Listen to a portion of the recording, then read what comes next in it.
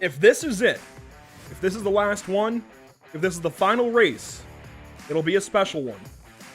Tagged the final NORC race, the 2022 Norctona 500 is here. No more waiting, no more build-up, just 500 miles of racing with a next-gen twist. Hello and welcome to Pit Stop TV. I'm Andrew Cardinale IV with Emerson Arden and Caleb Gladney alongside. And guys, this is one of those race days that just feels a bit special. This is it. Back up. This is it. The 2022 Norctona 500.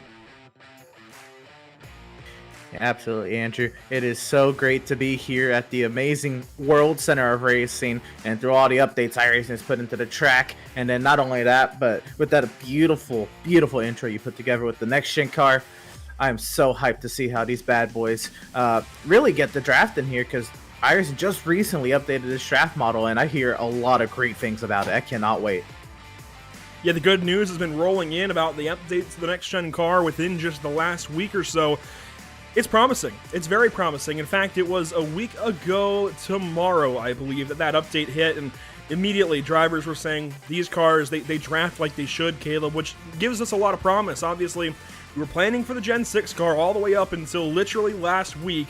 We got word then it's the next-gen cars, the next generation of the NASCAR Cup Series, and really, let's stop calling it the next gen.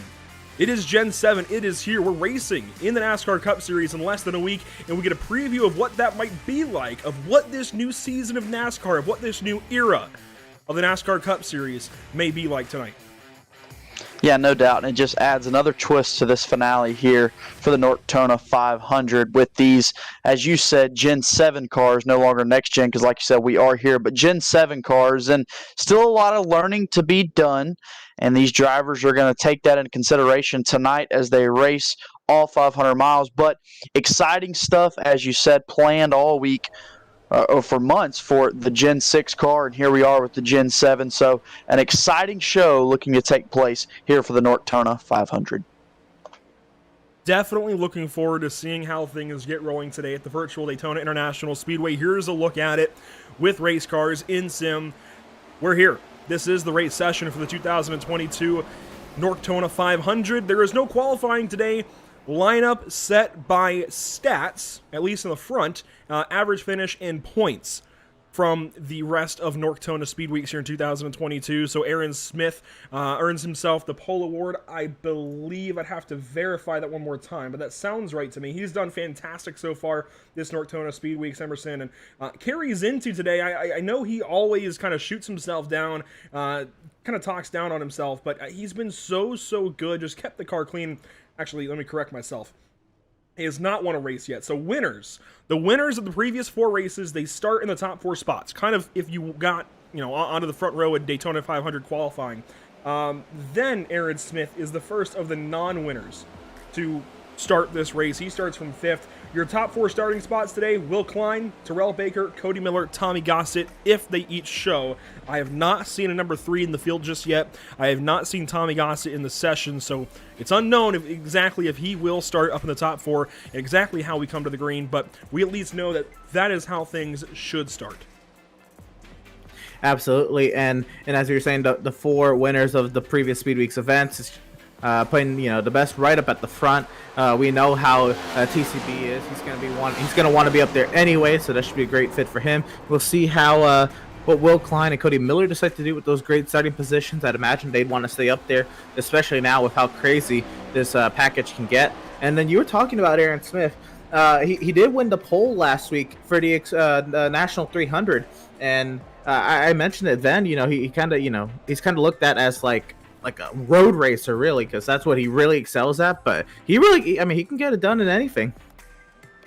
So here we are, the 2022 Norctona 500. The field is already set. We can go through that later once we have an official grid, once we have these guys on pit road ready to go racing. But Caleb, we're going to go a little bit out of order here. We're going to go you first, then Emerson. Let's go ahead and make our picks now. Practice is underway. We don't have qualifying to go off of. Make your picks now. Who do you have today? Ooh, well, to be entirely honest with you, I'm not 100% of the lineup in the field, but I know a driver that has been with us this whole time, and yet he hasn't gotten a win. And he's been fast. He's kept his nose clean, like you said. I'm going to have to go with Aaron Smith. I think it's his time. He's been one of those consistent drivers for these previous 4 races, and I think if you're looking for a deserving guy, it would be Aaron Smith. Emerson, I'll pass over to you in just one moment. I do want to urge everybody to join the conversation. Let us know who you are pulling for today. Let us know who your pick is today in the 2022 Norctona 500. As you can see, Zach Linger just hanging out with us here on the inside of the racetrack. Let us know your pick. Use hashtag Norctona500. Tweet to us, Instagram us, Facebook us. Doesn't matter. Post to us at PitStopTV on Facebook, at PitStopTV_ on Twitter, at Pit_Stop_TV on Instagram. And of course, well, you're watching us if you're hearing this voice and hearing this message, so stick along with us for the rest of this coverage. Emerson, go ahead and pick your driver. Well, I'm thinking here it's a Norctona 500 of what's being deemed as the last one here in Norc competition. I think P1's gonna have to go to car number 1 with driver Jared Darling. I think he's overdue. I think it's time Jared gets it done tonight. He's usually a driver we see really come to light in the second half of these races after some of the fields cleared themselves out of the way. And I just think Jared is ready. I think he's just going to end up lucky tonight. A really good sentimental pick. I know that is a sentimental pick for you. I'm going to have to go with the driver that I think that deserves a win the most. Before we potentially close this chapter of Norc, potentially for good, close this book of Norc, if you will, I want to see Sean Williams win a race. I met the guy in 2018 at Daytona. I want to see the guy win a race here on Pit Stop TV. I want to be able to call Sean Williams to the checkers as a race winner. The guy's just meant a lot, I think, to the Norc community and really the iRacing community as a whole, the sim racing community as a whole, and myself included for years at this point. I want to see Sean Williams get a win, so I'm joining you there in that sentimental category. And obviously at Daytona, with these new cars, I think anything can happen, just like anything can already happen at Daytona. So I think any pick you make in this field of 30-some-odd drivers, which is growing as time goes on, I think any pick you make is going to be a pretty fair one. Track map, Emerson, it's very normal. Well, that's not it. That's from Centerton earlier today. This is the right track map. I knew I would do that at least once. But it's Daytona. There's not a whole lot else to say about it. It is Daytona. It is the world center of racing. 18 degrees in the tri-oval, 31 degrees in the corners. There are 4 of them. You can count the tri-oval as a corner if you want. You'll just be wrong. Well, even if you don't count it as a corner, the tri-oval is probably one of the most treacherous spots on the racetrack. That's probably where most of the action happens, just because it is banked at 18 degrees, but it's also looked at as a straightaway, essentially, as a continuation of the straightaway, and that just leads to a lot of trouble. You'll see the cars really just move around a lot more than I think these drivers are used to. Now, granted, these next-gen cars, I've heard that they're really planted after the update, but still, that tri-oval is usually where the crashes start to happen. You'll see them kind of either happen right at pit entry or right past start finish and kind of work their way into turn 1. That's where most of the wrecks tend to happen at these racetracks, or into turn 3. But really, that tri-oval, treacherous. Now, Caleb, something we always like to talk about when it comes to the Norc iRacing series: stat lines, stats. I love compiling them. I love talking about them. Previous Norctona 500 winners since Norc has come to the iRacing.com platform: Marcus Richardson, Bobby Zelensky, now an eNASCAR driver for Joe Gibbs Gaming, Hunter Combs, Josh Robbins still races in the number 8 car, Terrell Baker won in the truck 250 not so long ago in Norctona Speedweeks this year, Femi Olot, I believe his team is yet to be announced, so he'd better get on that because, well, he's racing tonight in the eNASCAR iRacing Series, or eNASCAR Coca-Cola iRacing Series Clash at the LA Coliseum. And then a blank. 2022 yet to be decided. I know we've already made our picks. You picked you picked Aaron Smith, but that's a big list of drivers to join. I think that means a lot for anybody in this series. It means a lot for anybody here. And it means a lot, certainly, if we're able to see somebody finally double up. That puts yourself in the same category as those previous winners, but one step ahead. Yeah, no doubt about that. When you can double up, like you said, obviously, you're already in that category, but it could shoot you to a whole nother level. And I think it's just a testament to Daytona International Speedway, really. This is one of those tracks where you just can't be all car and all driver at one and get out and dominate a race. You have to have help. You You have to have luck. You have to have everything go your way, survive to the end, and be in the right place at the right time. And we found now, after coming on to our now 5th week of this, it's hard to do. And so you could see a face you didn't think was going to win tonight just because they're at the right place at the right time, and then it forever puts them in an elite group of drivers that have won here in the Norctona 500 or in NORC at Daytona. We'll see who can join that elite category this evening. I think if we're going to start off with interviews and get a couple in before the start of this race, Emerson, we have to hit on one story. And we asked earlier in the week, if he is truly the king of Norctona. We have to bring him down. We have to talk to him before this race. It's TCB headed your way. Well, we have to bring in again the driver that has absolutely dominated Speedweeks. He's led so many laps at Speedweeks that 25 has just always been up there, right at the front, mixing it up. TCB, these next-gen cars, 500 miles. How you feeling? I'm feeling great. Honestly, I'm a little bit surprised. I was not expecting to be in an interview here, but yeah, man, this track package is a lot of fun. I'm excited for it. As I just turned Daniel there, I'm excited for this. I think it's gonna be a lot of fun. This whole Speed Weeks, it's the first time that we've done all this NASCAR series for Norctona, and it's been a lot of fun. Trucks was obviously a lot of fun for me. So was last week. So with this new draft package, I'm learning, and I think this is going to be a lot of fun, man. Now you got this done back in 2020. How about the opportunity to maybe put yourself on that list a second time? What would that mean to you to kind of be, that there's only a specific set of drivers on that list, a couple of drivers that are currently competing in the NASCAR series, a prestigious list. What would it mean to you if you could just get yourself up there another level and put yourself on there a second time? It would mean a lot to me, especially this being maybe the final NORC race ever. It would mean a lot, definitely, because I think that's going to hold a lot of bragging rights in the future here. A lot of people, whoever wins this race, even if it's me, I'm definitely going to be bragging, hey, I won the last NORC race ever. And to even be a 2-time NORC champion would be pretty big. So, yeah, man, this is a big event in the iRacing world. A lot of fans are waiting to see this, and I'm ready to race in it. So, honestly, I really want to be a 2-time champion. I feel it, and I feel like it's going to happen tonight, man. Well, we continue the notion of, this could be the last NORC race. And if that truly is the case, then with one more race to go, is there any one memory that comes to mind when you think back on all your time here at NORC? Oh, man, one. I have so many. I think, this could be biased here. I'm going to go back to my very first NORC win back in, I think it was like 2016. And it was me and Josh Robin side by side at the line here, and I mean it was crazy. A huge wreck. I flipped over at the end there, and it was definitely one of the biggest moments of my NORC career, and it's kind of what got me started off here in NORC. And since then, I've only won a Daytona, so I guess Daytona and just in all just has a big impact for me. Because, it's the only track I won at. So, yeah, man, I'm going to miss NORC, definitely. And I know the fans are going to miss NORC. I've been getting all kinds of messages and stuff all throughout the week how they're going to miss NORC. So, this isn't even a league, man. It's a lifestyle. I love it. I think that's a perfect answer.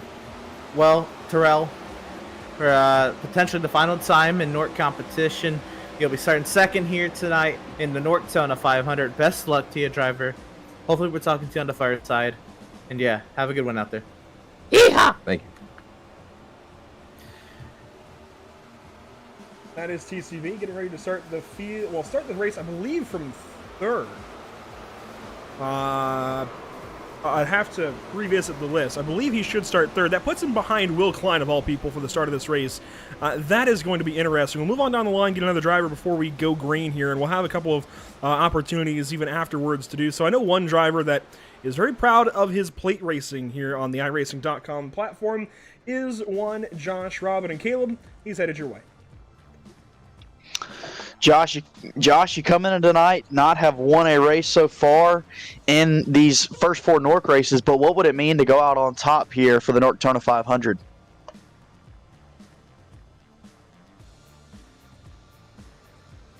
May have actually stepped away from his sim for a moment because he is stationary in the pit lane. But Josh Robin, you get a copy? I think that tells you that he has definitely stepped away for just a moment, which means we can go on down the line. And just looking at practice results, let's get somebody we've not talked to yet. This is actually an interesting driver to go ahead and bring in. I'll go ahead and grab him.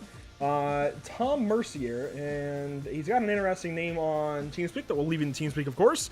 But Tom Mercier, you got a copy?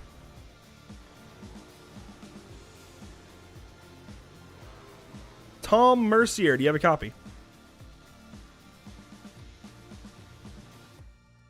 I suppose not. This thing's on.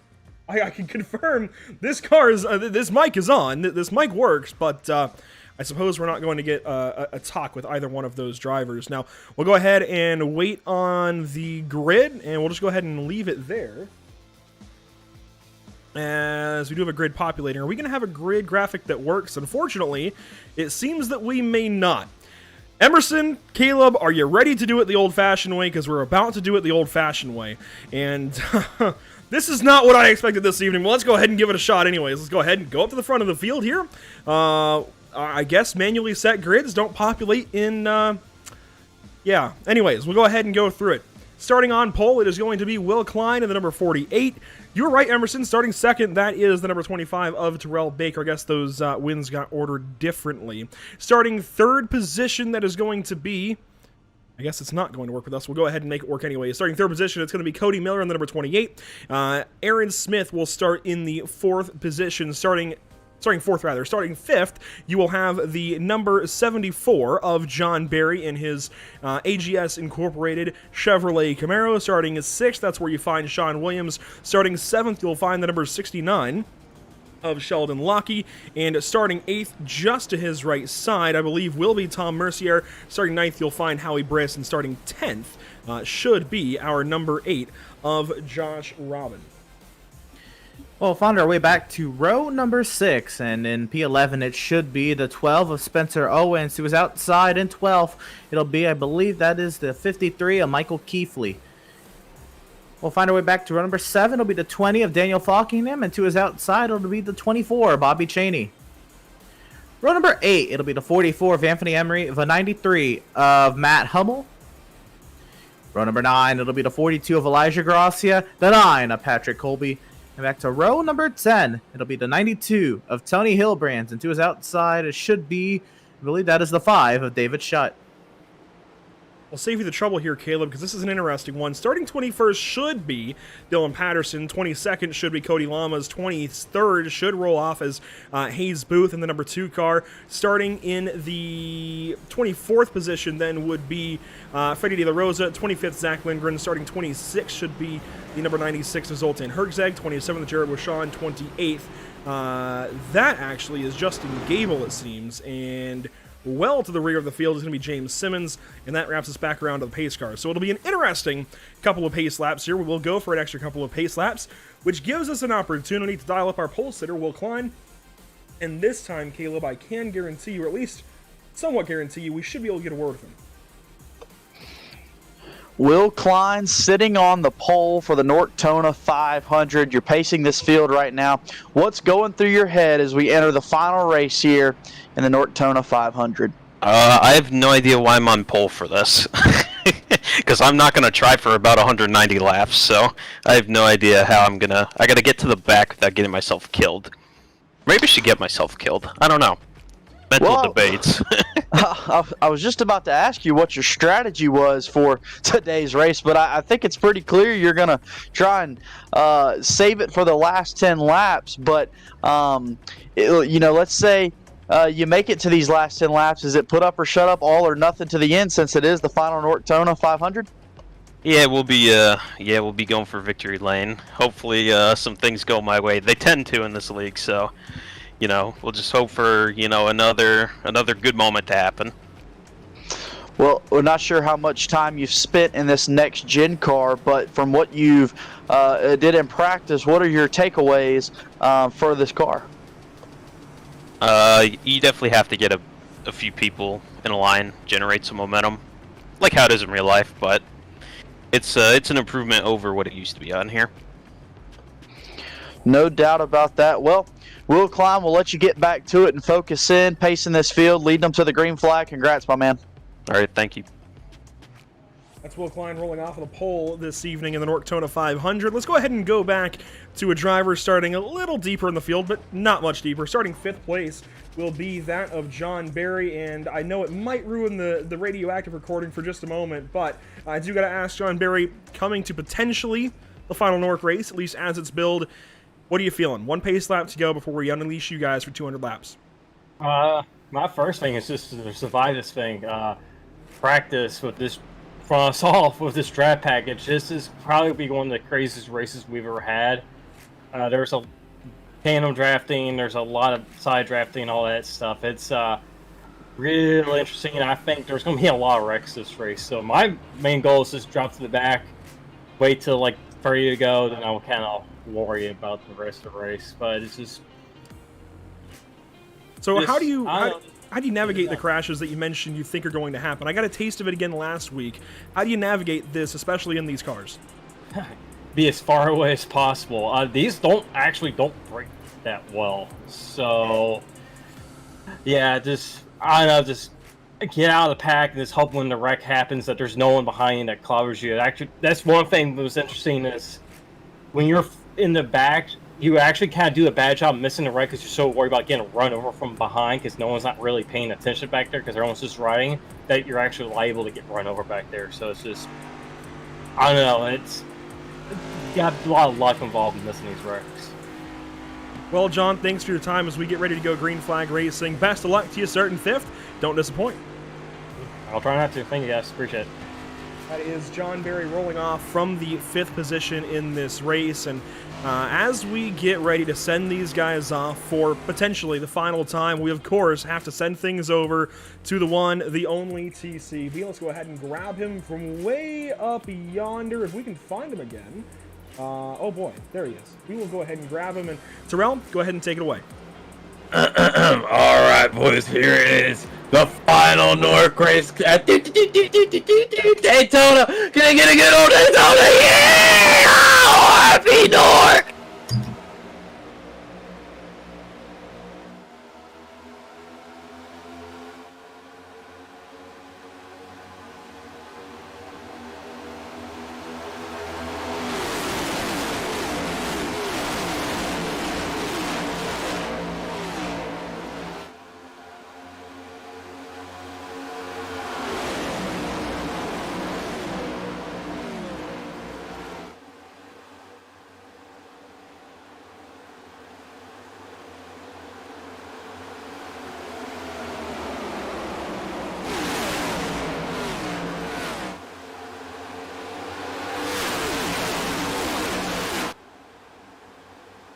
One lap just about complete. Cody Miller, your race leader, he won the ARCA 200. He leads now in the Norctona 500. And what a start it was. We saw 3 wide already down the back straightaway. These drivers wasted no time. Even though they're still getting up to speed, they were still trying to figure out they should be in 5th gear at halfway down the back straightaway. They were already 3 wide. Now you see a little bit of a train starting to form here at the front of the field, but they're not going to stay content. You already see drivers trying to jump up to that outside lane. That's lap 2, and we're going for it. Well, just as you said, these drivers getting single file. The outside lane comes to life here, powering Howie Briss to the race lead with TC Baker in line as well. They've got 2 car links out in front of the second line on that top line as they'll come around and complete lap number 2. To our speed shot we go. Lap 2 complete. Howie Briss now leading a new paint scheme aboard that number 97. A new look as well. We've seen him in predominantly orange paint schemes. Good to see the change up, I think, to some black, white, and blue as we work through turns 1 and 2 for the 3rd time this evening. Cody Miller lines up in that 3rd spot. Your first battle then going on with Daniel Falkingham, Sheldon Lockie, TCB, even Spencer Owens there. And the big thing that drivers have talked about so far in reaction to how these cars draft both in the real world and on iRacing is the predominance of tandem drafting once again, Emerson. We haven't talked about proper tandems since, what, 2012? Even prior to that? We haven't talked about proper tandems in a while. that's going to be a big change to these guys. It's been about 10 years since tandems have really worked in NASCAR. Do we see it happen tonight? It depends, I guess. If you think like two drivers are gonna lock bumpers and pull away from the field, that certainly is a possibility from just the few iRacing clips I have seen. But I don't think we're gonna see it to the capacity we saw it back in 2011, 2012. Just because these cars, though they can tandem, the reason they can tandem is because they're just so stable. And I mean, you can really put a shot into someone's rear end, and they can hold on to it really well. So that's really the reason. You can really push through these corners, so the show's going to be more confident, and then that's how tandems form. But as far as, I think, 2011 level tandems, I don't know. It'll be intriguing to see what these NORC drivers decide to do. A big group of drivers already in the back here. Caleb, Jared Darling, one of them. That was Emerson's pick. They're falling back now in the backstretch. James Simmons, looks like the 54 of Nick Northrup. The one, obviously, of Jared Darling, and the 33. That should be the 38, but I guess he's got the number a little bit wrong there. Benjamin Miles. These guys well back of the field. I believe they started from pit lane, and they are already 20-some seconds behind the race leaders. But you know what? This might be an opportunity for them to obviously play the stages, racing to lap 60 here in stage number 1, where a stage winner, whoever that may be, gets awarded $15. Yeah, no doubt. I think from like we talked to Will Klein at the beginning of the race, he said that he was just trying to survive to the last 10 laps, and I'd have to believe that, like Jared Darling himself, who's always fast, is probably doing the same thing as we see how racy these cars are at the front of the field, pulling out a line, trying to make moves. But so far, these next-gen cars seem to be pretty stuck to the track, like Emerson noted, and pretty stable so far. We've also heard a lot about these cars potentially liking that top side of the racetrack, Emerson, and we saw it for a moment. Daniel Falkingham getting pushed out there by Terrell Baker and even Josh Robin. They started to get a top line going. Now they'll do it again. It seems like it might work out, but they're not riding and lying like in NASCAR. They're dropping down and making moves and trying to go somewhere. Do we think we see this top side work? If this was another group of drivers, definitely. But like you said, they're not going to sit around in line. This is NORC. This is the final NORC race. This could be potentially, for some of these drivers, this may be the last time racing with, with some of these people. They're going to want to have fun tonight. I know, there's $200 on the line. I don't think too many people are thinking of that, especially on lap 7. I think they're just out here having a good time, just embracing the NORC atmosphere. So I do think it's very possible with these cars, and this group of drivers are definitely capable of doing that and running the outside lane. I know some people are scared to do it, but I don't think they're going to. Yeah, I mean, you see right there, TCB had a chance to just stick to the bumper there and stay up on that outside lane, but every run he's getting, he's taking, and it shows you how comfortable he really is with his car, as Daniel Falkingham will close up his back bumper and give him a little bit of a shove there. Yeah, I mean, he was all over his back bumper right there, and when the exit of the corner right there is not a place you want to get on that bumper, and you could have turned TCB, but a nice piece of driving right there to keep the nose straight and keep racing on. 200-mile-an-hour formation laps to the top 12 or so. Lap 8 now of 200, racing to 60. So if this first run goes green, we do have to get a pit stop in before we get to the end of stage number 1. I do want to acknowledge a pretty popular viewer out there in the chat this evening, IDK Player. Didn't expect to see that name in the chat, but welcome to you and, of course, everybody else chatting it up. You can go ahead and chat us up on social media. Use hashtag Norctona500, or go ahead and just directly tag us, or use hashtag PitStopTV. We'll join in the conversation with you. We'd certainly appreciate it as we work lap number 8, riding on board here with Cody Miller. About the only Toyota in the field, at least the only Toyota that I've seen this evening. Kind of interesting that he's going against the grain, or so it seems, at least compared to everybody else, as these guys continue to go at it up front. TCB leading on lap 9, Josh Robin helping him. Tony Hilbrand's lone soldier on the bottom, at least for the moment. Now, Freddie De La Rosa catches up to that 33 car and gets him going. Or sorry, to the 92 car and gets him going. And this could be the first taste of tandem. So you see how glued to the rear end of TCB that Josh Robbins 8 is. And, I mean, look at the run Justin Gable got. I think that kind of negated their chance to pull away there. But if they can just time it right, they really could glue up to one another and start to try to tandem away from the lead pack. I've seen it done in iRacing clips. I mean, I haven't experienced it myself. But these drivers, I mean, this is an aggressive field. And they're not going to let two drivers just get glued up and tandem away at their own will. Maybe if something happens in the middle of the pack, that might break up the momentum. But other than that, I think these drivers, they're going to be right up there. They're going to be noticing if anyone's trying to tandem away.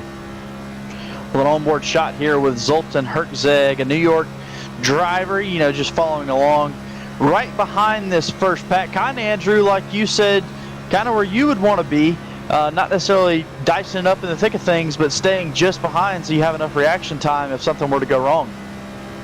Yeah, this feels like the safe bubble zone, and he's even got a gap behind him. If we take this shot, you can see now Spencer Owens is behind him, but he's got room way back to Bobby Chaney. It's a matter of keeping tabs with the cars out front. Now, obviously, these guys have a caution on the way, regardless of what happens in the first 59 laps. They have that caution after 60.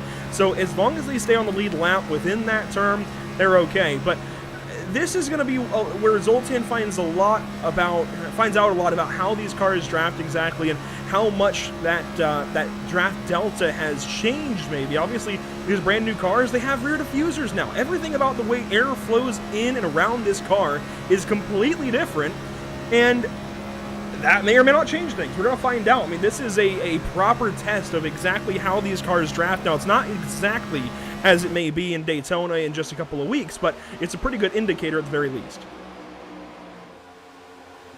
It's a great approximation of what we could be seeing at Daytona, at least as far as it comes to draft physics. Obviously, we won't know until they let them rip at Daytona in real life here in a couple weeks, but Steve Falkingham, he got the lead there for a moment, and he just dropped right back. I mean, the way the momentum shifts in this field, I haven't seen this in quite a bit when in these A cars here on iRacing, and it makes me smile just to see the pack racing ability kind of back in action here in iRacing in the A class cars. Cannot wait for the officials to get here.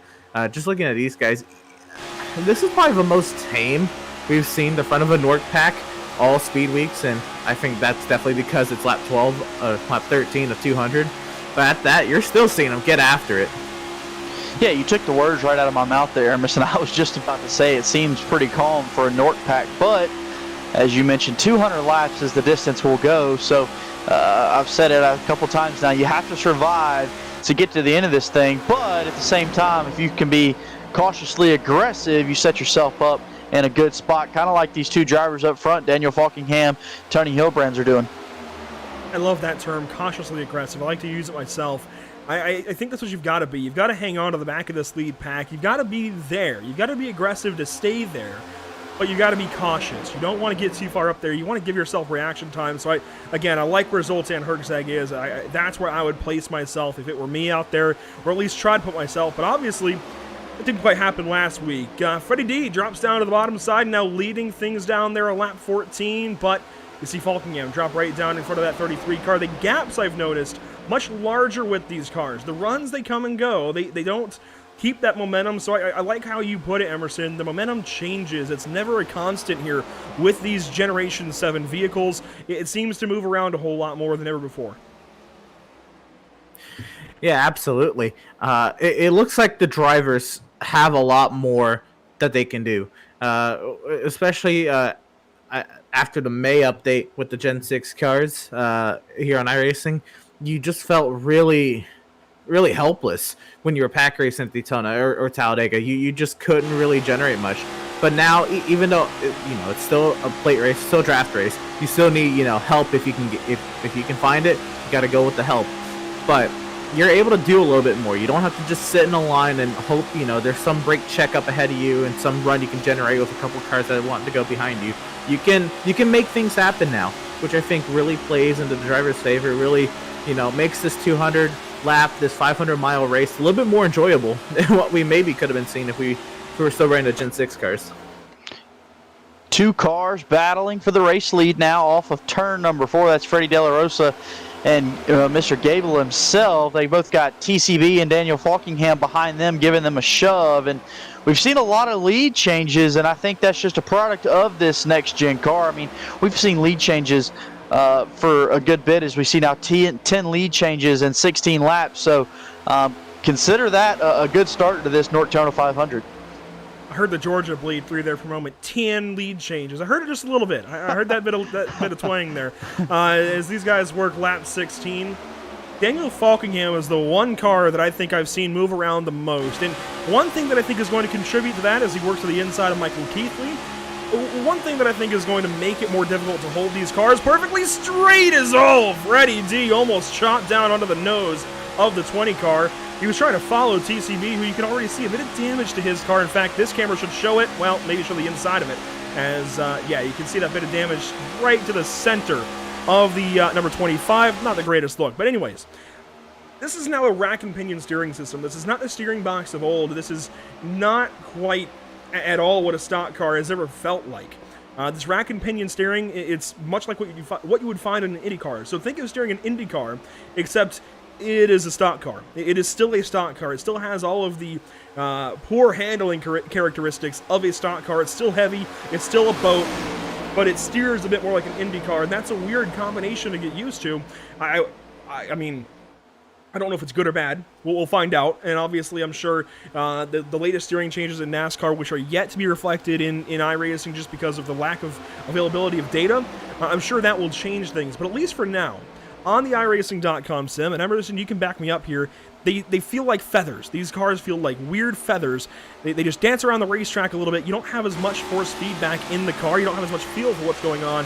And it's very difficult to hold yourself to a very perfect line. So you're moving around a lot more side to side. I doubt we see a lot of 3-wide action tonight. I hope we'll get, we saw that 3-wide action on lap 1. I think that was a lot of people heading to the back. But I agree. The first time I loaded up in an action car on iRacing, I thought something was wrong with my steering wheel. I realized, they changed the steering box. I went into the setup and saw that it was, different steering box. But it is so much lighter. It was really a shock. if you weren't really paying attention or understood, what was happening, it's a shock from the Gen 6 to the Gen 7 car. And it's difficult. It is a difficult transition because you cannot feel the weight the same way. But it also it's intriguing to see how much weight you have to put into these corners now as opposed to what you had to with the Gen 6 car. Well, real quick, Andrew, I'd like to make this note and hear your opinion on this. But it seems to me right now these cars seem to be racing kind of like the 2014 packs in NASCAR, where you just have 2 lanes. The leader can jump from top to bottom. The only difference with this next gen car is it's hard for that leader to control both lanes. It seems like runs are so good and have so much grip that it's hard to hold that lead out front. But that's just kind of my takeaway so far with just these 2 lanes and having leaders go from top to bottom so easy. You're certainly not far off. I think it's easy to see what you're seeing right here where Josh Robin and Tony Hillbrands, they went low, they can get side by side, but you can't go anywhere on the bottom right now. It's all the top side to make moves, and look at how quickly this top side gets rolling again as Josh Robin actually almost gets put middle there. Now he drops down in front of Tony Hillbrands. And I went to this camera specifically so you can see just how top dominant the front of the field is getting. Look at the tail line coming through. We're starting to see this. I mean, this is what NASCAR has looked like at least until about 2020 on plate tracks where they really bunched the whole field up. This is a lot more of what you've seen in recent NASCAR years. This is the most realistic draft group I've ever seen, and it's maybe even the wrong car. This is really cool to see. This is something we've never seen on iRacing previously. We've always seen the pack races of some sort or single file on the bottom. You were never faster up top, but I think the way they're carrying this momentum is just so much faster with these cars. This is fascinating, but I think you're right. It's easy to get side by side. It's hard to pass. Yeah, I couldn't agree more. This is something I've been, trying to see if it would work on NASCAR games and here on iRacing. And this outside lane, dominance, or this outside lane is faster, this outside lane is actually going to prevail over the inside lane, hasn't really come to fruition. And while maybe it may not be the greatest spectacle when you watch it in real life, this is really intriguing, I think, for a bunch of iRacers, especially, to see this outside lane really, carry itself and not really need any added support. I mean, there's only 5 or 6 cars up there. Now this inside lane's starting to get some help. But you're seeing here, you need numbers on that inside lane to do anything on that inside lane. That's so cool to see on iRacing. Yeah, no doubt. And I think you have to have, along with numbers, in order to get those numbers, you have to have drivers that are willing to pull out of that comfortable top lane and pull this bottom lane. And right now that bottom lane is starting to stack up and have some numbers, but they haven't quite made the headway on TCB that we've seen in previous NORC races, where this bottom lane could just kind of pull right back to the front and you're back to side-by-side racing. Right now, TCB with Daniel Falkingham on the top side and Howie Briss, they're just controlling this race as we continue to roll on. Lap 23 now of 200, just over a tenth of the way through this race. And the pit window is going to open up here very shortly. We've got 8 sets of tires, so 25 laps apiece, which matches up, I think, almost with, honestly, you might want to run 30 laps in this first run. Might want to cut it a little bit short. Oh, my goodness, Tony Hilbrands. I don't know where he was going, but he was going somewhere south quick as he gets down to the inside of Zoltan Hergzeg. That was a very aggressive move. This is going to be an interesting race to watch as far as fuel strategy, and I think we'll see some parallels to when the NASCAR Cup Series comes here for the Daytona 500 very shortly. We're not going to see these guys, I don't think, run it all the way out. We might, but I don't think we'll see the entire field do that. And they've made me a liar before, I think back to the truck race, but I would not be surprised to see at least a couple of groups split this run in half and go fuel only on this first run, get tires at the stage.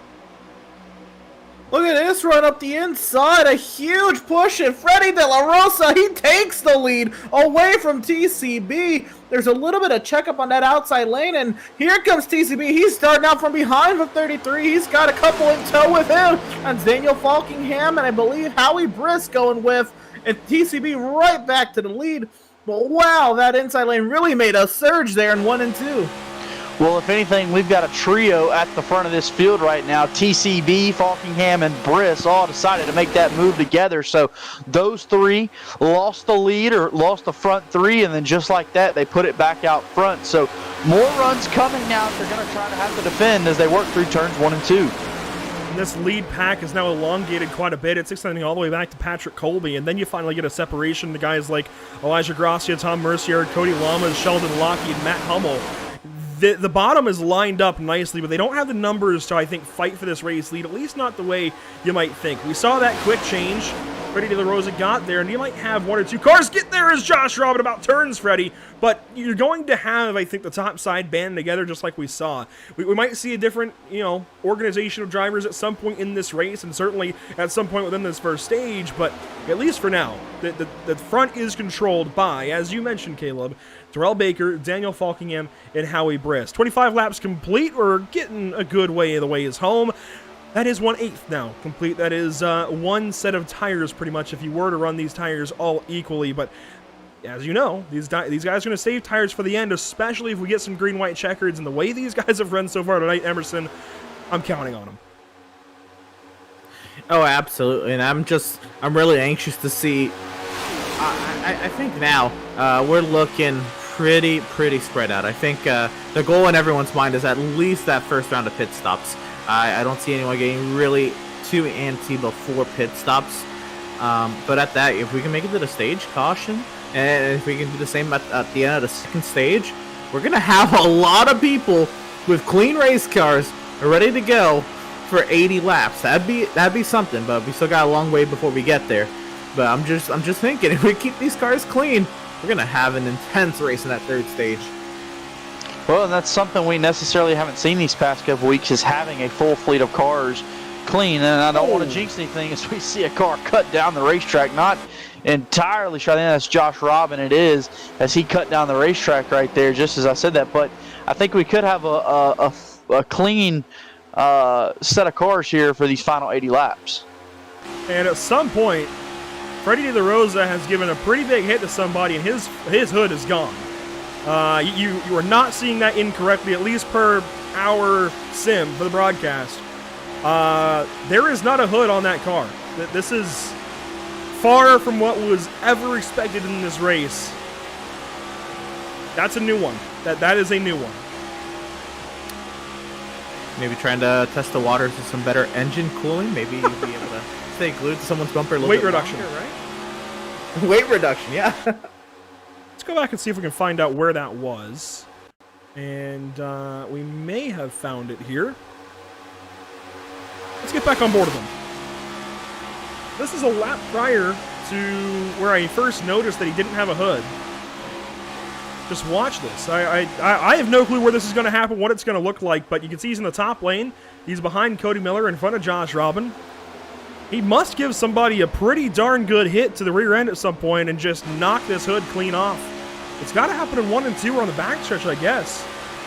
Could it be Justin Gable? That would make sense. These two both running identical paint schemes, just different numbers. And we'll just watch along.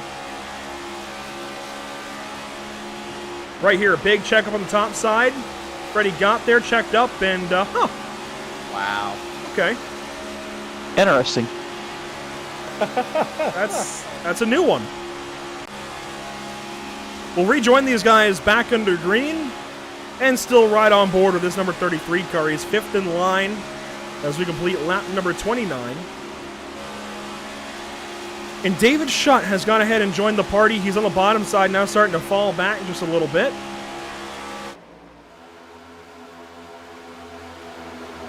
Yeah, David Schutt's starting to lead a little bit of a charge here on this inside lane. He, I don't know if he had really the run. We're going to see what happens here off of turn 2. He's got Josh Robin to his outside. We can get those pushes right there. There's a little bit of a tap to his rear end, but if you get a little bit of a consistent push here, we might be talking a little something. But you can see, like the way the pack is right now, you're seeing even Freddie De La Rosa with the hood damage, or no hood, really, no hood damage, no hood. He's just able to stay up there just because he's embedded into this pack, and this pack, this is starting to really get set in stone. And again, I think this is kind of the mindset until pit stops. So I think we'll see a little bit different of a mindset as we approach a stage end.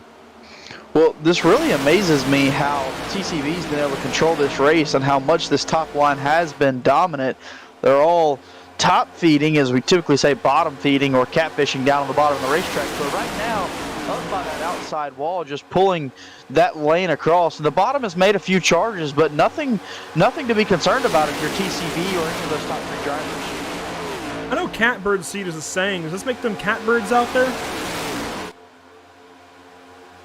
Anyways, they're riding up top side. I guess they're closer to birds than fish as they work the top. 6 cars strong out front of the entire field. 31 laps now complete, and if you're watching on our YouTube stream rather, you'll know that Ed Kell is in the chat and said that he bets on a pile up here on lap number 32. Well, Ed Kell, here it is. Is it going to happen this lap? We'll go ahead and find out. A couple of drivers working their way forward in this pack that I didn't expect to see doing this. One of them being the HMS driver, Elite Motorsports driver of Zach Lindgren. He's across the house right now, literally here in North Carolina, across the house. I did not expect to see him moving up through this field and into the top 10. He was very critical of the way I ran last week's race, staying up in the front, trying to go for it. This is the last guy I would expect up in the front. Well, I think, with it being the Norctona 500, you're visibly seeing the energy in this pack much different than the 4 prior races. I don't think this is all too I guess dangerous for Zach, especially with how much the pack is now single file up against this outside wall. He's kind of just embedded in that line. There's a little bit. There's 3 cars to his inside. Now, if this pack starts to really get dicey, you might even see him just back out of it. If maybe find his way to the bottom and just back out of it. We'll see. But yeah, it's just there's not a whole lot I'd be worried about right now in his position. Yeah, I mean, he can see pretty clear out of his windshield that nothing's getting too spicy up front right now with the top still remaining dominant, and that's the line he's in. I think you'd feel even more comfortable if the rest of these top line cars could get clear and there was just a single snake of cars up on the top lane. But a lot of these drivers still aggressively trying to use this bottom of the racetrack. We'll see if it can go anywhere. So far, it simply has not. I mean, it's clearly been topside dominant. You're seeing that still as the top 3-4 cars are on their own on the very top side. Now David Schutt going to make it 5 up there. Everybody's hounding to get to the top side. The first 3 wide that we've seen in a while, Anthony Emery through the middle, and he's the only driver I've seen make it 3 wide now. Slots back in behind everybody else on the top side. We're going to say top versus bottom side a lot this evening. I think top side, bottom side going to be probably our 2 most popular words behind a, the, it, stuff like that. A little bit intrigued there with what Josh Robin did. He was kind of comfortable in that outside lane, just dropped right down. He's going to work with David Shutt here on this inside. You can see him trying to get glued to that rear end. Look at his run. He can get through the center of the corner because the inside lane is the shortest way around. If he can stay glued to Josh Robin here, he might have a fighting chance here in the 3. But look, I mean, oh my goodness, that outside lane is just gapping him. Taking him to Gapplebee's. Yeah, I mean, it just pulls right down the backstretch, and they gained, 3 cars out in front. But then they pull, seems like the entry of the corner, they'll pull up close to maybe the second lane or the second corner line, Daniel Falkingham, but then here just comes this run from this top side. But the bottom lane holds on pretty good here through the tri-oval.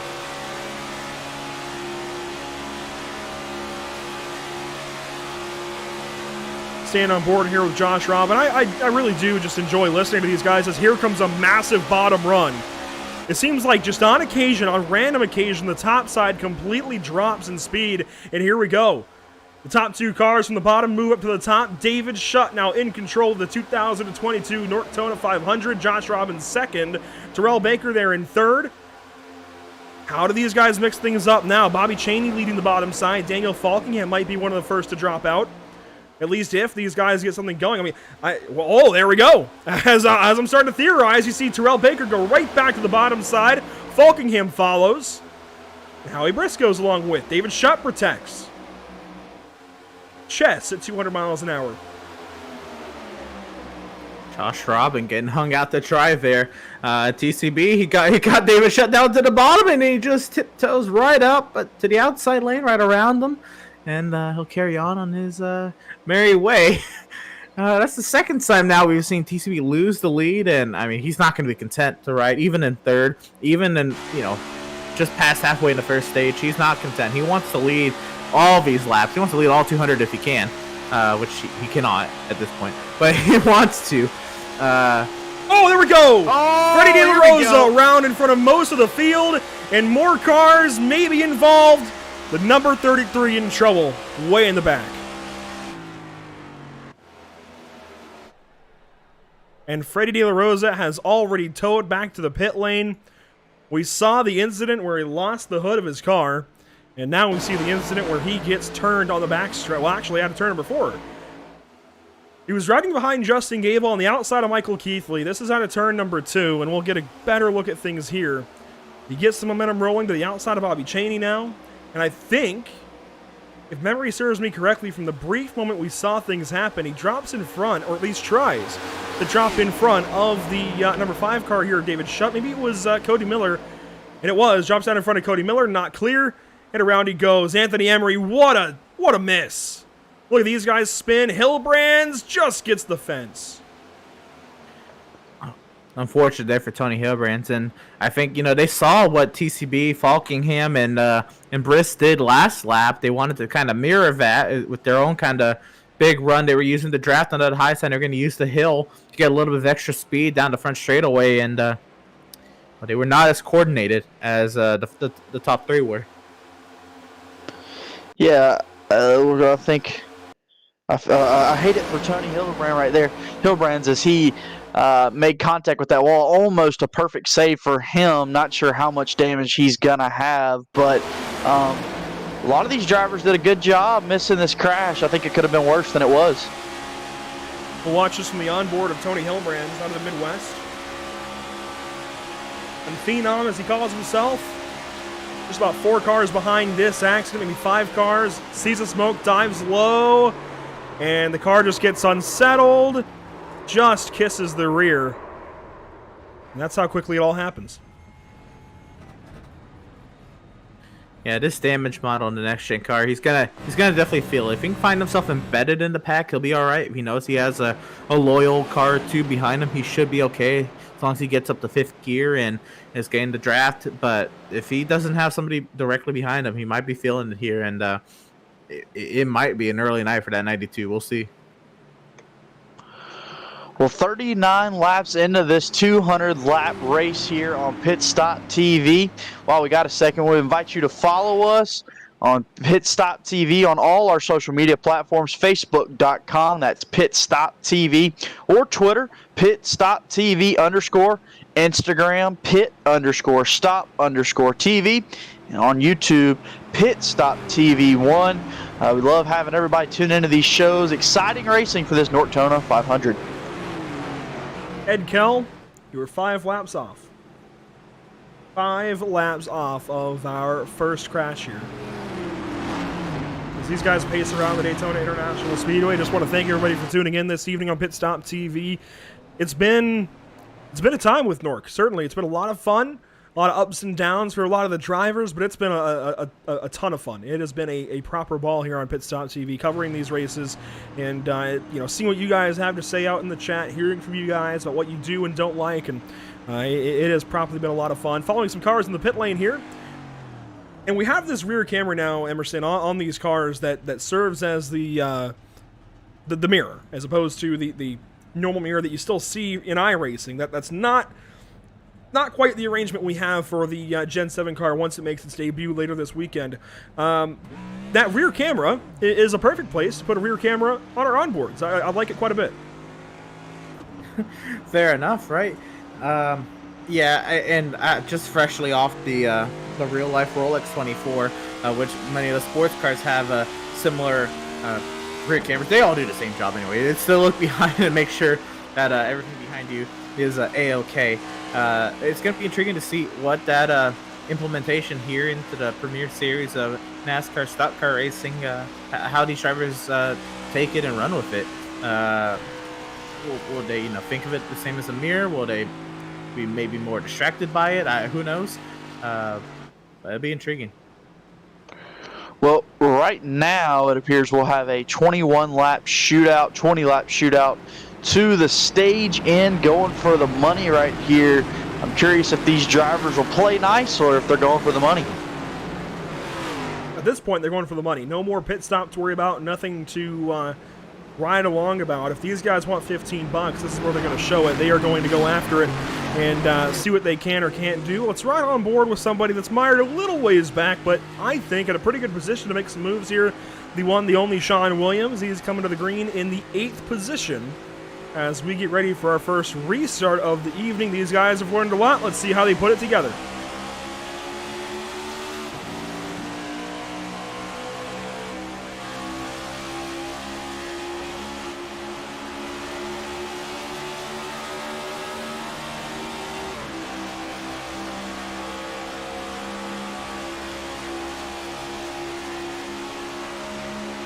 The bottom side, dominant on the restarts, that's clear. Multiple cars passing Sean Williams here as these guys start to dance up front. Gives a shot there to David Shutt, and we'll race to turn number 3. Anthony Emery leading the race.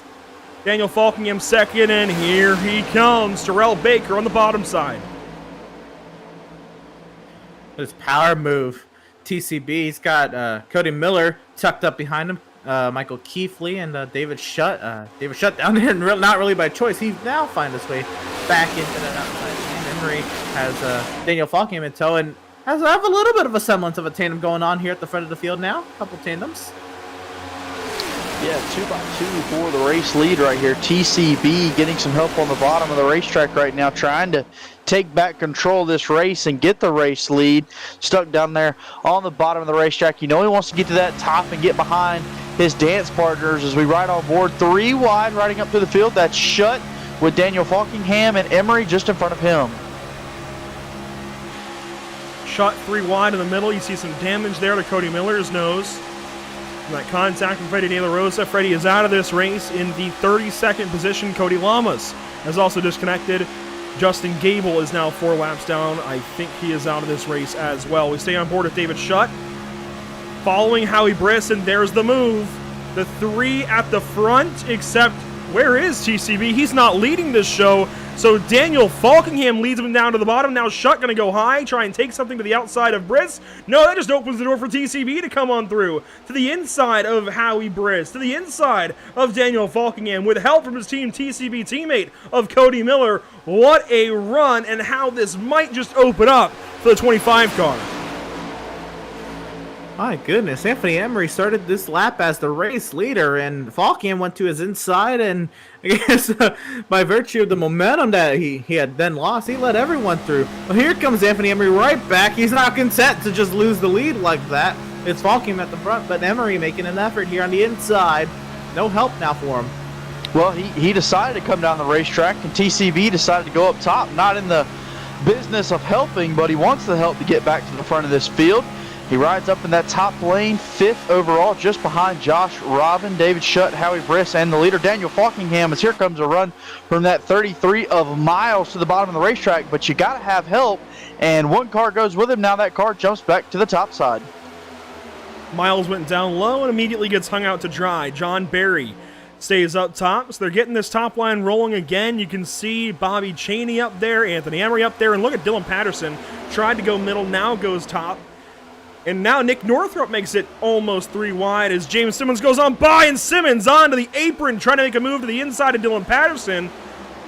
That was certainly something, and Emery gets in behind the 03. Simmons now on his own. Northrop is going to go middle. These guys are where the racing is at. Yeah, this middle of the pack, this heart of the pack, where these drivers haven't really organized, but they're still well within the pack. Oh, goodness, here comes the slow vehicle there, I believe that. That is Freddie. That's Freddie De La Rosa.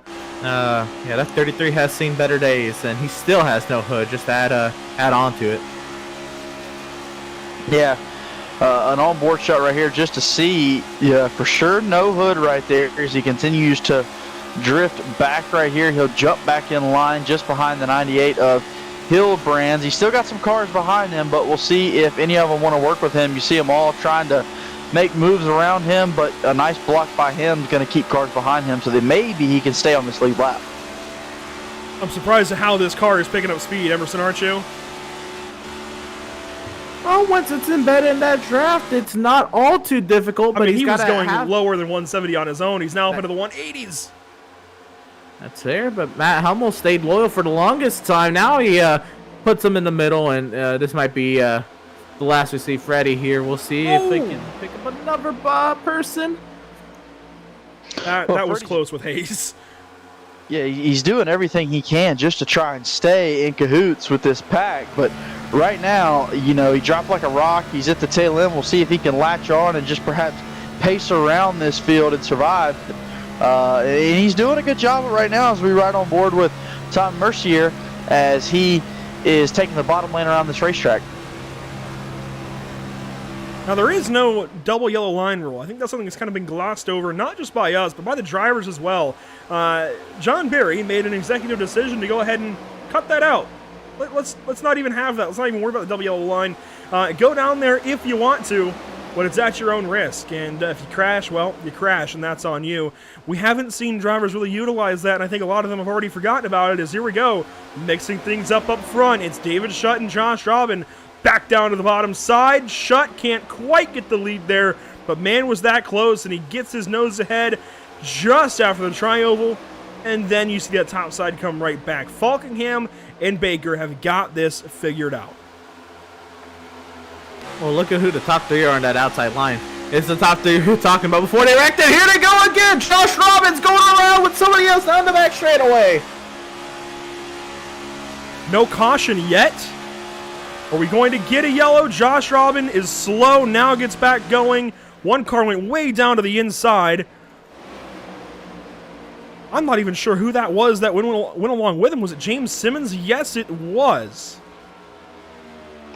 Very surprised there for no caution. Both cars spun, but I mean, they both got back rolling pretty quickly, but now we'll have to see. I'm pretty sure Josh Robin has completely lost this pack, so is it enough time to stay on the lead lap before we come to the end of this stage? These guys working lap 49. That means 11 to go the next time through. Northrop, a big adjustment way down to the bottom side. They work down the Daytona super stretch. One car drops down way further back. That was the 12 car of Spencer Owens deciding to drop on back. He's not really in contention for the $15 for the stage. He'll drop way out of it. Now other cars down to the bottom side. Is that Cody Miller down there? No, it was not. That was Northrop again. So Nick Northrop clearly wants to get something going, but needs numbers, and he doesn't have those right now. As, oh boy, Bobby Chaney gets him squirrely. Ben Miles sits in behind, and they almost get cleared by David Shutt, who was at the tail end of that line. Now Cheney pops back up behind Shutt, and here we go. Jared Darling now on the scene. Well, this is a driver I'd expect to stay towards the back, but I guess to the point earlier, this has just been a much more calmer race. And I think Jared says, you know what, screw it, let's go up there and race.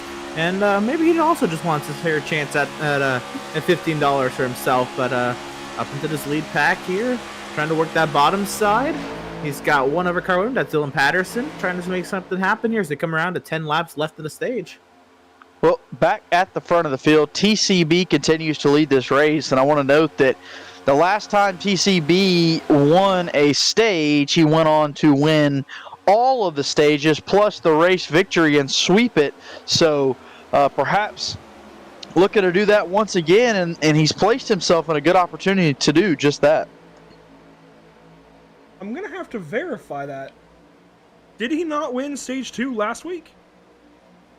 You might be right there. I'm trying to remember. Well, we can save that for the stage break. We can figure that out then. But yeah, that's interesting. If so, I could have sworn he won a stage last week. But the thing I want to get to here, while we have time under this green flag run, Phoenix Designs on board that number 1 car. Jared Darling is teamed up with Liam Brotherton, somebody who has just freshly qualified for the eNASCAR iRacing Coca-Cola Series, and props seriously to Liam Brotherton. He'll tell you he was not initially expecting to go on to the Coke Series, as it's affectionately known. He was just running Road to Pro again. Obviously, the hopes were there. You know, if he can, go for it. But he wasn't going in expecting to. He went in just expecting to see what he could get. He's a great guy, runs Phoenix Designs. He owns that, and has teamed up here with Jared Darling to put Phoenix Designs on this number 1 car. And Liam deserves all of the shout-outs he can get. He's competing in the eNASCAR Coca-Cola iRacing Series later this evening in their clash at the LA Coliseum.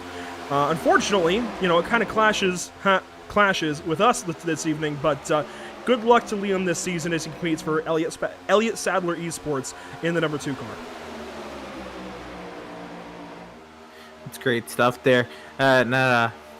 Just more light shed to it. That LA Coliseum, it's going to be a good little show. Can't wait to see how it is here, I guess, with the professionals of iRacing before we see how it's really done this weekend.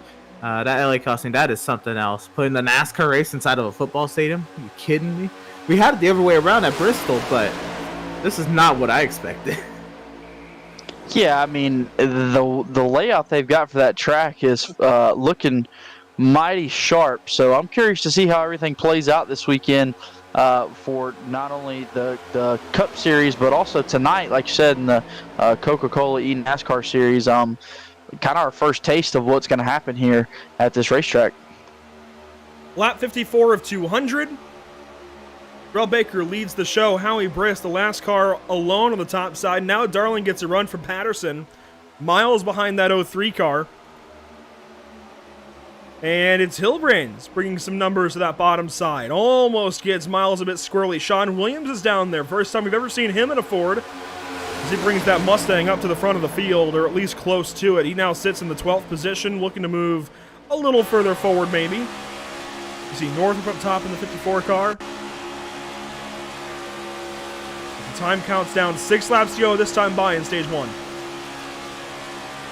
That inside lane, it's starting to get some momentum here. It's about the highest I've seen it in a while. And a little bit of a wiggle there from Jared. A little bit of an off-centered push there from Dylan Patterson. And that might just end the momentum that I was just talking about, the inside lane picking up. But they were staying committed to that bottom side, and they were slowly creeping along. And they might still be on track to get there on time. Well, there was a comment I made about TCB that was under further review, and I can say now after checking last week's notes, that call has been overturned. TCB actually did win Stage 2 last week. So, Andrew, you were right. He did win Stage 2 last week. So, prior to that, he swept the stages in the previous race. So, TCB is one of those drivers that has picked up quite a few stage victories in these NORC races we've had so far.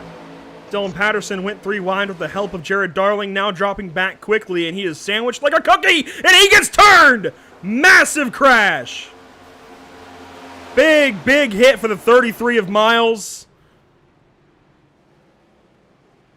And it's our first big crash of the evening. Zach Lindgren destroyed on the back straightaway. Sheldon Lockie there. Tony Hilbrand's involved. And actually, I think Zach is okay. I was about to have a reason to go across the house and say, ha, karma. And unfortunately, I'll eat my words. But unfortunately. Oh, goodness. Well, unfortunately for me. Fortunate for him, of course, is look at the damage to the number 69 car of Lockie. Like somebody took a bite out of the rear end of the 70. My goodness. A big crash here. It really starts off as I called out there with the 33 car. We'll try and find... oh, well, there it is. It kind of came up on me a little bit quickly there. Oh, he's going to get hit again. So we've got a lot to look forward to in this one, Caleb. We're going to start things off with that AEW number 33 on the bottom side. Scored as the 38th car. I think he missed the memo on that number, but he works on the bottom side. You see him following Dylan Patterson for a moment. This is where they went 3 wide. So you can watch Patterson as well here on the 03 car and see what he does.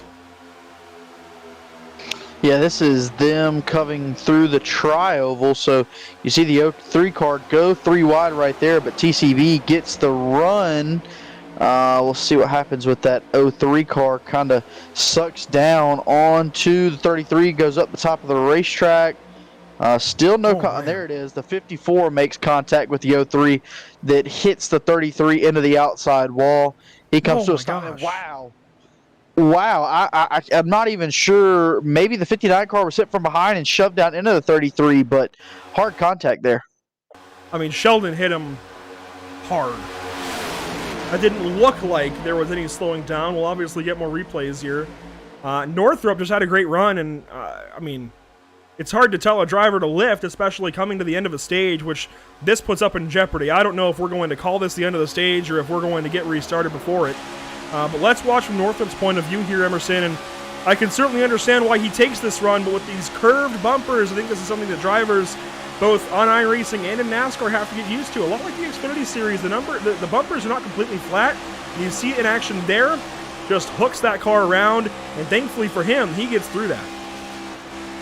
Yeah, maybe if this was the straightaway, it would have been, I guess, a little bit more doable for Dylan Patterson to hold a bump like that, but Northrop was just coming from full head of steam. And, I mean, Patterson was in the sucker hole. You saw Patterson with his car placement kind of panicking there, trying to find any way back in line, and he just kind of continued to dwindle his own momentum in the sucker hole. And Nick Northrop with the run he had, it was just bad mixture there. And oh no, Sheldon Lockie. And we can show this from another angle. He absolutely gets some contact. It was not entirely by his own volition or anything here.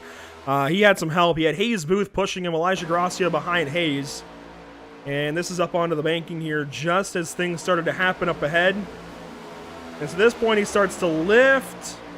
And Hayes, well, that 69 was already sideways, but I don't think Hayes ever got the message, saw the smoke, and stayed in it. And unfortunately, Sheldon has no choice but to join the wreckage on the backstretch. Yeah, unfortunate there for Sheldon Lockie, but not sure what, I guess just slamming on the brakes, maybe wheel hopped is what snapped that car around.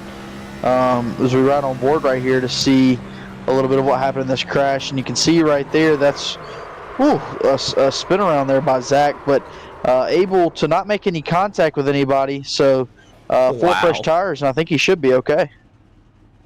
That is the definition of luck. I told JP Costa after predicting an invert with the British Sim Racers earlier on to go buy a lottery ticket. After this one, I think Zach needs to go do the same, and yeah, that was some luck.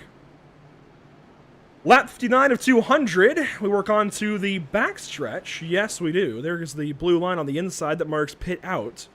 And Terrell Baker is now the race leader. These guys up front did not pit. The top 7 did not pit. Now, if they had been informed that this was the end of stage number 1, they would have pitted. They would have come in and gotten fuel. Them staying out up front tells me that this stage is not over. We're going to have a one-lap shootout for stage number 1 and $15. That might not sound like a lot, but that's a piece of iRacing content, and if you have not gone and bought the LA Coliseum just yet, well, here you go. This $15 would do it for you. So anybody in this top 7, Baker, Falkingham, Briss, Barry, Darling, Cheney, Keithley, that's your top 7. They all stayed out, and they're going for this $15. Obviously, everybody else has a chance too, and, well, we've seen weirder things happen. We've seen crashes happen many times before. Let's not rule that out here as we get ready to go for a restart. Lap 59 coming to lap number 60 of 200 to end stage number 1. Green flag is out. TCB and Falkingham get this race restarted.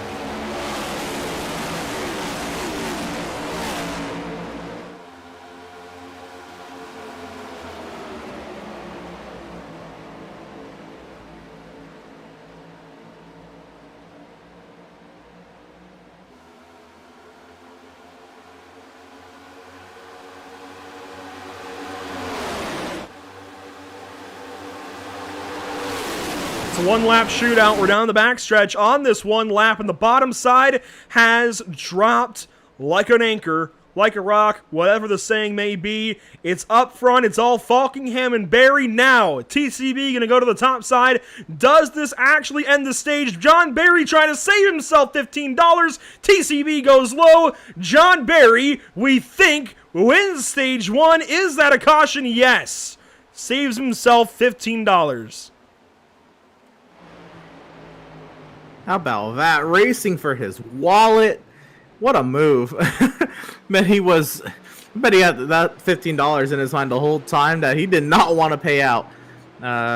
So he saves himself that, and also saves himself the potential, because even if he does sweep the stages, he doesn't have to pay himself $45. He can just keep the money. Well, a nice run there for John Barry to the finish of this one. Kind of showed flexing his muscle if this race were to come down to a green-white checkered finish or a shootout of sorts. And that first stage was calm, but that caution set up for a hectic run to the end of the stage. John Barry goes up there and nabs his own stage win. Let's go ahead and bring him in for a comment. We talked to him on the pace laps, and John, that is a quick way to save your pocketbook. Yeah. I've been blowing a lot of money the last month, so $15 is $15. Oh, yeah, I'll take it. And you know what? It saves yourself an extra $15 because there's no possibility of somebody doubling up and taking that extra $15 from you. So really, it saves yourself $30. What's the strategy here? Obviously, tires and fuel. Do you try and cut the stage in half? Do you go all the way until the fuel runs out? What's the move? Probably go like lap 40 of the stage and pit. That's kind of like what everybody was planning on doing, and then you started wrecking. So, yeah. But I don't know, I'll probably go like 40 into the stage. I hate that we just cost you a couple of seconds there, but we also got to ask, we've seen a lot of racing already in this race. Obviously, you see that in races, but what has the racing been like from your point of view? What have you learned in these opening laps? This is about as close as realistic as I've ever seen a draft package on any NASCAR stuff, period. Like, this is like super close how it should be in real life. And just, I was really surprised that the Dale line was actually legit, was working. And that was really surprising. It was actually kind of fun to do that for once. But this draft package is amazing. This is like really good. And obviously, we've seen some alliances already. TCB, Falkingham, and Briss up top. Do you have anybody you're working with, or are you solo? I've been pretty solo the entire race. I was going to work with Jonathan there, but going to pit stops, then that kind of broke up. I've been kind of just winging it the whole time. And so, been by myself, but it's been working. So, got a stage win out of it. All right, buddy. Are you saving yourself your pocketbook the entire night? Is this where we finally see John Barry win on Pit Stop TV? I hope so, man. I gotta pay for a house, a car, insurance, all that stuff. I mean, there's an ice storm that's about to hit up here in the next couple of days. I might be missing work. I gotta save some money. Do you have your milk and bread ready? We got some milk, but we're about to run out, and we have no bread. So no, No I am milk not ready. sandwiches in the Berry household? Are you kidding me? I am not kidding you. Well, that is something I never would have thought that I would have heard. No milk sandwiches in Kentucky. That is something. Buddy, best of luck to you the rest of the race. Go out there and get them. Thank you very much. John Berry wins stage number 1. It's an easy way to save himself some milk and bread money then, I dare say. You got to go out there, especially right after this race. They're an hour behind us, right? So they should be able to go hit up a Walmart, hit up a Food Lion and get some. A milk sandwich? Have you never heard of a milk sandwich? I mean, you are from Texas. what? I wouldn't be surprised. No, I haven't. I've heard, and I'm from Georgia. I don't know if that. Well, okay, so qualifies. everybody goes and gets milk and bread when there's a storm coming, and I do want to say, seriously, everybody in the wake of this, in the way of these storms, be safe. They are very serious, especially ice storms. Snow is one thing. Ice storms, they take down trees, power lines, roofs, etc. Be safe. Be weather aware. There's a channel I like to follow on YouTube called Ryan Hall, y'all. I recommend checking in and just getting the latest updates. He often does live streams during these storms, so seriously, be safe during this. There's a lot of snow and a lot of ice headed the way of the Midwest and into the north, but a milk sandwich is more so of a metaphor for everybody going out there and buying milk and bread, and it's not really, nobody's gonna pour milk on bread and make a milk sandwich, although you could put some milk in a bowl of cereal and make some bread cereal. I guess a bowl of milk rather, make some bread cereal. That one you could do. I would just hope that nobody would ever do. You'd be insane. Anyways, we have a restart coming our way. Lap 63 going to give way to lap 64, and we will officially begin stage number 2 of the 2022 Norctona 500. Green flag is back out.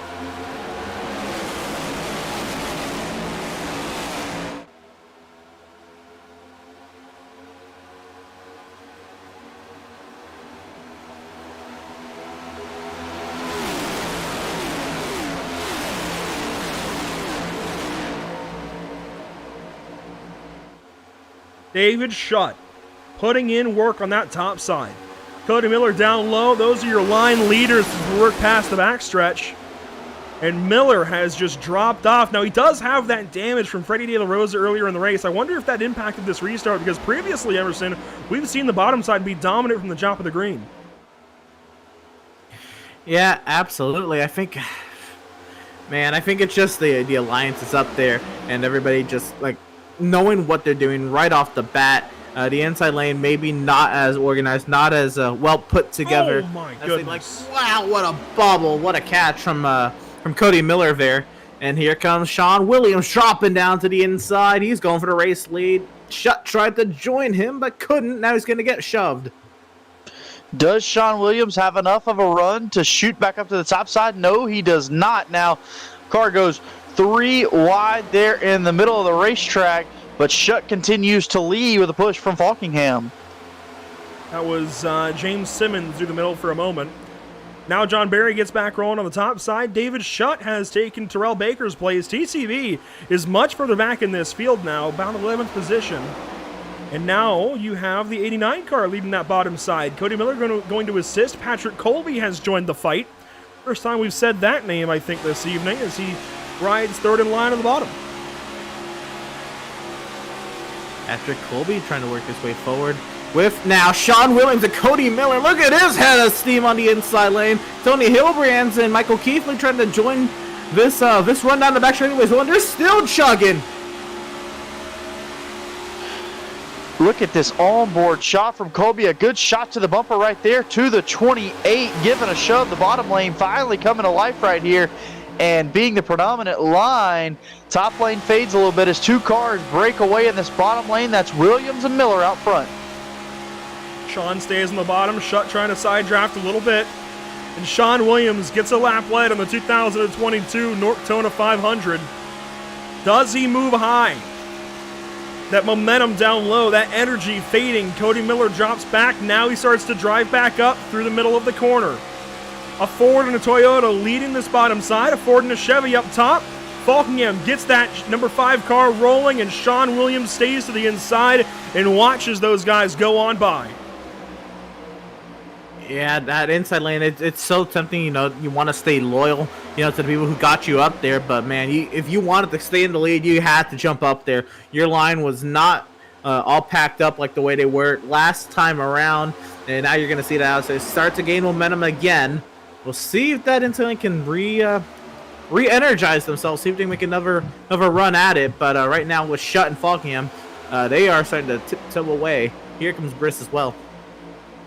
Well, Shutt is the leader out front with Falkingham behind him, and then the two drivers behind Falkingham have been in a tandem together with Falkingham, and that is Howie Briss and TCB. Now a little bit of change in how those three run, but nonetheless, they're all three together up in that top side. So do you think, Andrew, maybe those drivers discussed it before the race? This is kind of their strategy. Those three want to stick together and stay at the top of the racetrack?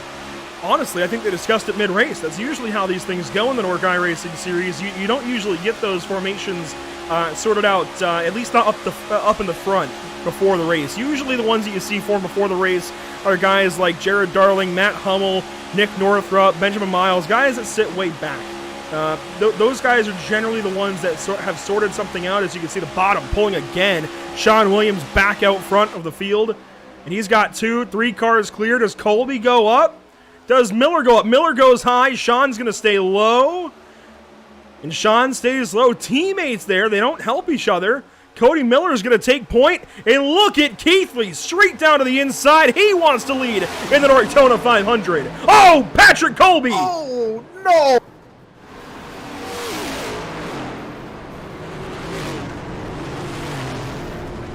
Terrell Baker's in it. Anthony Emery. Zach Lindgren gets a piece. Hayes Booth stops. Tom Mercier stops. And Matt Hummel just doesn't even check up. Hopefully he doesn't hit anybody. I really hope he doesn't. He made that. Did he hit the wall on his own? He's already got some nose damage. I don't know. If you see a crash and a caution out that long and still power into a crash like that, we'll let you guys complete that sentence. But anyways, massive crash up front. And where does this all take place? Well, it starts off with the number 9. We saw that. He comes down the racetrack in a hurry. Assuming he gets turned here.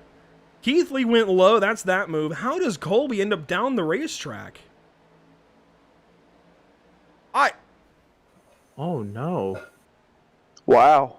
And then the replay skipped ahead. That's interesting. I have never seen anything quite like that. In the middle of a group like that, I don't think I've ever seen a driver so blatantly turn left, and it's clearly not with malice. He must have thought he was clear. I don't know how he thought he was clear. Watch this again. I don't know where he was going with that one. A lot of good cars taken out. John Barry, Jared Darling got a piece. A lot of really good cars got pieces of that. A lot of favorites. Yeah. You know, man, that's... I mean, I don't know. It does get a little intriguing when you're in a pack like that. Maybe he thought that outside lane had pulled a nice little gap. They're going to make a move for the lead, but, I mean, I don't know. Spotters, relatives, there's a lot of stuff to prevent something like that. That's the most questionable move I've seen in a minute, and I hate to dog on him because it's clearly not intentional. He just thought he was clear, and I mean, never in a chance was he clear to come down to the bottom side like that. Never at all. Yeah, I mean, there clearly wasn't a lane or an opening for him there. Yeah, you know, I don't think, Andrew, it had anything to do with any kind of handling coming off of that turn. I mean, we've seen that previously, but this car didn't look like it had the back end step out or anything like that. It looks like he just came directly down the racetrack. Yeah, that's one of the weirder ones. Let's watch with Tom Mercier to see what he saw. Zach Lindgren kind of gets in there trying to check up. Mercier uses the gears, if you heard that. I think Zach checked up. I can't see a whole lot else, all the smoke. And here comes Matt Hummel. Caution's been out for ages. Sender. Thankfully there's no damage, but I mean, you have to let all of these cars back by anyways. That's a proper head scratcher. I don't understand it. All it took was somebody missing a shift and dropping down the banking, and not only is their race affected, but your race is done. I don't understand it. I really don't. Again, I hate to dog on somebody so bad, but that's a new one. Yeah, in real life, that'd be very highly frowned upon and would not be allowed. I cannot fathom that. Well, let's go ahead and, well, I was going to say dial up a driver. We can still dial up a driver. Let's do it quickly. Let's go ahead and look around. We've got, I don't want to jinx Sean Williams. He's my pick. I'll I'll flex my executive decision there. Let's go, you know what, let's wait for the next yellow. We'll have a plan to do it, and what we can do is ask all of you guys watching, who do you want to talk to next? Now, there are several drivers out of this race at this point, and the lists are going to pile up now. Here's Terrell Baker. He's still in it, so he is on the table, I suppose. But Michael Keithley, Patrick Colby, Dylan Patterson, Sheldon Lockie, Spencer Owens, Benjamin Miles, Freddie De La Rosa, Justin Gable, Cody Lamas, they are all out. And Jared Darling maybe as well. Well, he gets back rolling. That car is damaged, though, but he is on the table. If they're running, they're most likely on the table. It also depends on whether or not they are in TeamSpeak, but it certainly looks like Jared is available. So, that's your cue. Guys, if you're out there watching, let us know between now and the next yellow, whether that is in 5 laps, in 5 meters, in 5 hours, I don't know. I guess at the stage. Let us know when you'd like to talk to, well, who you'd like to talk to whenever that time comes. 70.5 degrees in the air, 72 degrees on the racetrack. It's a pretty calm day of weather. A bit overcast, not very sunny out there. We've seen moments where the sun has peeked through, but we will get this race restarted with some clouds overhead at lap 73 of 200. It's a 2022 Norctona 500, and we are back green.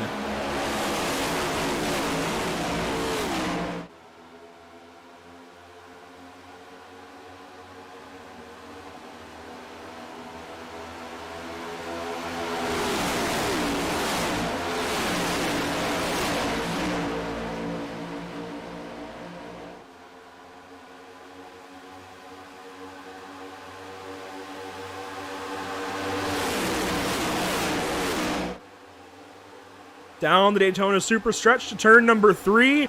It's Cheney leading the top side. He's got help from Simmons. This is going to be intriguing here. We kind of reshuffled the deck here and put a whole new group of drivers towards the front of the pack. Well, I want to see who kind of carries a similar aggression we saw to, fight for the lead like we saw before, or are these drivers just going to be content just riding double file? One lane will prevail at some point, you got to think, but this puts Cody Miller and Sean Williams back together. Well, it might just be that bottom lane that prevails with Cody Miller down on the bottom of the racetrack with Sean Williams. Like you said, they got another strong car, that 44 car of Emery just behind them. That's how that bottom lane rides. But you think back to the top, Cheney on the top side along with Simmons and Falkingham. Those 3 drivers on the top lane now just seem to poke their nose out front. Those wondering, yes, Terrell is still in this race. Jared Darling's still in this race. Howie Briss, John Barry, they're still in this race, albeit damaged and towards the back of this group. We're watching the leaders as we work lap 74 on to lap 75. The top 2, top 3, top 4 splitting away. Bobby Cheney leads. James Simmons second. Even Northrop now gets clear of that bottom side. Anthony Emery trying to do so himself. Wow, now the outside lane is really starting to prevail. Those 2 teammates still sticking with one another on the bottom side, but that's about it. They're still trying to get something going here. Maybe they're going to try to find a way in line where they can both fit in line, but at that, not a whole lot going for them. Now some cars dropping down in front of them. Are they going to still want to be on this bottom side? Well, we're right on board right here with TCB's led 37 laps. The most so far in this race. The low, he's been back to his 23rd, obviously the high first, and he currently sits at 9th with some damage, so the car's still showing quite a bit of speed here. I'm astonished. Legitimately, ladies and gentlemen, this is... I don't know. I don't know that it's the year where he goes up there and makes it 2 finally, but He's going to stay in this race at least, and he will not go down without swinging a few more punches in this race. He is not going to accept no for an answer until he cannot move that race car anymore. It's Bobby Chaney leading James Simmons second, and look at that bottom side. Elijah Drew Gracia, hello, good morning, welcome to the race. Finally, the 42 up front. And look who's with him, Zoltan Herzeg. Didn't he get himself a Daytona race win last season to start the playoffs? So he's got a little bit of Daytona success in his back pocket as well. He's going to shove that 42 clear out to the front. He didn't want to go up. Well, Zoltan does. He wants to go to the lead. Yeah, as soon as he pushed that 42 car to the front of the field, now he leaves him on the bottom of the racetrack, gets that dominant outside lane, and those two battle for the race lead. That's Herzeg in the top side, Gracia down in the bottom. Just behind them is that 24 car of Chaney giving a push, and Miller in the 28. Down the back stretch, it's still Zoltan up top. Gracia down low. Chaney pushing Zoltan Herzeg, and Cody Miller pushing Elijah Gracia. Hillbrand's there as well on the bottom side. Simmons up top. Look at the tandem get rolling for a moment. It seems like if you can stay locked, you're gone. But as soon as you have to modulate the throttle as that second car, that brings you right back to the field, Emerson. Learning a lot. Even we up top are learning a lot about how these cars are going to draft. Absolutely. I've already learned so much. I can't wait to implement when the NASCAR Racing Series starts up again with Daytona. It'll be fun in these next gen cars. But at that, this is a lot to take in. And these drivers, they don't have that much experience with this draft package in these cars at Daytona. It just got updated on Wednesday. They're learning as they go as well.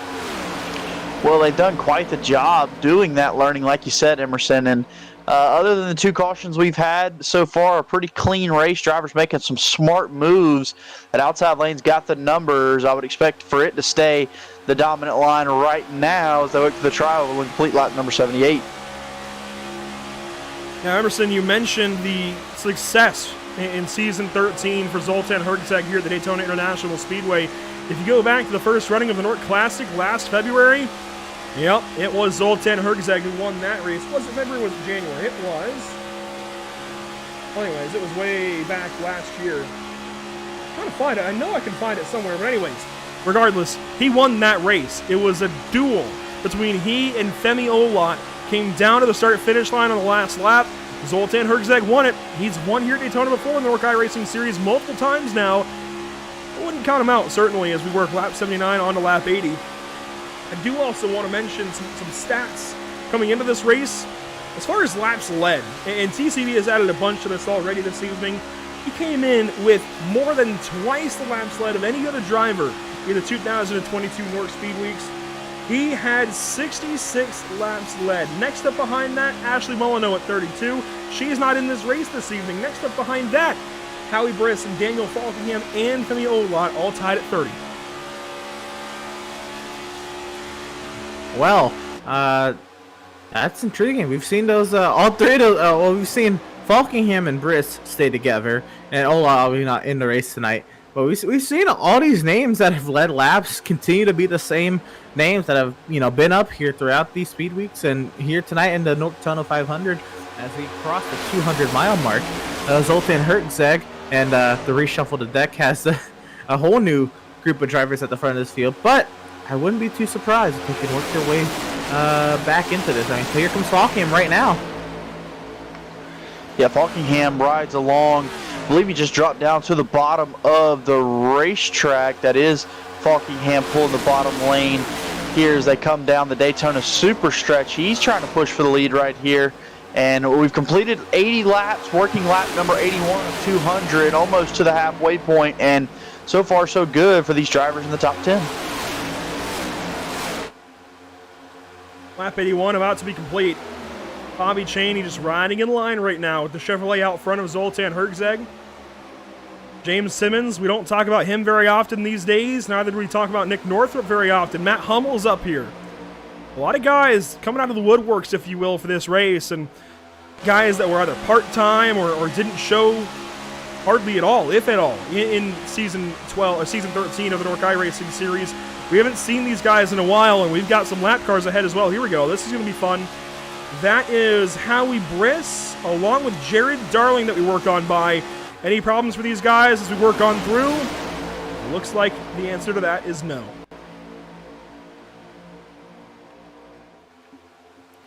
Intriguing. Usually you see lap cars Whoa, tend to stay up high because majority of the pack is going to be on the bottom side. We saw actually a lot of speed weeks where lap cars stay down low, but most of the time on iRacing, lap cars tend to either hit the apron or go way up high. But this time, the outside lane has kind of been the dominant lane, and they chose to go up high. Oh, there goes Nick Northrop. Here we go.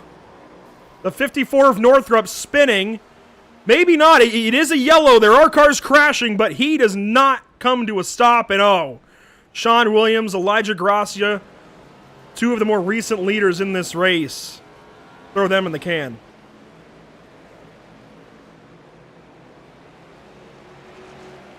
Tony Hilbrand's a lot of damage. Cody Miller adds to his damage. TCB, did he add to his damage? That car's slow. He could have spun. He might be okay. Tom Mercier, does he have damage? Looks like he just checked up. He's been good at checking up all night long. Seriously, the best breaker award has got to go to Tom Mercier. I see him stop for wrecks all the time. Absolutely. We're starting to see. Are we French? We're starting to see these drivers experiment a little bit more with the bump drafting, and right there was just a little too much there. I think Northrop was getting shoved here. It was Falkingham here, just a little off center. Northrop kind of moved up on Falkingham, and Falkingham didn't expect it. And Sean Williams, Elijah Grassi, the two hardest hits out of all of that, and looks like everybody else might be okay. I think Cody Miller got a little piece of it, but everybody else should be okay. Without throwing Daniel too far under the bus here, Caleb, we've seen this before in this race, specifically off of his nose. If you recall, very early in this one, he got the 25 of Terrell Baker pretty sideways a couple of times, and thankfully, every time they hung on to it, but that time he just stayed in the throttle when Northrop was clearly off center. Yeah, and both time it's really been off the exit of a corner, and that's when it can be the most dangerous. Right there, he just kept the throttle down, got to the inside of that 54 car, and drove him straight up the racetrack. And that's typical plate racing, and that's what typically can cause crashes in plate racing, and that's what they tell you to try and avoid. But the first time he got away with it, and that time he did not. Let's watch this for Terrell Baker. The crash happens ahead. You see Emery react. Baker goes down to the bottom. There's the crash. And oh, Will Klein. How about that from Will Klein and Terrell Baker? I don't know how they avoided each other, but props there, gentlemen. No further damage for TCB, only a spin. That's good enough to watch back one more time. Wow, along with Zach Lindgren, this is a lot of people avoiding wrecks by spinning. It's not a strategy I thought I'd really see tonight, but I might have to implement this. Watch this from the nose of Klein's machine. This will show how close they got. Whew, that's closer than I would want to be at whatever speed that was.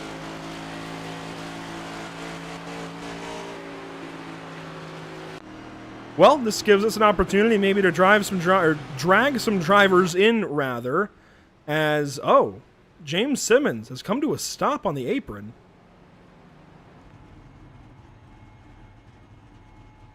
This is, assumingly, a drive-through, or not a drive-through, an EOL. But I don't know what for, as he gives all those spots up under yellow. Jared Darling now is not your race leader. Bobby Chaney is in the number 24 car. This gives us a chance to go ahead and grab ourselves a driver. Saw a few different votes a few different ways. I didn't see any unanimous votes. Emerson, you picked him earlier. I'll go ahead and give you a chance. Go ahead and bring in the driver of the number 1 car at Illinois. Well, it's a little bit of a sour day so far, Jared, but still not out of it. What you see from your point of view in that wreck that you did get into? Yeah, that was 2 yellows ago. I just tried to stop and the car didn't. So, yeah, the brakes on these things kind of suck. That's kind of what you're seeing a lot, it looks like, when these wrecks happen. And kind of sucked because at that moment I was starting to fall to the back to kind of relax, and they wrecked as I was doing that. So I didn't think I had a lot of damage, but I didn't hit that hard, but I guess I did. So I'm pretty down on speed right now. So just gonna stay in it though. It's a long race, and I think everybody will wreck. So. It was intriguing because we saw you kind of mix it up towards the front of the pack, which we don't normally see you do. Was that kind of just wanting to enjoy, the last race here with NORC, or, really experiment with these next-gen cars, or what kind of prompted you to move forward? Yeah, kind of all of what you said there. I wanted to practice, really. I haven't first time driving this car to plate track since the update. And, yeah, it's the last race. You want to have fun, I don't want to just ride around like last week and then get wrecked anyway. So, yeah, I just decided to go up there and have some fun in front, and it was pretty fun actually until we wrecked. It was a lot of fun. Well, we're coming to the race there here. We'll leave you to it. Best luck to you, driver, and hopefully we're talking to you a little bit later. All right, thank you. Jared Darling, word with him there under yellow as everybody gets brought back together. James Simmons is up front, lap 86, becomes lap 87, back green.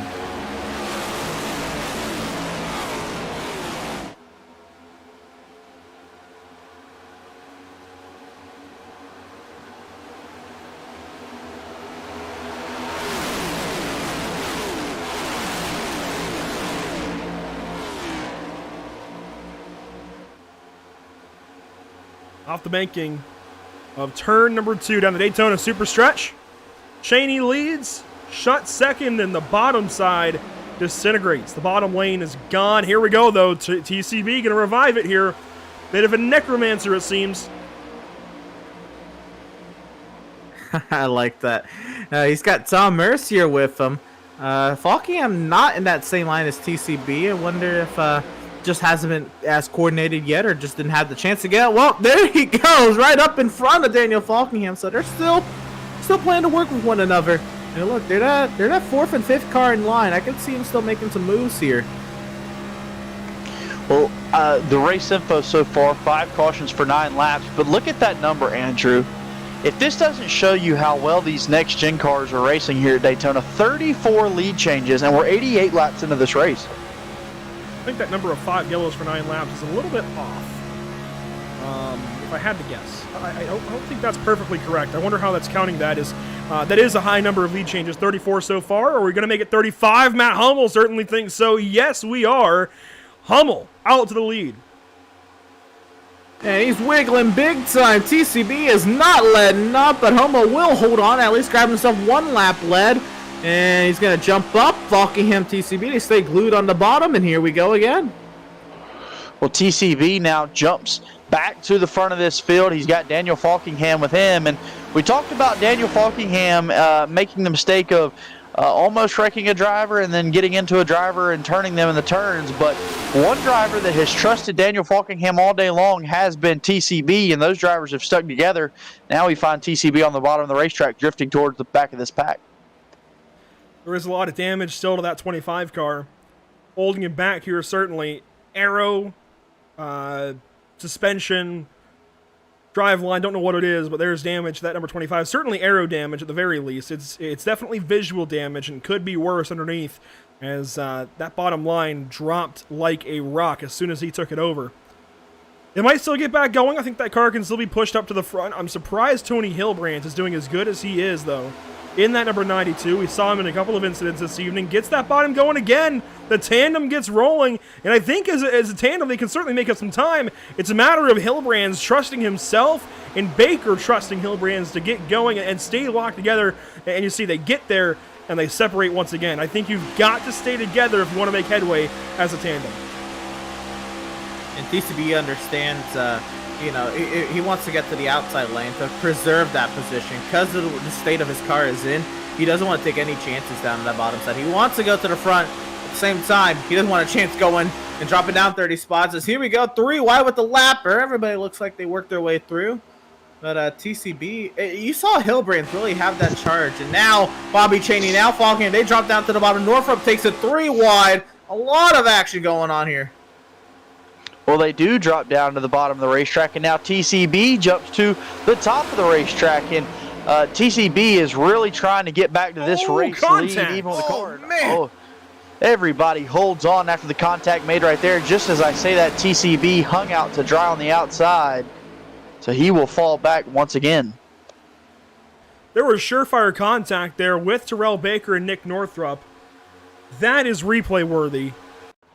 That was something else. That was interesting. Let's get a look back at it here from the blimp high above the Daytona International Speedway.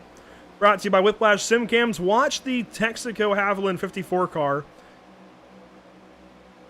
And that car is going to pop up in the air just a little bit, and that's right there. TCB through a block.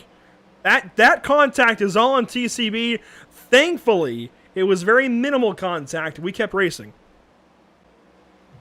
And you're starting to see there a little grab bag of it, but I really do believe these cars are so stable now. They're able to kind of save even hits like that just because of the diffuser and the spoiler still being of similar size.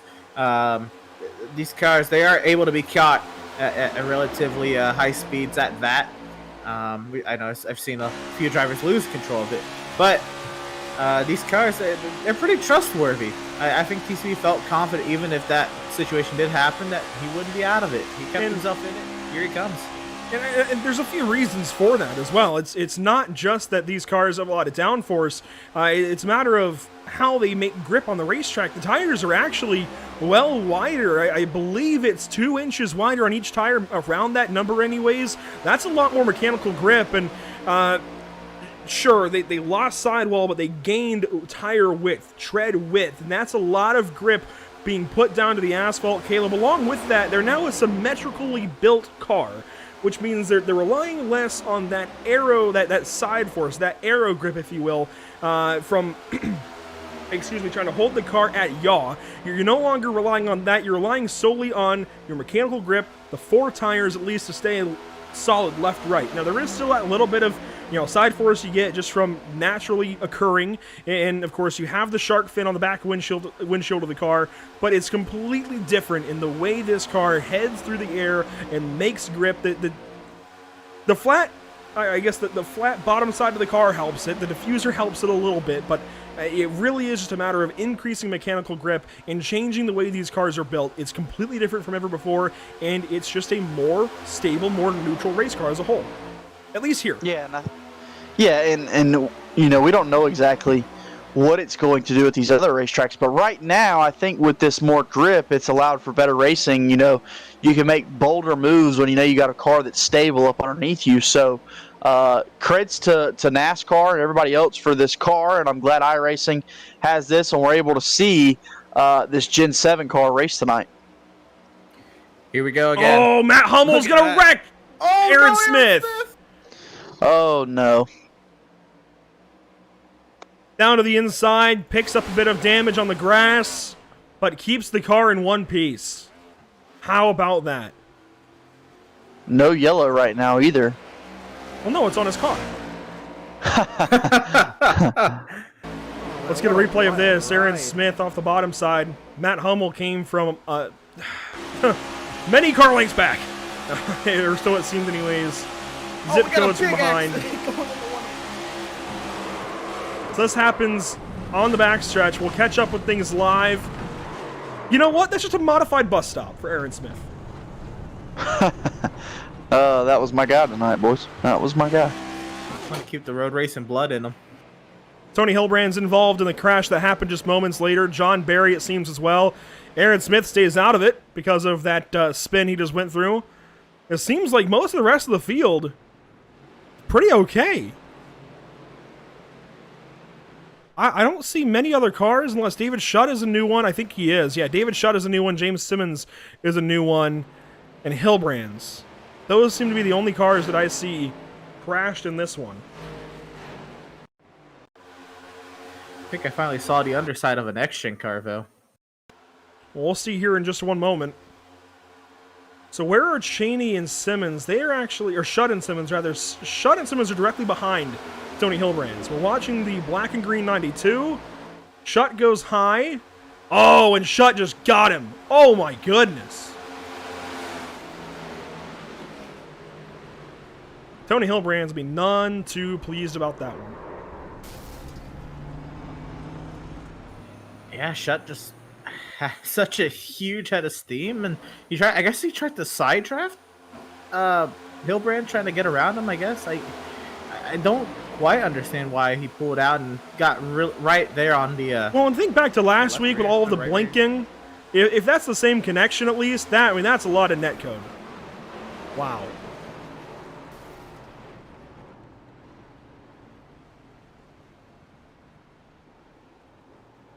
It's one of the biggest 3-car accidents I've seen in a while. Let's go on board here with David Shutt while this all happens. This is the roof cam on this number 5 car. And we'll switch over to the left front, or at least in car. Just gets him. Wow. That's scary. Facing traffic coming at you. Once again, Tom Mercier will miss it. I do really feel for Tony Hilbrand in this situation. He was just minding his own business.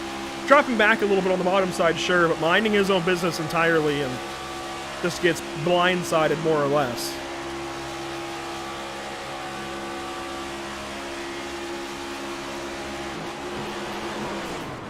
Wow. Wow.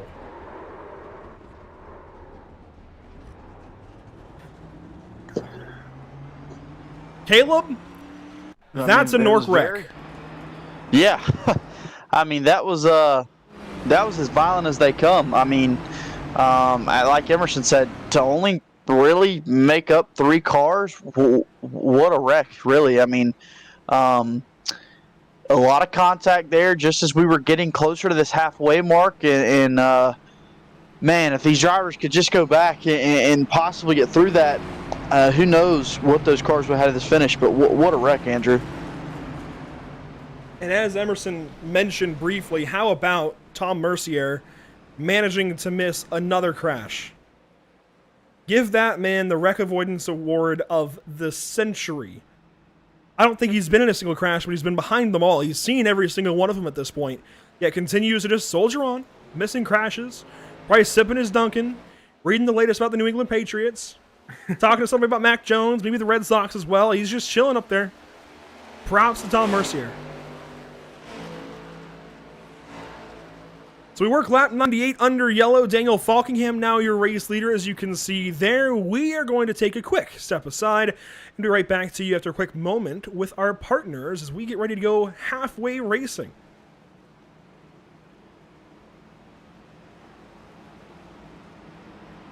Sound Art introduces an entirely new way to listen to music in your home by combining the best of 2 products. A revolutionary high-fidelity, low-profile Bluetooth wireless speaker with beautiful artwork. Select from a library of artwork or upload your own photos to personalize your experience. Sound Art ushers in an era of invisible, beautiful, and amazing sound throughout your home and redefines your entire entertainment system. The need to reclaim your floor space and rid your home of unsightly speaker boxes that need to be bolted to the wall is now a thing of the past. Our canvas is printed on high-quality permalite by Breathing Color. And select from our gallery or upload your own. Standard sizes include 16 by 20 and 18 by 24 canvas wrapped. Custom sizing is available, as well as surround sound options.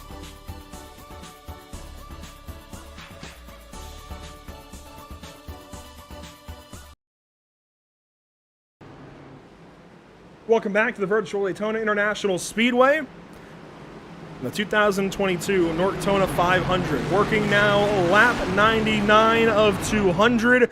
We will restart with just a half a race to go plus 1 lap. 101 laps to go here, Emerson. And this is going to be a whole lot of fun. Caleb Gladney joining me as well. It's a 2022 Norctona 500 and we are back underway.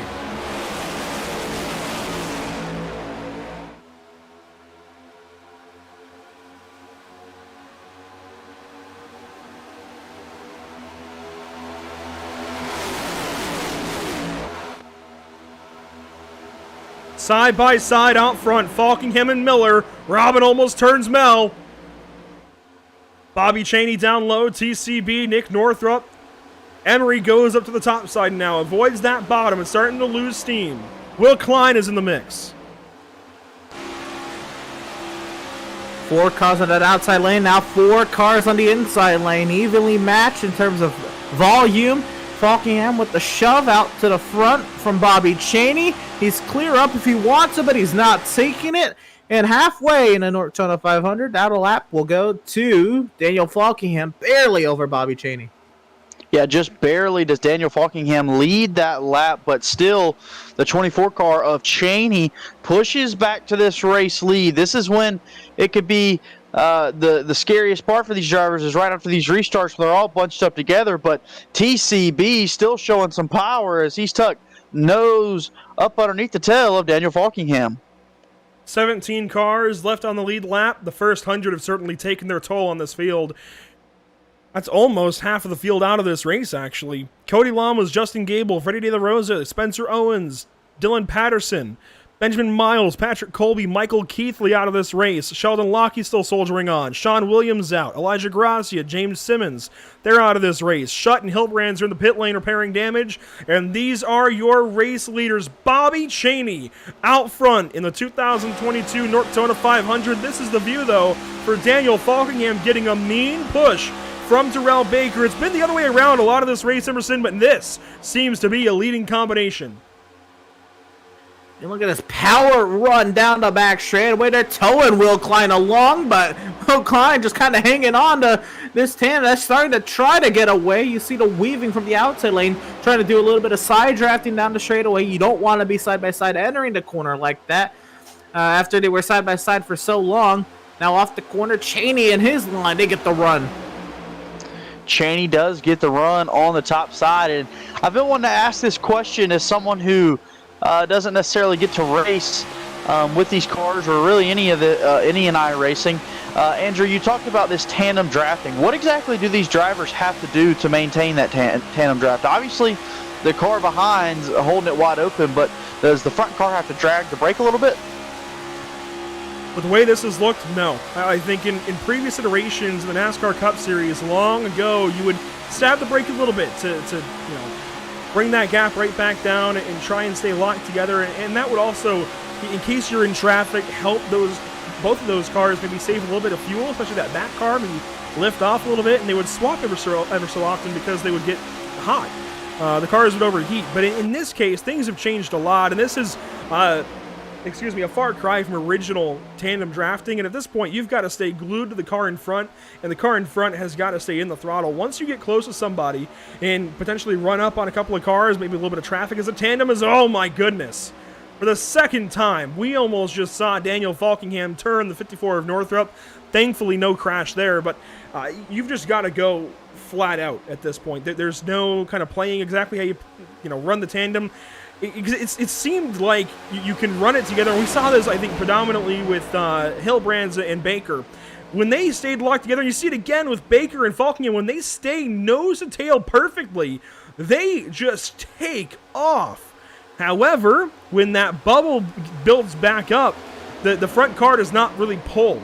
It is really the rear car pushing in this case, which I think is a bit different from previous iterations of the tandem draft, and I don't know if that's perfectly realistic or if that's a bit of iRacing trying to give us the tandem drafting. Oh, contact, net code, and we're crashing up in the front. There they go. Falkingham, Miller, TCB gets through it all. It's a big hit to the front end of the 39 or the 20 of Falkingham, and that might do that power couple. I think so. That 20's got a lot of damage after that one. They were making contact for a long time. Let's watch it here. Watch the 28 car on the bottom side. And this is netcode that we talk so often about. Discrepancies in internet connection and prediction code. The sim, for some reason, thought the 28 was going to go high. He didn't. But the contact was made anyways, and then the hitboxes. Sheldon Lockie, good job there, finally, of missing that one. Will Klein further back. I do love the passion that Sheldon Lockie brings to the table. He really does just want to go out here and run races and do his best. Still in it now. That is impressive in and of itself. Let's watch this from high overhead. Let's watch, I suppose, the 28 car here. This is going to be a pretty interesting sight to things. Will Klein checks up behind, and I think you were right, Emerson, earlier on, or was it Caleb? When you get on the brakes, it seems like either there's a lot of rearward bias or the brakes are chattering in the rear, and it sends cars for a spin as soon as they stab those brakes, stiffly. Yeah, that was what I noticed with that. I believe a car spun out and they were coming to slow down at a second pack behind, and I think it was the 69 car coming off of turn number 2 had some like wheel hop, but I think you see it in this crash as well. Just a little bit of chatter there when you slam on the brakes hard. So just adds another, element, I guess, to these cars with these drivers, is that happening along with somebody running in the back of you and then trying to avoid what's out in front of you. Look at things here as Will Klein went spinning to the inside. A lot of cars made it through that, thankfully, but obviously a lot of cars grabbed some damage for themselves. This is a chance for us to go ahead and take a look at some drivers to go ahead and speak with once more. In fact, a couple of drivers are staying out. Those are Bobby Chaney and Josh Robin. Matt Hummel pitted. Actually, no, he stays out along with John Barry and Terrell Baker. I think starting to try and save some tires. Interesting that they're doing that. I honestly would not expect that, or just not feeling the need to pit. Regardless, a bit different. Not what I would have expected here. Cody Miller, a lot of damage. You know what? He was next on my list to go ahead and talk to. If he gets back running, we'll go ahead and talk to him, but we know how emotional Cody Miller can be. We'll let him be, and he is going to get back out there. We'll probably let him cool down for this yellow. But this does give us an opportunity. Maybe try to dial up Josh Robin. And Caleb, since I gave that to you in pre-race, I'll give that to you one more time. We're on talking to Josh Robin here. Josh, obviously a hectic race so far in this one. We haven't quite got to the end of stage number 2, and we've seen quite a bit of cautions here. Some pretty aggressive racing going on here after just past the halfway point. Yeah. Thankfully, I haven't died yet, so that's good. It's been hanging up here, trying to take it easy, play it safe. Well, you've done a good job of that. You've led 2 laps, so you've obviously shown that when you want to get out front, you can. You currently ride here in second. As we get closer to the end of this second stage, are you going to try and play it safe here towards the end of the stage, or are you going to try and go for the money? Yeah, I think leading up to the last couple laps, I'll play it safe. But then, I'll try to go for the money if I'm in the position to do it, So it's got to hopefully position my car in the right spot or the right time. Well, what exactly have been your thoughts on this next gen or Gen 7, as they're calling it now, car for this race so far? I mean, what are your takeaways? How's it been handling for you, and how different is it than anything we've ever seen before? Oh, this car is terrible. I hate it.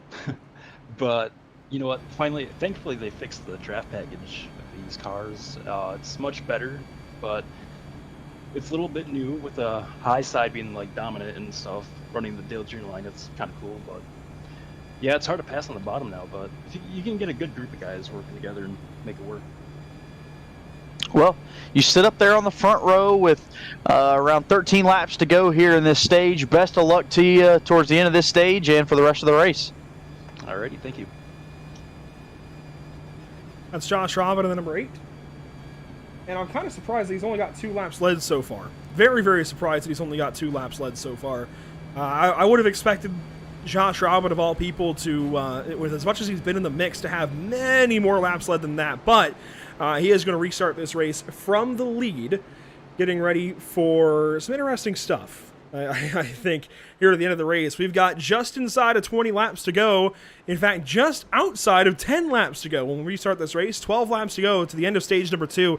We've not talked stage racing in a little while. A lot of cautions piling up here in this second stage. And the field is thinning very, very quickly. Down to 17, still on the lead lap, and a few extra cars damaged. Green flag is going to fly once more at Daytona.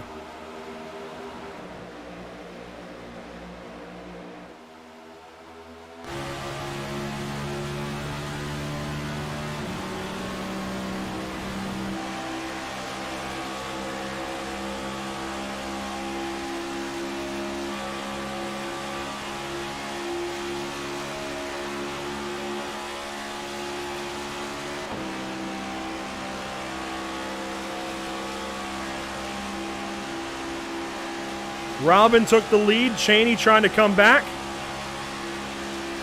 Up through the gears into fifth now. I think as a draft, you can get this fifth gear, but as a single car, fourth is kind of where you top out. A big bump there from Cheney. Now TCB going to take over the bottom side as Cheney goes high. Another bump to Robin there. Gets that 8 car going, and Josh Robin leads that lap. Yeah, Cheney now staying glued to that 8 car. They're starting to open up a little bit of a gap. We'll see that gap once again recede. Actually, here comes Emery with a huge dive to the inside, but no help. Will he be able to get to the front? He gets alongside Robin. Here comes a hard charge in TCB, and Emery drops to the apron. Emery will drop to the apron, kind of avoid any kind of run or trying to get involved in any of that, but TCB is coming up through the field with that 54th car of Northrop as they push to the front now, as that 8 car of Robin now drops, and he said he was going to play it safe here until these final closing laps of the stage, but right now he's throwing some aggressive blocks. Andrew, doesn't appear he's playing it so safe. No, definitely not. He's trying to keep himself in the race lead. Now he might be a little more content falling back as TCB right back to the point for the first time in a long time. Puts that 25 in the lead, going to move up top. He might have control of this race once more, but that opens the bottom side for the 24. 24-25 leading at Daytona. That car may be too damaged to lead that outside lane. We'll see here. Cheney gets cleared of TCB. Can he jump up there into the turn 3? Cheney will get clear. Does he now take that move up there, because TCB is kind of really dropping this outside lane back? Yeah, TCB, obviously, he's done great getting back up through the field using the draft, but pulling a line by himself necessarily has slowed whatever line he's been in. So he sits back there, and I believe 3rd in line. Yes, 3rd overall with John Berry just behind him. So some strategy perhaps TCB is going to have to play to maybe set himself up in 2nd or 3rd on the closing lap to make a slingshot move for the lead, as you see him duck below the yellow line, and more cars go the same way, but single file down the backstretch. Single file on the bottom, that's the big story. We've seen the top dominant all race, and now TCB goes high. John Berry going to go with. Matt Hummel going to try and help. This is interesting. The only car in the top 5 that's perfectly clean is, oh, there's another big move from TCB to try and get this race lead. He's racing with all he's got right now.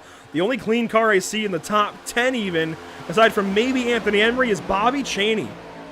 There are not many clean cars left, certainly not many clean cars left in the front of this field.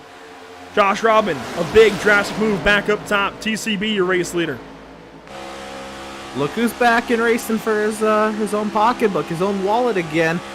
John Berry's sitting right there, 2nd car in line. I think he wants to keep himself planted up here behind some line.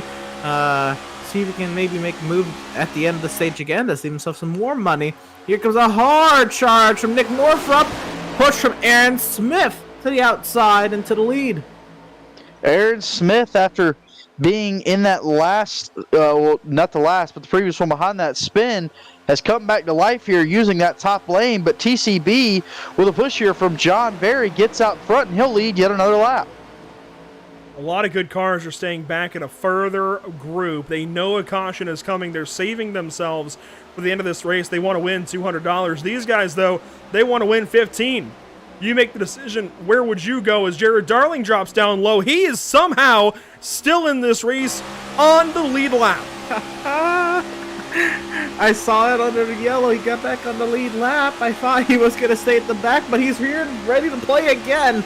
Going at it for some money here in stage 2, and there is a lot of bent up race cars up here. That's just another one added to the mix. Aaron Smith, your race leader. Oh my goodness, Nick Northrup. That is aggression at its purest form, to the inside and through the middle of Robin and Smith. Aaron Smith was just leading the race. I don't think he even got that lap led. From first to almost worst in this pack, Northrup now leading the way. Cheney behind, Miller behind him, and a lapped car that's falking him up ahead. You want to know how quickly things happen at Daytona right there. Just went from first to basically outside the top 10, and he didn't even wreck. Yeah, I mean, a quick move there for him, but the 24 car of Cheney follows in line, and they're starting to get single file here up on this top side, so not sure exactly if they'll stay that way all the way to the stage end, but right now just playing it safe as Northrop rings that top lane across the start-finish line to complete lap 115. We're on lap 116 of 200 now, 5 laps away from the stage end.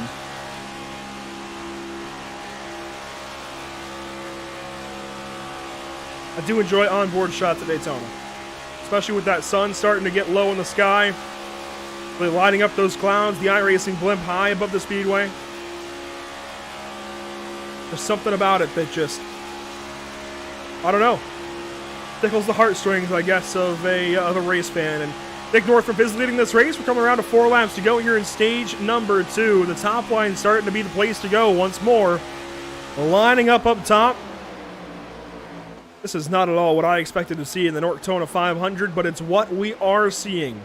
Northrop, your leader, then it's Cheney, Miller, Hummel, and finally Aaron Smith is back in this fight. Howie Briss is back on the lead lap. How many times did this field pass him as a lapped car some 10, 20 miles an hour off the pace? He's back in 5th. That's the Norctona 500. 500 miles. Something happened too early. Look at that. I mean, look at how many cars were involved in like the first, second wrecks of the day. We thought maybe their days were done. This damage model, a little forgiving, I'm starting to see here in these drivers. They're staying in it. Now, I don't know if Sheldon Lockheed's going to be able to get back in at 29 laps down, but hey, if we have enough yellows, don't count him out either.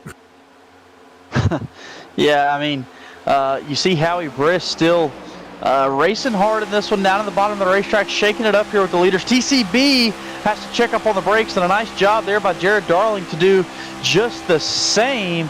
Is TCB trying to get up there and win this stage. He's got a lap car just in front of him, so bottom of the racetrack he goes, but it seems TCB has been able to make his ground up by doing a bit of this tandem stuff, and he's making it work. That's a lot of wrecked race cars. Somehow it's still in the front of this field. Like all the good race cars that are left are hanging out behind because they know they've got gold right now in a clean race car and want to save that for the end of 500 miles.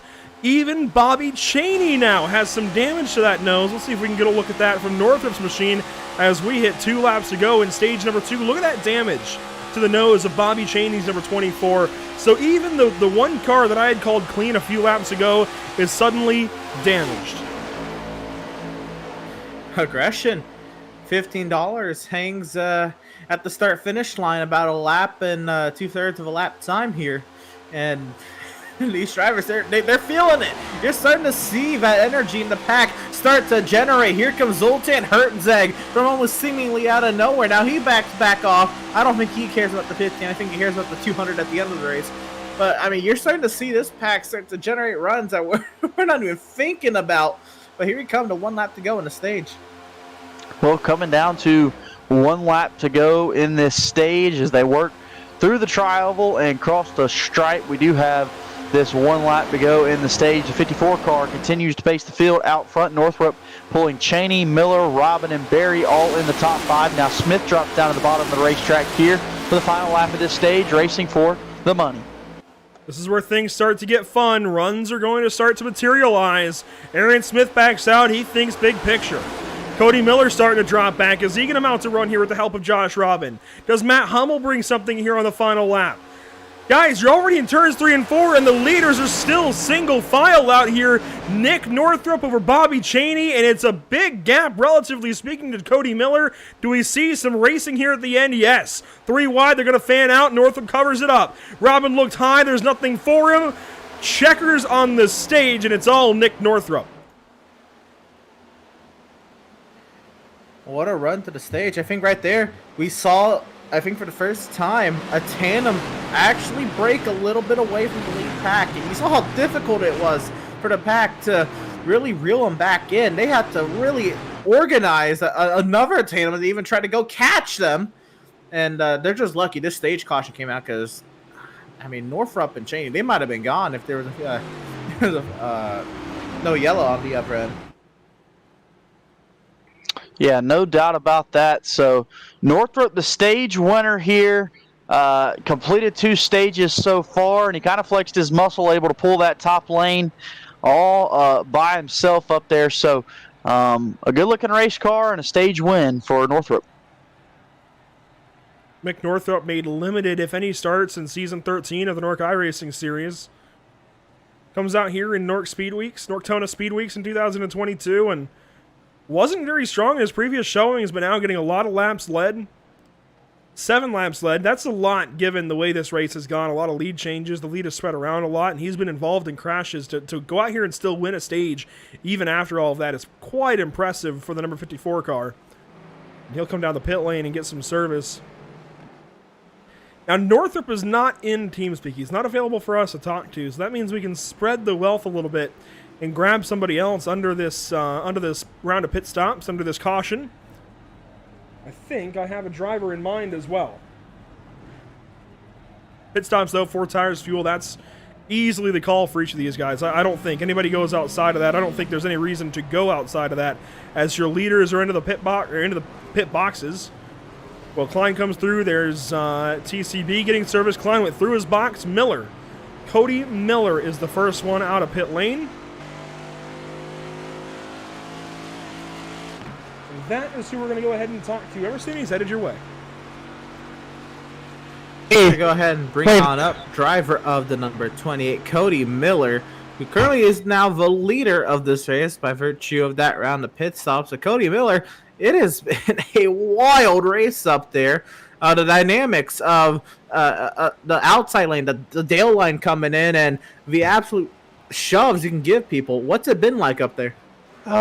I mean, you're just trying to go like with the runs. You're just like me. I'm just trying to hang with people. I can get like a run going if I need to, but right now I'm just hanging with, wherever the run's going, which is usually the high line for some reason here.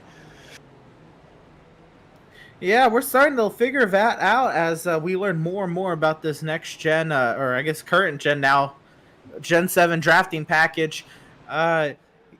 You've been working a lot there with Sean Williams before the accident. Have you kind of gravitated towards anyone else since he's kind of got knocked out by his own doing? I've been floating around Bobby Cheney for a little bit, but he already has Nick Northrop helping him, so I'm sort of just going to whichever people that I think I can, push to advance our position. I don't know. I'm falling asleep. I'm bored.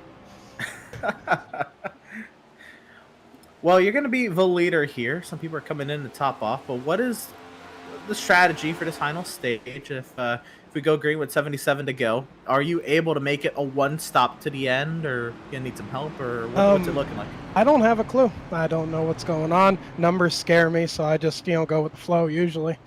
Hopefully we'll get another caution. If not, then we'll pit at some point when everybody else says, "Oh, I need the pit," so that's when I'll pit. And we'll make moves according both in before that and after that to get me in a good position to hopefully, maybe, possibly pull off a win here. I don't know about that though.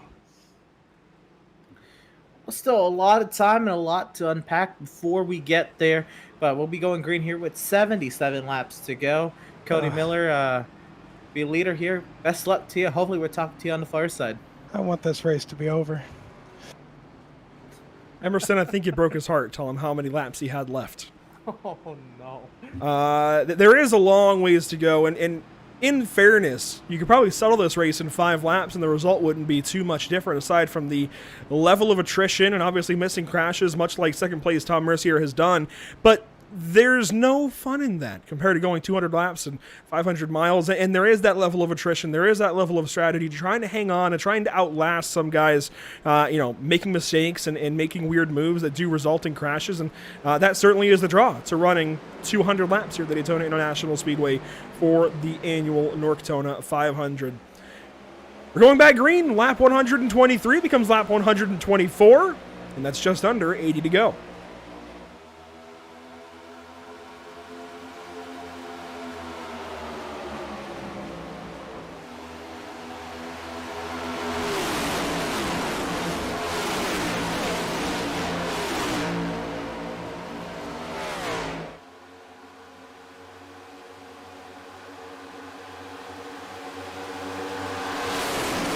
Down the NORC super stretch, Cody Miller drops out of the race lead by some margin.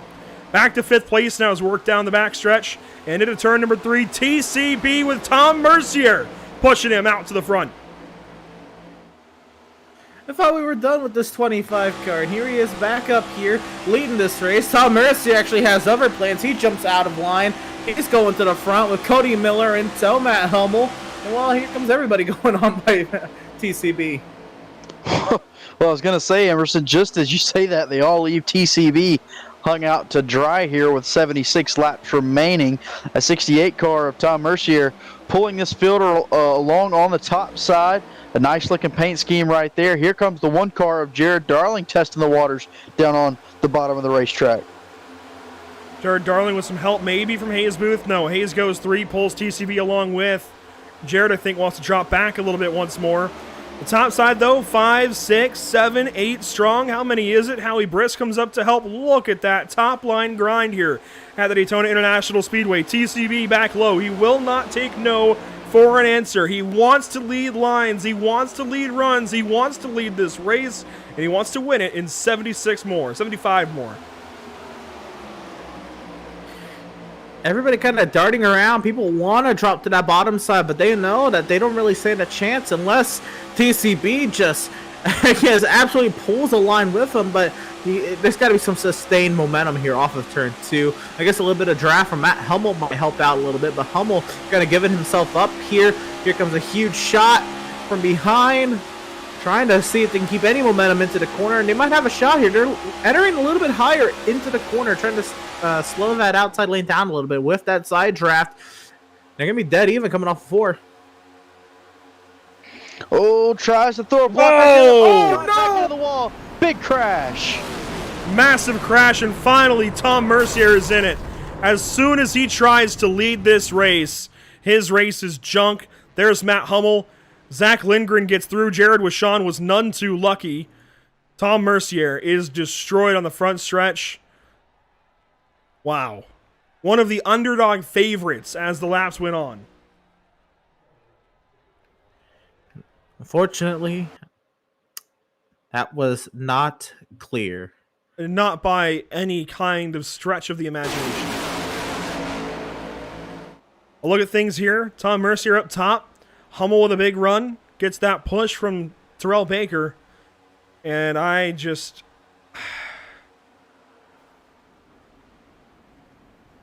Like Northrup gets a big piece. With Sean with nowhere to go. Lindgren thankfully misses it. Wow.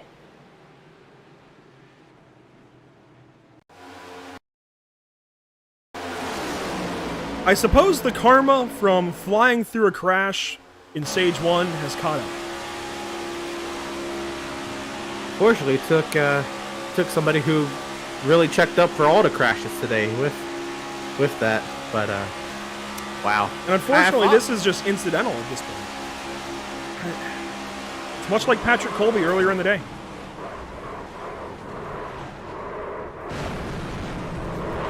Yeah, I don't think Hummel went up there, with the intent to wreck the field, but he definitely thought he had the lead of the outside lane, and that just was not the case.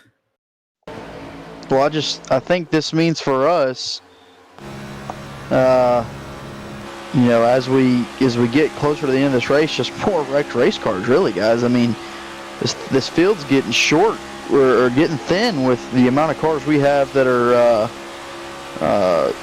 not much damage. 75 laps to go. That's certainly never going to win the race. Making a move with 75 to go is never going to win you the race. I'm sorry. That was a little aggressive in more ways than one, unfortunately. And for somebody that's checked up really, really well for every single crash to this point, to now be taken out in such a weird manner, very, very unfortunate for Tom Mercier. Jared was Sean too. I mean, hadn't really mentioned him all day. He's been minding his own business, and there he is with a wrecked race car. Well, we'll have 70 laps to go, maybe a little bit of change.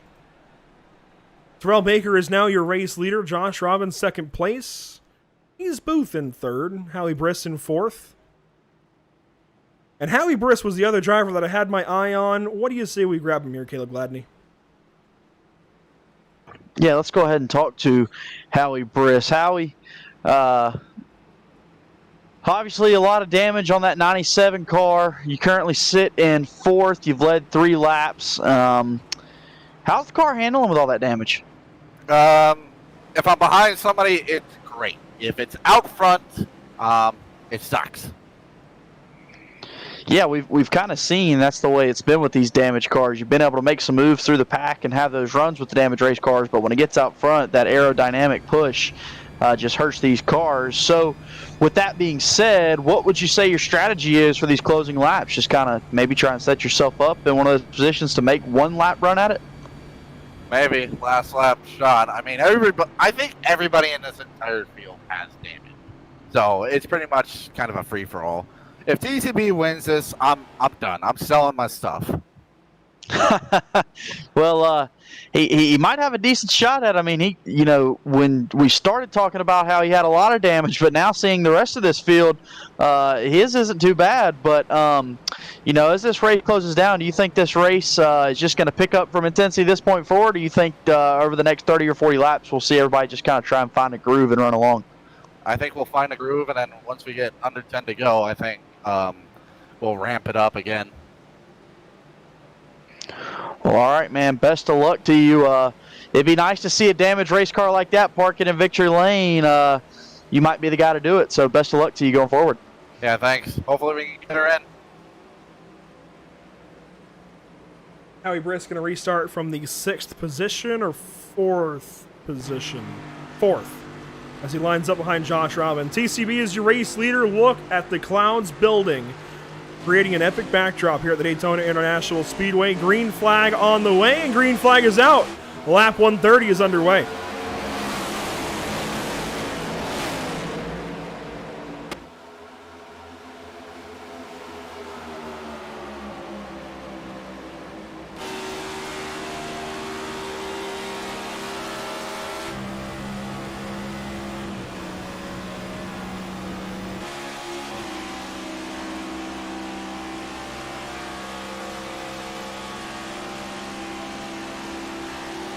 iRacing, kudos on the dynamic weather, the dynamic sky. That is a beauty shot. 71 laps to go when we took the green flag right there. We're coming around to 70 to go. Hayes Booth now looks high at Terrell Baker. Smart of him to stay low there for TCB. Zoltan Herzeg going to pull in behind that 25. A new race leader once again, Hayes Booth. How about it for Hayes Booth? He has been absolutely clawing his way through this race and through this field, and he finds himself at the front. A relatively clean race car, especially compared to everyone else, very much relatively. Zoltan Herzeg, though, pushes TCB out to the front. He wants to go to the point. He does want to get to the front of this field once again. Gets a shot from that 24 car of Cheney. Those two locked nose to tail, trying to get back out of this front of the field.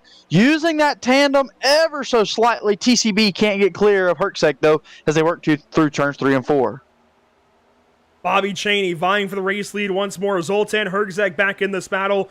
Cody Miller ain't done. Hayes Booth ain't done. Will Klein is up here as the top two rocket away, and Hayes Booth decides to drop back from the most dominant line in this race. He got his lap led, and he decides he's done. The top two now, with the lack of numbers up top. We've not seen that much this evening. Bobby Cheney back to the point. So what happened there, I think, is when TCB did get clear of Zoltan at the center of 3 and 4, he went up there, and that set like a shockwave, basically a brake check through the entire outside lane. He saw that outside lane disband. Zoltan stayed loyal, but even just those two, they could not outmatch the numbers on the inside lane. And now look at the front of this pack, as here comes Cody Miller to the inside of Bobby Cheney. Well, Cody Miller using the bottom of the racetrack once again, even though the top side has the numbers. He comes across the stripe right here, and he's still stuck on the bottom lane, not able to make up any moves up there. But like I said, the top side still the strongest here at Daytona. with the risk of jinxing every single one of the drivers we're going to look at here, let's start looking for some clean cars. Bobby Chaney looks pretty clean, a little bit of damage on the front and rear from some bump drafting. Will Klein looks pretty doggone clean in that 48 car. Certainly not the 25 or the 8 or the 97, not even the 74 or the 28. None of these guys are clean until you get back to maybe, yeah, Zoltan Herzog looks pretty clean in that 96. I think if you go back to Zach Lindgren, that 85 is nice and clean. The 2 car looks good. The 44 of Emery looks good. And I think that's where it stops. We're talking about 5 clean race cars, and even Lindgren has the center of that rear bumper cover punched in. This is odd. This feels like the Clash from a few years ago, Daytona, Emerson, where you start running out of race cars, and I mean, Eric Jones came in with the center of that car punched in pretty bad. I just want to say, Daniel Falkham, he was like 2.5, almost 3 laps down also in this race. He's back in this mix. Well, in the mix is a relative term. He's got Washawn helping him. They probably lost the draft, or at least the thickest part of the draft, and yeah, in the mix might be maybe a stretch. He was up in 9th. You know, good questions. Lap 135. We're getting closer to 65 to go here, Caleb, and you guys, you fared a little better with your picks. Jared Darling, Aaron Smith still in the race. Sean Williams 32 laps down. But what do you got for us?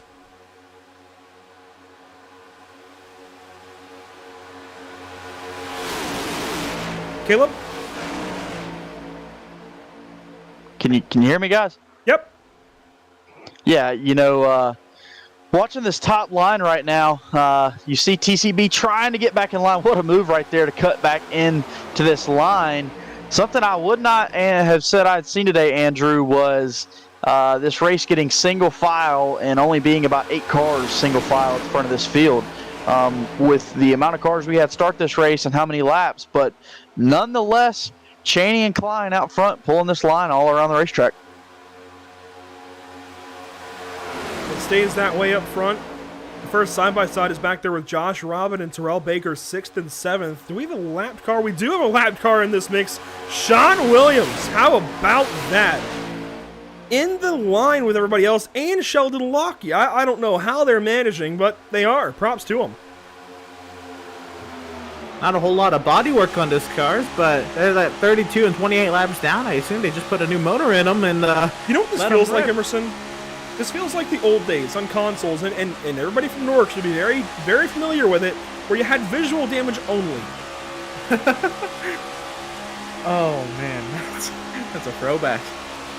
Throwback Tuesday here on Pit Stop TV? I think so, as these guys rip around the Daytona International Speedway. Bobby Chaney leading, Will Klein second. I don't see too many changes on the horizon. A lot of the more aggressive drivers, save maybe Terrell Baker. A lot of the more aggressive drivers in this race are out. They're down for the count. I think you have to look to guys like Matt Hummel, Daniel Falkingham, David Shutt, Tony Hilbrand, some of the more aggressive drivers, Michael Keithley, Patrick Colby maybe, Dylan Patterson, Justin Gable. They're all out of this race, and well out of this race as well. The closest of any of those is Hummel, who is out of this race now by 12 laps. War of attrition out here. This standing sheet is starting to look like the standing sheet of an endurance race. Yeah. It looks like the standing sheet of the Rolex 23 Yep. this past weekend. It's like we had a really large GT 3.5 field.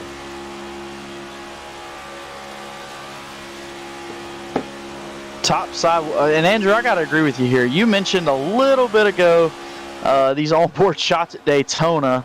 As we just clicked away from now, we'll go to the speed shot. Even just as good as they zoom by here in the pack. If you're going to have a speed shot, it's at these super speedways where you want to hear it as we ride on board here with that 24 car of Chaney. He gets up by the outside of this wall right now and clean out front. Now we drop by to my pick here. Aaron Smith still in the thick of things, perhaps just trying to save his car to the end of this race. Aaron Smith, really just chilling back here. You see Zach Winger on the bottom side, Hayes Booth down there. And slowly, confidence building back up for these drivers. They've seen a lot of crashes. They've been in a lot of crashes. Most of them are had to drive through them. I don't think anybody has just straight up missed every single crash this evening. They know there's a long ways to go as Will Klein drops down to the bottom side, maybe to pick up Nick Northrup, maybe drop out of this top. Might have started to overheat. We haven't seen the same usual players stay in any one position for very long. That might have been the first indication of a car overheating. Yeah, I mean, most of these drivers, they've been jumping left or right, and they're able to stagger a little bit, get some air to the nose. But that was for a while. These guys, we were single file for a good little bit. I don't know if there was really a point to be pushing that aggressively, but maybe just at the rate they were running, there wasn't that much air getting to the nose. But here we go. This is going to kick up a little bit.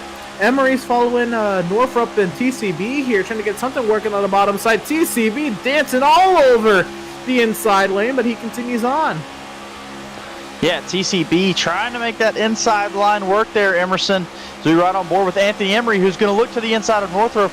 Luckily, backs out of right there as that hole closed up very quickly.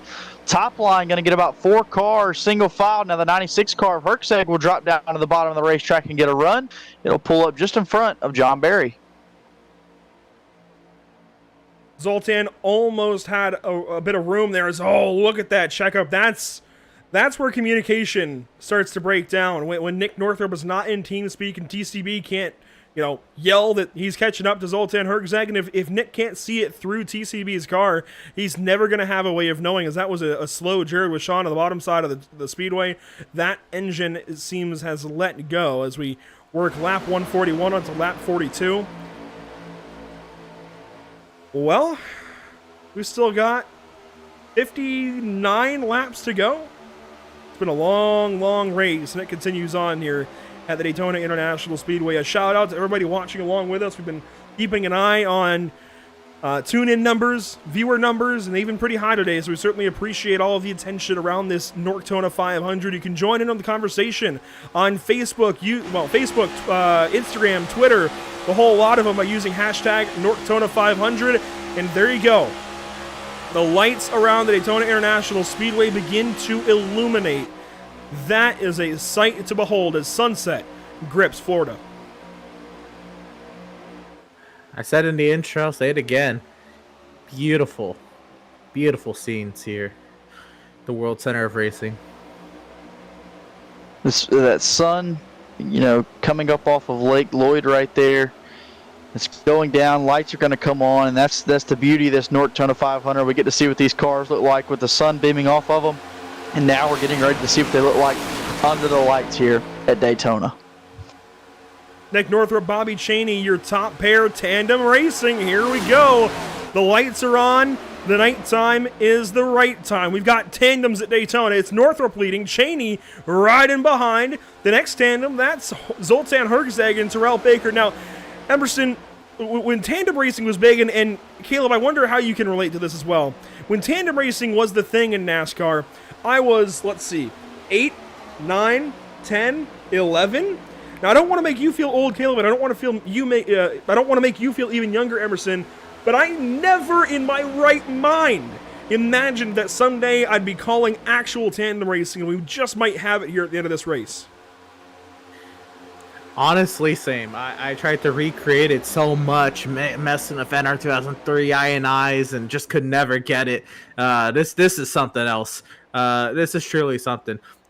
Again, to some people, this isn't, that amazing of a spectacle. But again, to us sim racers, to us, racing gamers, we've wanted to see this for so long. Just realistic plate racing, so we can just say it. And this has definitely been a highlight of a race to call. Well, I'm trying to think, Andrew, exactly what year NASCAR started. I want to say it was... Falkingham! Almost again there. I want to say around 2010 would have been when tandem started, or 2011, and it carried on a little bit into 2012. It was only for a few short years, and that's when NASCAR kind of cut the plug on it and decided that's not what they wanted to do anymore. But I remember watching it and saying, wow, this is something we'd never seen before. And at the front of this field right now, this Norctona 500, we're seeing a little bit of it. I'd have to research a bit, but I'm pretty sure it even made its headway in at least 2009, if not even the end of 2008 when they started to figure things out. It was really just that COT package that lended itself with the wing and whatever else. I'd have to research a whole lot right now, but anyways, you've got the top 4. TCB is going to make it the top 2. Northrop and Cheney leading. Here comes Zoltan Hergzeg and Terrell Baker now with the help of Anthony Emery. Not entirely tandems yet, but oh so close a few times. Robin pops up top. Now pops down low. Zachary Lindgren is in the mix. Here we go again. The energy has all gone to the bottom lane. They've split up, Northrop and Cheney, and nobody really going up there anymore. Zoltan wants to, but there's no one else up there. Everybody's now filed down to the bottom lane once again. Now, actually, I think Zoltan got shoved out of line. Now here comes the lane. Are they going to rally behind Zoltan? They're going to send him. Here comes Northrop through the middle, trying to go somewhere with Bobby Cheney. Northrop splits the middle right there with Cheney behind him. Now the 28 car of Miller takes a peek to jump up in front of those cars, thinks better of it, stays down in the bottom lane. And just like that, here comes Northrop and Cheney back to the front of the field. Oh, squeezing their contact maybe with Emery. I think Emery and Northrop just made some contact. Nick Northrop starting to race pretty hard here as the laps run on. Northrop and Cheney have been the more recent unbeatable dynamic duo. Emery, you going to join them, make it a dynamic trio maybe as everybody else falls back. Are we going to see trios? I don't know how you would. Yeah, I mean, I thought it took 2 to tango. Does it take 3? Make a little bit of a triangle. You got a little love triangle going on. Okay. Okay. Almost 50 to go here. The top 3 have split up. Well, have split from the rest of the field. This is a race I never knew I would see this. And look at this tandem. Terrell Baker and John Barry. This is a proper tandem. Driving back up to them. That is a proper tandem with the 74 and the 25. That was, like you said, Andrew, a proper tandem as now they're closing back up. Whoa, TCB ducks below the yellow line right there. I'm not sure if that's because Hertzeg came down into him. We're riding on board, so not sure exactly. But TCB now, once again, jumps down below that yellow line. It seems like he's trying to get around John Barry rather than work with him. Josh Robin pulls up behind, but a contact there. Now Revan gets up top behind Sheldon Lockey of all drivers at this point in the race. And TCB is down almost out of the top 10. There isn't much beyond the top 10 left in this race. This has come down to almost a shootout. Think back to the Bud Shootout days where we had about 14, 15 cars race. Yeah, that's about what we've got here is Zoltan Hergzeg goes down low trying to use the banking to his advantage. It's going to get ever more difficult at this point to make a run and use that run and actually go somewhere in the front of the field. Yeah, and as the field continues to get single file, the drivers start to get a little bit more content with riding. They think about fuel strategy and pit stops, and the moves start to get less daring. I said it at the first stage, but I think it's kind of the thing here as the inside lane starts to perk up again. So maybe not. But I was gonna say maybe the thought process is at least get the pit stops. But here we go again. Zoltan Hergzeg and Jarrett Darling making some power moves up the inside. They do work the inside of this racetrack right here, trying to get that inside lane back out to the front of the field. Hergzeg's going to pull up to the leader side by side. He knocks his nose out front here. On the outside, the 54 car, Northrop and Cheney still locking bumpers, trying to get back, but give that lap to Hergzeg. Season 12 champion no longer defending as Daniel Falkingham won the championship in Season 13, almost said 2013. Zoltan Hergzeg trying to lead this pack, and he's doing exactly that right now. Now controlling this race down the Daytona Superstretch with 50 laps to go. The final quarter of this race is underway. It's been somewhat slow going in the last 100. We had a clean first 60 to get through stage 1. These guys started a race pretty hard, pretty aggressively, and, well, under caution a whole lot in stage number 2. But now we're starting to see this race come back to life. Speeds keep up. The average speed certainly has got to be back on the rise here. Lap 151 complete. And that brings us another lead change. 9 cautions for 17 laps. I think that number is still a little bit skewed. 57 lead changes and counting. I wanted to ask earlier, I don't know if you recall the number from last year's 500, but I know Logan Detweiler and Matthew Kowal were working that out in the chat. Well, all right. Well, if we can get that number confirmed, that'd be great. We can kind of compare what the Gen 6 car was like before that May update and these next-gen cars and see if we're getting more or less lead changes compared to last year, because last year's race, that was something else. That was, again, before the update that made the Gen 6 cars much harder to generate runs. So it was similar to this, but I think a little bit more chaotic at that.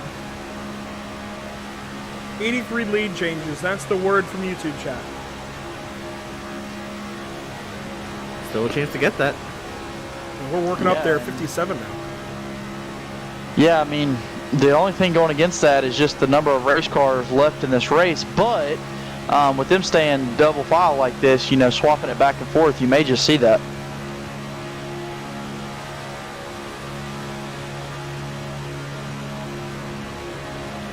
I could sit here and listen to these cars all day. I really could. I really could, as these guys work around turns 3 and 4. TCB now going to look high of Jared Darling. Going to bring Nick Northrup along with. Zoltan Hergzeg hesitates a little bit, stays low, going to lead this lap, but at what cost?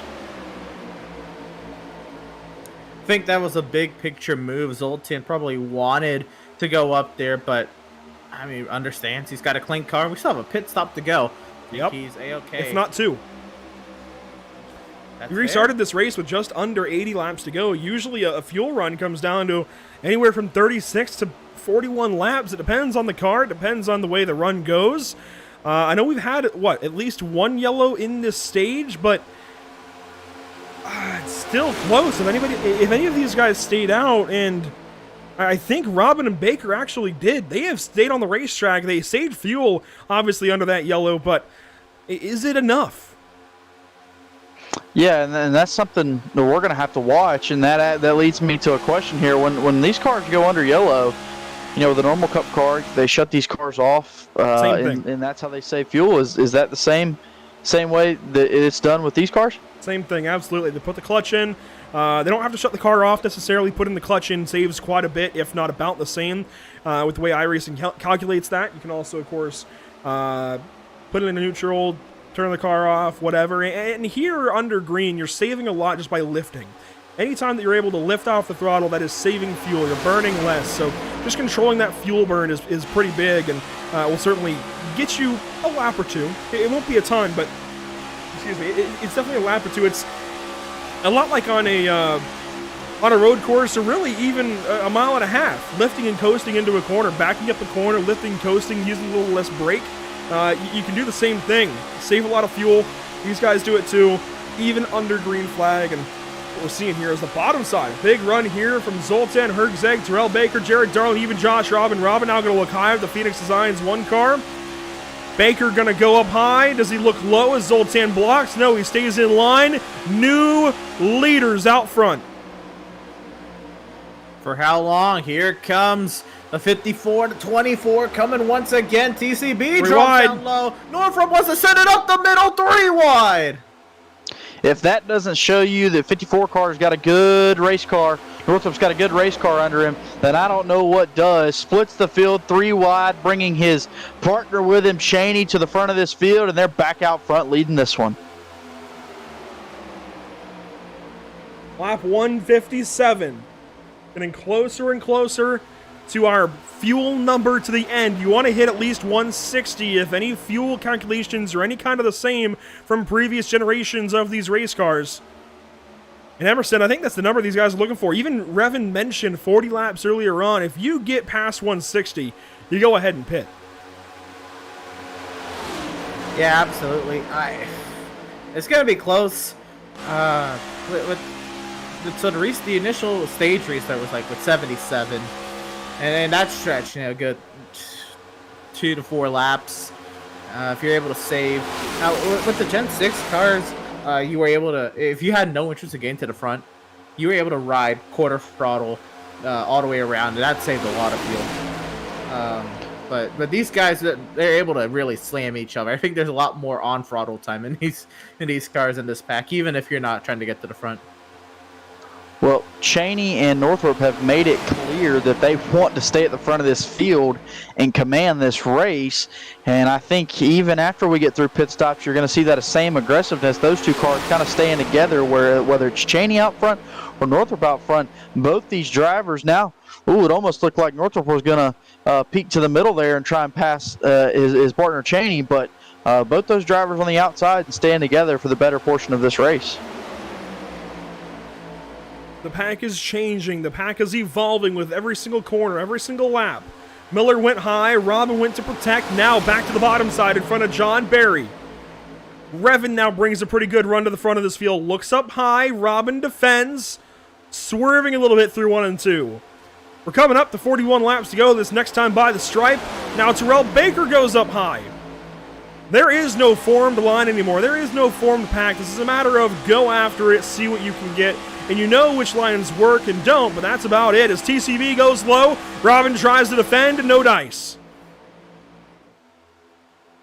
Oh my goodness. TCB tried to block that time out of 4. Robin barely got to his outside.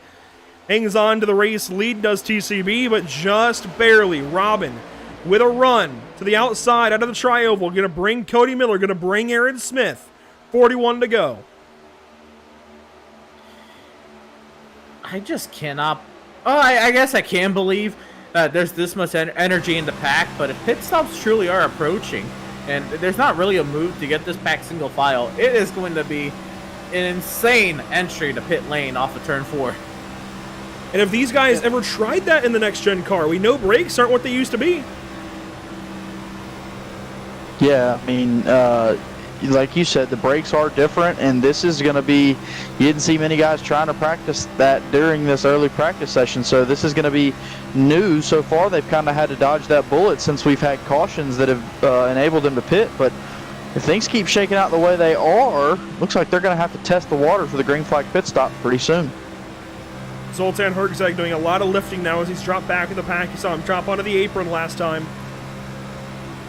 Doing a lot of saving back here as the guys up front start to race once again. They just will not let it rest. Here we go, side by side once more. 40 laps to go. The pit window, we believe, is opened wide open at this point. More wide open than Terrell Baker on the backstretch.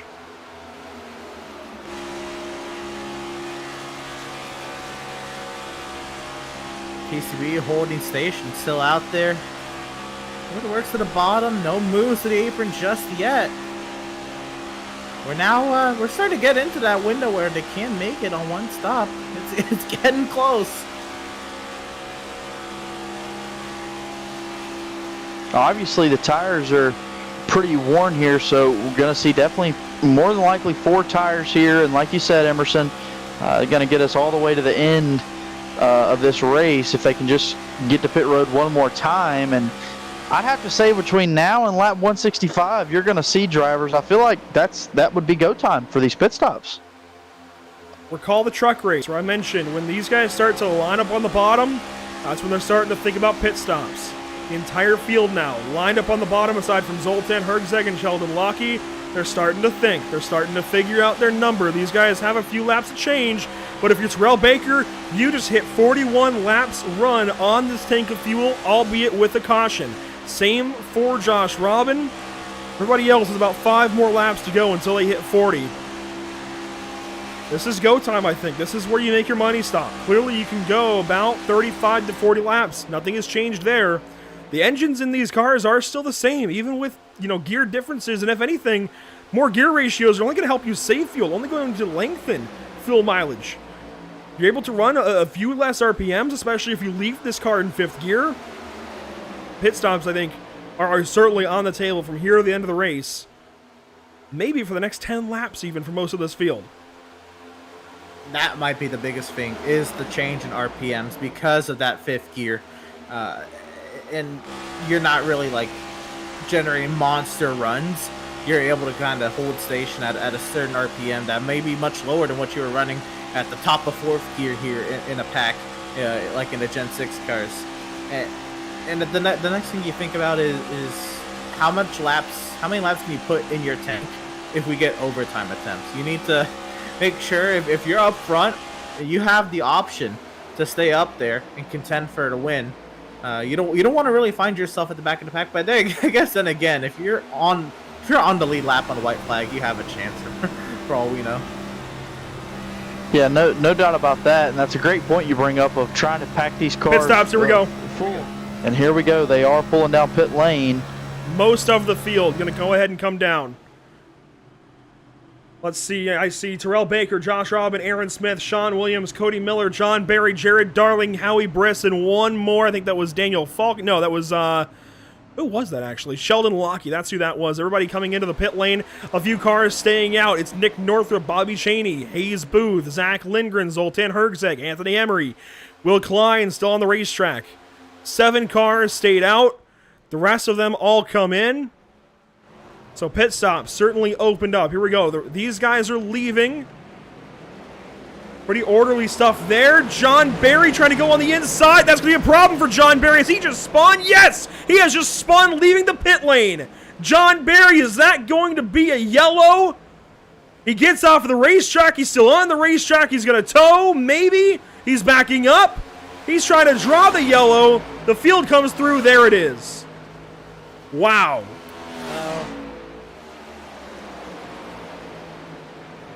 All right. Well, that was interesting.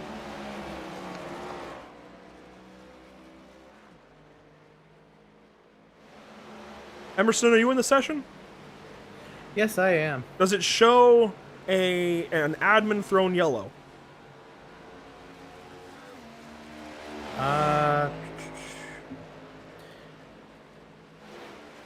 It does, but I think that was for the stage.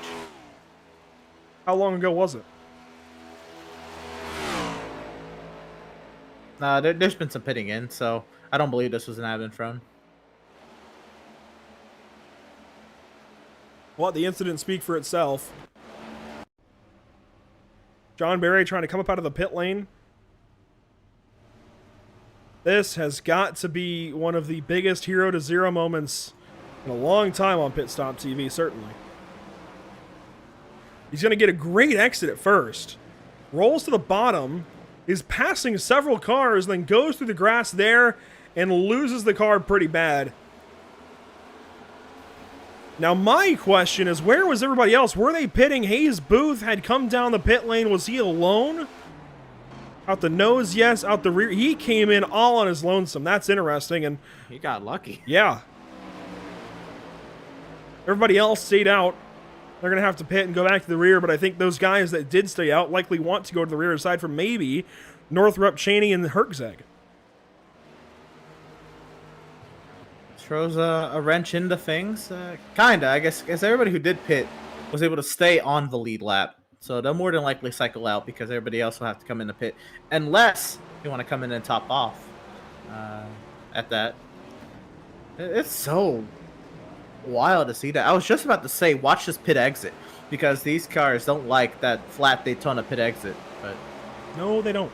I've found that out myself many a time in the Norctona 500. Yeah, I'm curious. You know, we'll just let this speak for itself. Yeah. Yeah. He could have been in reverse. He could have hit the paddles, dropped it in reverse while he was spinning. I don't know why he would have, but well. Well, more of what I was thinking was just the cut through the grass there, leaving pit lane. It's really impressive how quickly that car got out of control once he got into that grass. It's like it snapped around soon as the car was in the grass. Obviously, aggressive trying to get out first, and you can't knock that. But man, this car it turned right around. Let's see, we're right on board with him here. Like you said, Andrew, a great pit exit. I mean, you see right there, and he cuts to the inside. As soon as he gets in that grass, you see it chatter and turn around. I mean, that's impressive. It brought the revs up real quick. I mean, grass is like ice on iRacing, and that was just the quickest way possible to, I mean,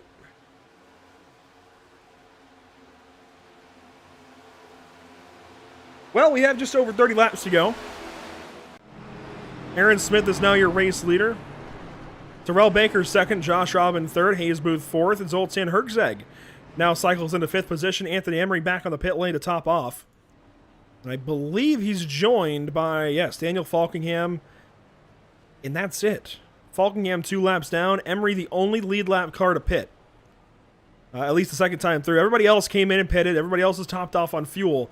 But not many takers on these subsequent laps of yellow flag condition. Emery's in that box for a minute. I think he's about to get lapped here. He's rolling now. What I would honestly guess is that he went to review the incident, went to look back at it, and didn't get back in the car in time. That's fair. I was gonna say I don't think he had damage, so he has to be either actually like get up out of his sim rig doing something, maybe use the restroom or looking back at the replay. Yeah. Don't you love iRacing things? I mean, that's only going to happen on iRacing, right? It's, oh man, this is a sim. Sometimes we got to break the fourth wall every once in a while, but yeah, that is one of those iRacing things. Aaron Smith, your race leader. How about that? Yeah. I mean, that's fair. So that's a fair comment right now. Sean Williams. After him spinning, I was like, I'm gonna get this in while I can. I may not be able to later, so. Well, to be fair, the track temp is exactly 70 degrees. He's gonna restart on lap 170. Magic, maybe? I mean, the wind was just at 7.0 miles per hour. I mean, yeah, but the air temp is at 69, and the lap is at 169 right now. We'll see. We'll see. As Aaron Smith is going to have an opportunity here. Now, if there's 70 lead changes, I quit. 65, okay. 65 lead changes here. Whew. I think we're sure on our way to hit the record of 83 last year. I think we're definitely going to go above that, but time will tell. Car number 70 going to restart on lap 170. Terrell Baker second, Josh Robin third, Hayes Booth fourth. And green flag flies once again at Daytona.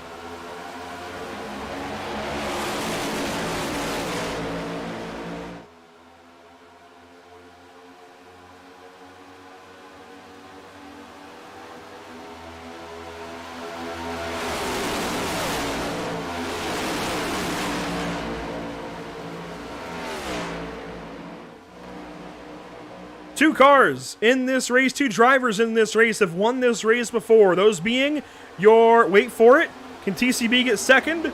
He might. If he can, I'll give you the line. I'm waiting for it here. No. It's not going to happen. Zoltan Herczeg, a move aggressively to the bottom. So the only two drivers in this race who have won this race previously are second and third. Okay, now second and fourth. Terrell Baker, Josh Robin, the only two in this field who have done it previously. And as the field thins, they were the only two to start this race who have won this race previously. Their chances have gone up quite a bit since the drop of the green flag. Most definitely, but so is everyone else's. This is something. Again, the driver, you mentioned it before. The drivers who have clean cars, they're sticking around, hanging out. This is the time now, though. Make the final pit stop. Do you continue to go at it? The normal thought is to think, we're probably going to get a couple more yellows before this one's over. But with the amount of cars there are in this pack, there's a chance this race just ends up being really, really spotty because I think you do exactly what Anthony Emery is doing. Maybe there's a lineup on the top. You get up top and you stay there.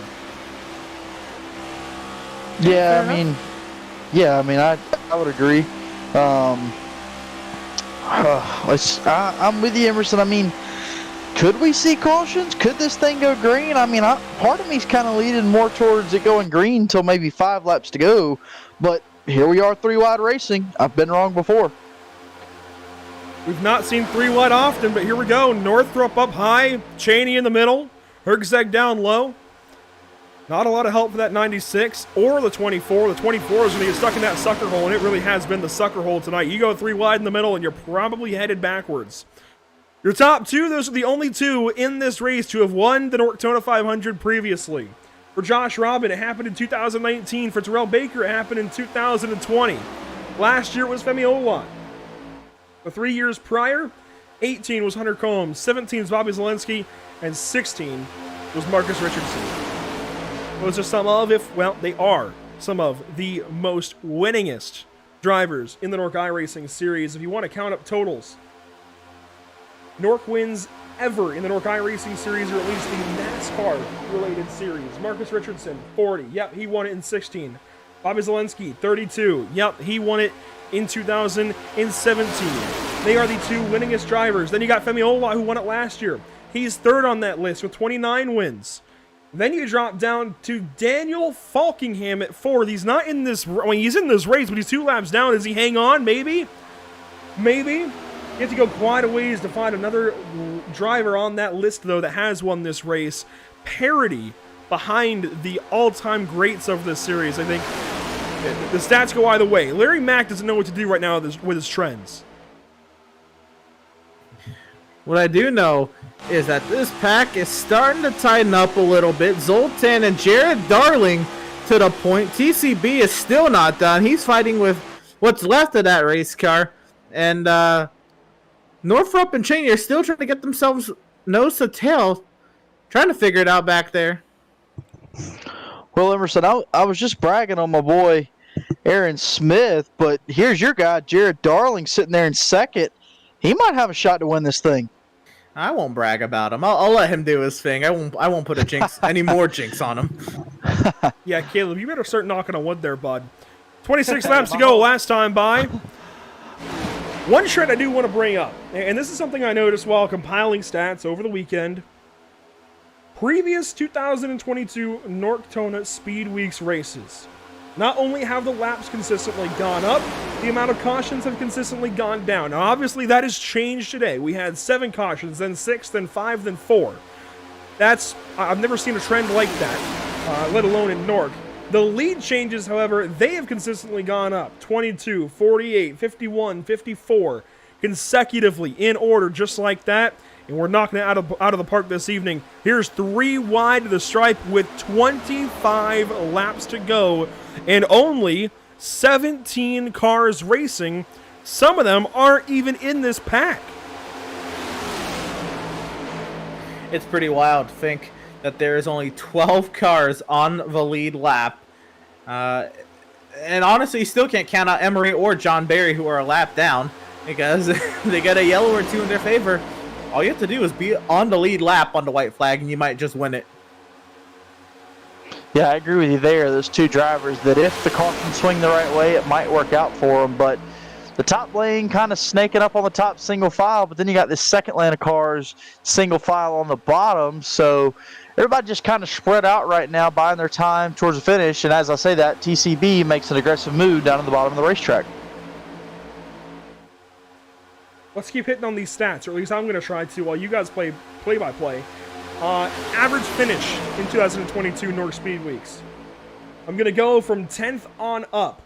Howie Briss and Ashley Molyneux tied at 12th. Howie is actually still in this race, isn't he?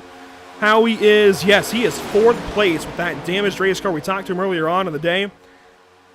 Then you go up to Tom Mercier, 11.75. That's not going to work out for him today. Femi Olot, 11.33. He's not here today. He has other obligations. Cody Miller and Will Klein tied at 10th. That's good for 4th on the list. They are both still in this race. One is 3rd. One is down there in what? 12th. Then you go up to Sean Williams, 9.5. He's still in this race, but 17th, 32 laps down. That's not looking great. John Barry, 9th. That's not looking great right now. There's one big outlier. Aaron Smith, the best average finish in 2022 NORC Speedweeks, 5.25. 5th position, and he is still in this race and on the lead lap. Oh, yeah. So with just over 20 laps to go, guys, anything's on the table. If there is a car in this race 1 lap down or less, they are still in this race with a chance to win it. Aside from maybe John Barry, I will go ahead and extend that. That car is destroyed. Anthony Emery, though, consider him on the lead lap. He's still got a chance if we got a yellow. Everybody else, the 12 cars that are still on this lead lap, every single one of them, a great chance to win this race. This race is still wide open with 22 laps remaining. We've talked now for some time. In fact, this broadcast has gone on for 3.5 hours now.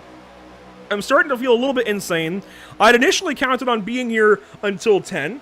That has changed. I've been broadcasting since 3 p.m. and the prep goes on well before that. We're working on hour 8 now. And we still don't know at all who is going to win the 2022 Norctona 500. It's been quite a day for you, hasn't it? It's been quite a month. It's been quite a month. That's fair. Just today, you have the 4 races with the Miatas, and then 200 laps, 500 miles at Daytona. It's quite a combo. I'm counting broadcasts here in the month of January alone. I'll let you guys do your thing, but I'm going to count this, and I'm going to give you a number here in just a moment. All right. Well, we'll wait on that number, but while we wait, Northrop leads with Cheney, the guy who's been with him all race long, up inside that top lane. TCB once again jumps down to the bottom of the racetrack. Emerson, what do you think TCB is going to have to do if he's going to? Oh, Jared Darling! No, you're kidding me! Crash. You are kidding me! No. Well, I hope that wasn't turn Jared Darling into the outside wall. Wow. Hard wreck. Oh, I misclicked a very old graphic, if you saw it, while that all happened, trying to rush over to the one. That's how hard that was. We'll just say it jarred the studio here. That was huge.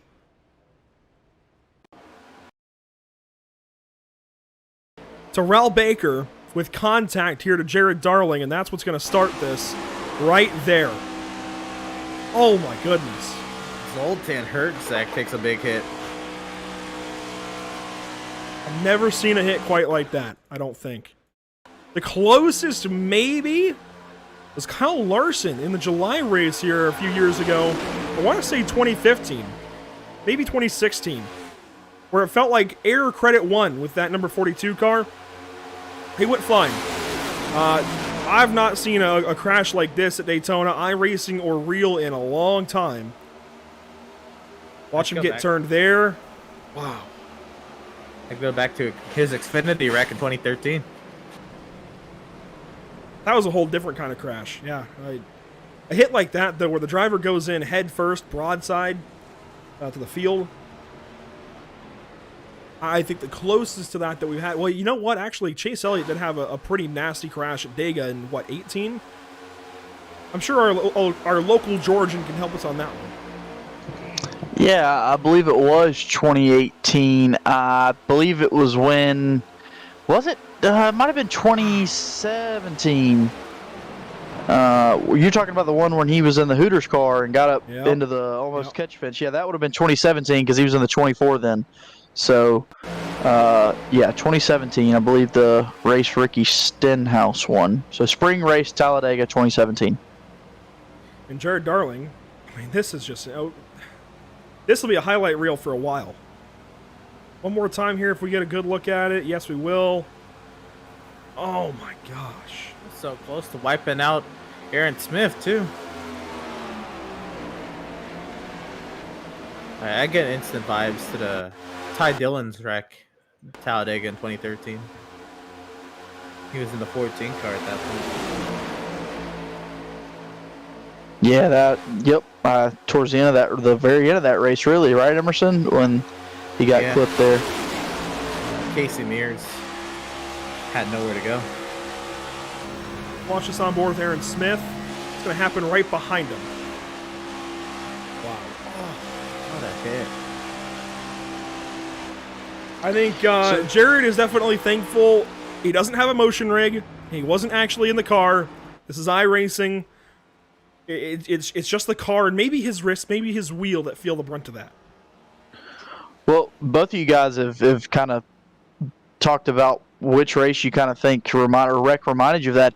I'm going to have to say 2008 Kyle Busch spinning off the nose of Tony Stewart. Yep. Head on into the wall. The weight, the back end stood up after that, and then more contact after. That's the one it reminded me of.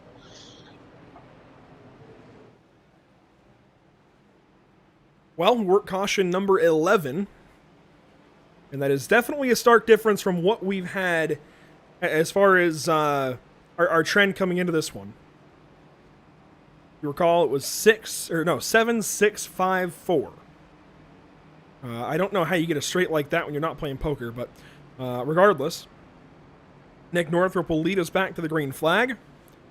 Bobby Chaney, second place. Cody Miller, third. Howie Briss is still in this. Terrell Baker, Josh Robin, they're still in this.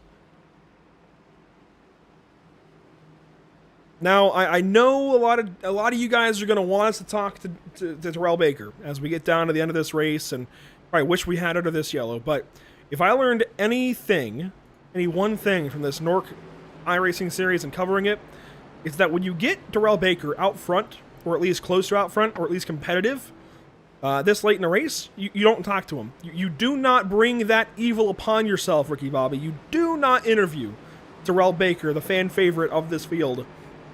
You don't. You just don't. I'm sorry, but you just don't. That's the one thing I learned at the truck race, and look at that. He went on to win it. So we're going to let him control his destiny. I'm not getting involved in that personally. I don't know about you guys, but I don't need that riot outside my house if I become the one to jinx TCB at the Norctona 500.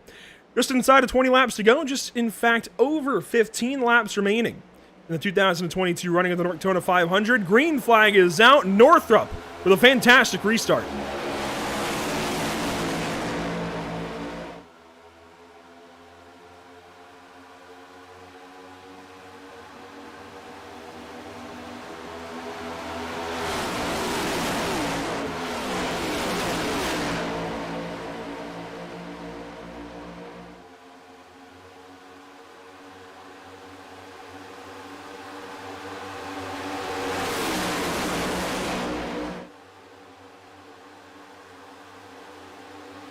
Two by two.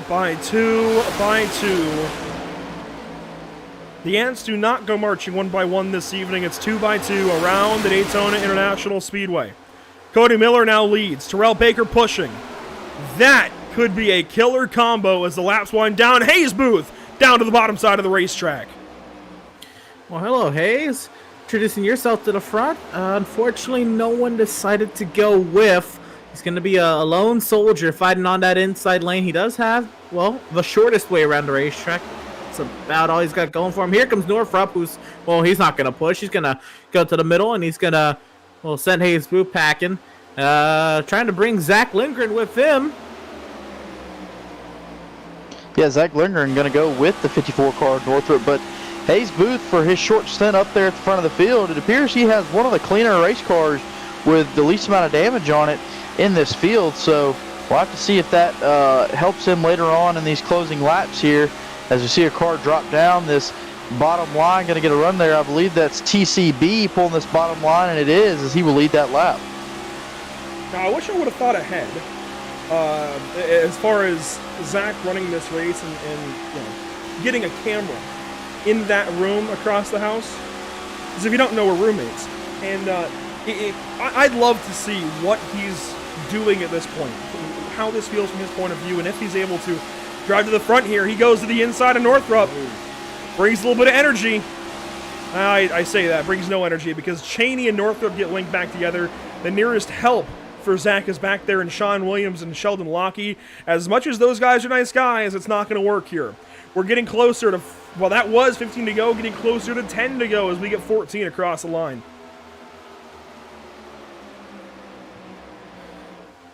Aaron Smith, Cody Miller, their third and fourth cars in line. Do they have anything for now? The duo that has started to tandem up here, TCB and Josh Robin. Robin all over the rear end there. He has to check up, and the inside lane gets another head of steam. Here comes Lindgren with a damaged Sean Williams and Sheldon Lockie behind. Trying to make something work way back there, but there is currently 5 cars clear on that outside lane. Yeah, 5 cars, almost 6 clear in that outside lane. And right now, TCB is the one pulling that outside lane with Josh Robin behind him along with Cody Miller. Those make up the top 3. Inside lane hasn't been able to make any headway here as we come around to complete lap number 187. Now lap 188 comes up on the board. We're just with 13 laps to go. Watching these guys continue on. Really, at this point, all we can do is sit back and wait. There's not a whole lot more we can do as far as prediction, guessing. It's just a matter of sit back, wait, and talk about it. Here comes Lindgren with the help of 2 crashed race cars on the bottom side. Energy going his way. He's to the inside of Robin, but he has no clean help behind. I gotta say, Josh Robin really is trying his heart out. You gotta remember what happens to the outside lane when TCB jumps up there. Josh Robin has been an absolute saint to the rear end of that 25, but here comes Zach Lindgren with wrecked race cars galore pushing him, trying to get him up there. It's TCB and Zach Lindgren neck and neck at the front of the pack. Well, it's the junkyard main down on the bottom of the racetrack with Zach Lindgren with a clean race car pulling those cars just behind him. He gets clear out front. TCB up in the outside lane, but right now, give way to Zach Lindgren out front. The 85 car finally leading laps. Only led a few back in NORC Season 13. A handful. And where did they come? The iRacing Super Speedway. We come back to a Super Speedway, the Daytona International Speedway, and he has now put 2 cars that are not on the lead lap between he and his nearest competition. He's got a 2/10 of a second lead and growing potentially across the line. That time, 11 laps to go. And now what was left of that outside lane, which was being led by TCB, has since dissipated. Northrop has lost Bobby Chaney. They're separated by about 3 cars. And so right now, Zach Lindgren is, at the moment, with 11 laps to go, very much in command of this race. Well, he set himself up for that. As we see the outside lane, I believe that's the 2 car of Hayes Booth that will jump to that outside lane. He set himself up for this, pulling these cars on the bottom of the racetrack, and this might be the line he runs to the finish of this one. As you can see, bottom right of your screen, that is Zach Lindgren's Twitch stream right now. He's cruising along. You can see a bit of him down there. That's something set up on the fly, certainly, as well. 10 laps to go at Daytona in the 2022 Norctona 500. Look at Hayes Booth with that run. Now, there will be a bit of a delay between that stream and real picture for us, but that's a look at how things look for one of the drivers leading the show, or at least trying to lead the show. Blocks now, there they go! Oh, no! Hayes Booth with a block, and that's the end of Bobby Chaney's luck. Not about anyone left. You know who did get on through? Zach Lindgren. He's gonna hate me for not picking him pre-race. Terrell Baker, a lot of damage. Nick Northrop, a lot of damage. Hayes Booth, he gets some rear end damage.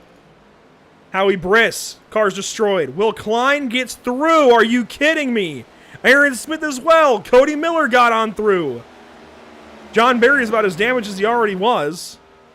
Josh Robin is junked. I can't imagine he's happy.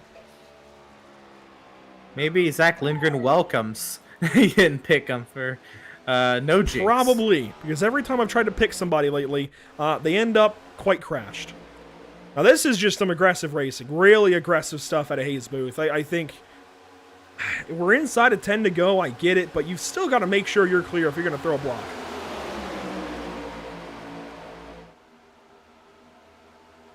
It's a big run. He's bringing Bobby with him. That 24 has been one of the best cars out here all day long. He has got this draft package figured out pretty quickly. Watch this, though. That's not a great look at it. That's not even a great look at it. That's just a bad block.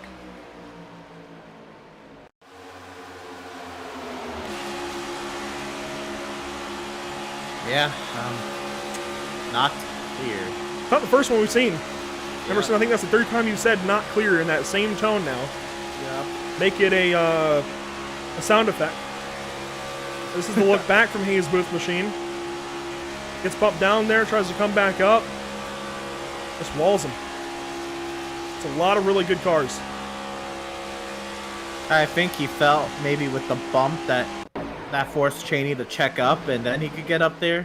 And I get the aggression with 10 laps to go in the Norctona 500 for $200. I get that, but there's got to be a little bit more when it comes to making a move like that. A big, big crash. It's actually one of the biggest ones we've seen this evening. Caleb, I don't think we've seen this many cars taken out in a crash in some time, actually. This is oddly large compared to what we've seen. Yeah, and it comes at a strange time where we already have a bunch of damaged race cars. You can see... You know what? Oh. That tells a different story. I'll take what I said about Hayes Booth back. He's still throwing a bad block, but that shows a very different story. Yeah, I mean, I agree with you. Look, the 24 Cheney's the one who threw a double bad block on that one. I will take a lot of words back. I did not expect to see that from the blimp. I might be eating crow for this one. Watch this. I can't believe we didn't see this angle a little bit sooner. Cheney came up and he wasn't clear.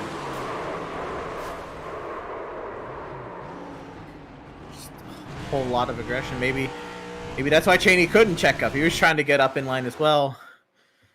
The closing rates with this new... But at this point, I mean, was there even an overlap with the 24 and the 2? There might not have been. I think Hayes Booth might have been clear to make that move. I think Bobby's trying to let him up. He is. Hayes' block was fine. That's what I'm trying to point out. That changes this entire story. Bobby Cheney is the one with the bad block. And it's not even a bad block necessarily. He should have just stayed top. He should have just run the top line with Terrell Baker. Unfortunately, hindsight is 2020. But, wow, that changes a lot.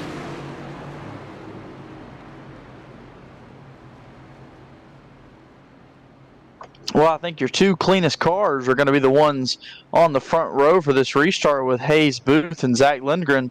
Could be a shootout for the ages between those two drivers, but still some good drivers behind them as well.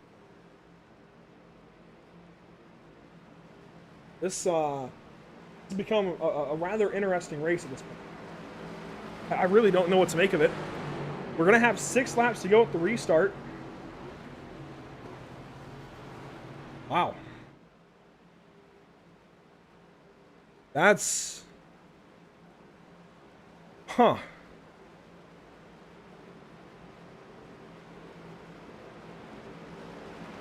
There's no net code there, we'll say that. There was no net code in that crash. Booth did not cause that crash.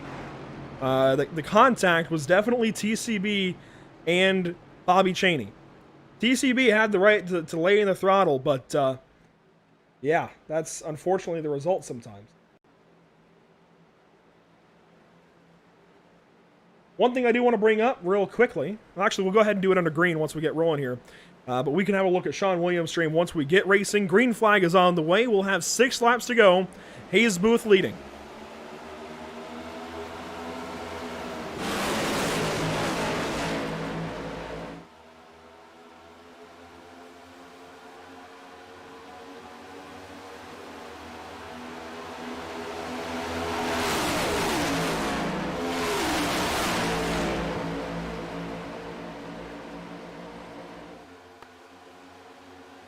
Two by two.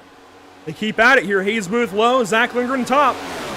That top side's been best all day long. This is looking good for the 85 in the short term, but as you know, nothing is guaranteed with 5 laps to go in NORC, ever. No, no, it's not. What is guaranteed is if you're on the lead lap on the white flag, well, you do have a chance. Zach Lindgren leading the outside lane. Hayes Booth, Will Klein working hard on the bottom side. Now about 5 laps to go. 5 laps to settle it. The inside duo starting to get a little bit of steam on their side.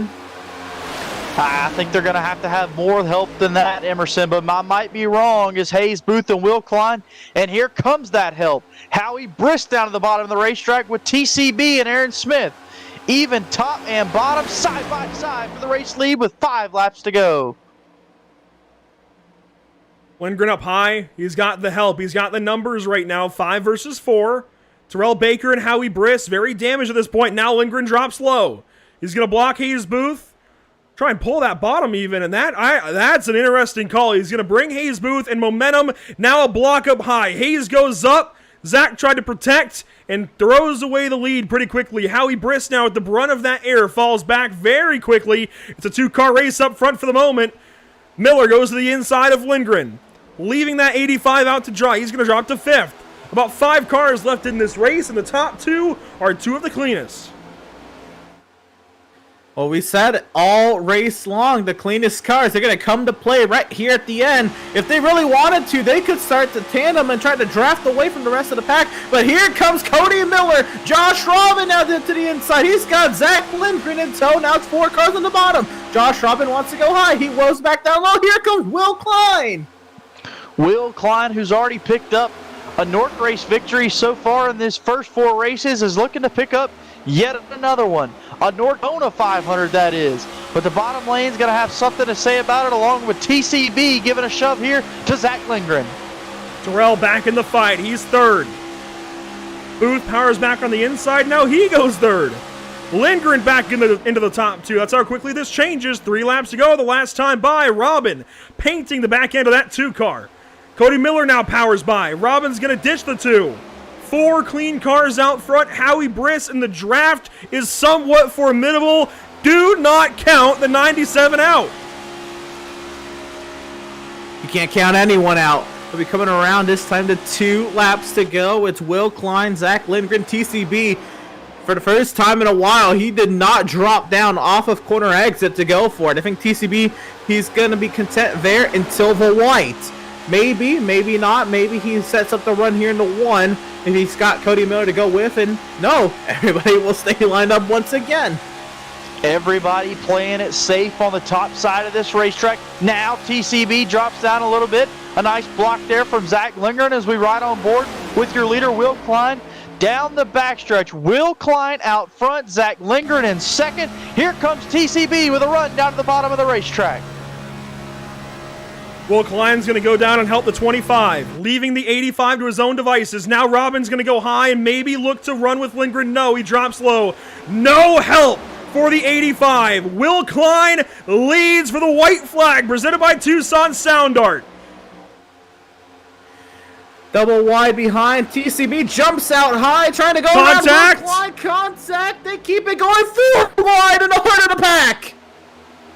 Here comes TCB to the outside of Will Klein for the race lead. The 2 car of Booth's going to give him a shove. Now he makes it 3 wide. TCB in the middle lane, 4 wide through the pack. Here comes Aaron Smith on the bottom. There is no yellow line rule. He is up to 4th. Anthony Emery on the top side. Hayes Booth has got the lead going into the final pair of corners in the Norctona 500. Emery, a run. He looks high. He now looks low. Hayes is going to block side by side. They're going to run to the line. They're going to beat. They're going to bang. Will Klein on the bottom. Will Klein. They all crash. Who wins it? Are you kidding me? The boy from New Mexico?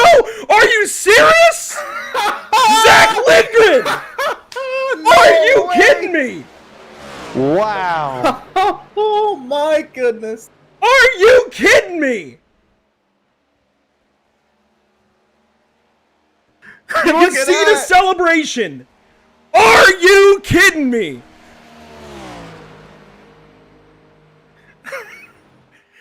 Oh man. Hang on.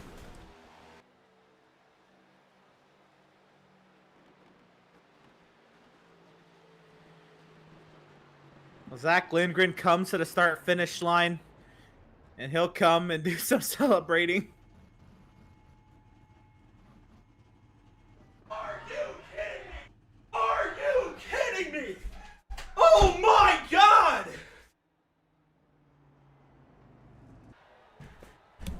You see it there on the bottom right of your screen? Are you kidding me?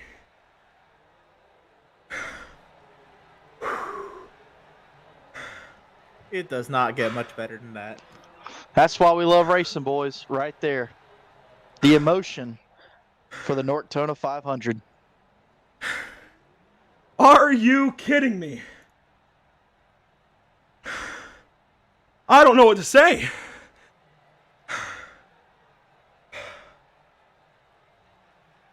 I've never won a race in NORC. I've come close. I've come very close. Bobby Zelensky wrecked me out of turn 4 at Monza one time, coming to the checkers. I've never won a race in NORC. I've been in NORC so much longer than Zach. And that man in the same house, under the same roof, just one in NORC.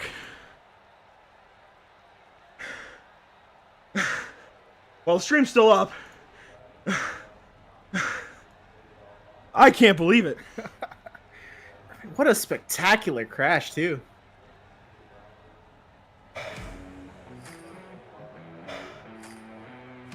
Did we get an in-person interview?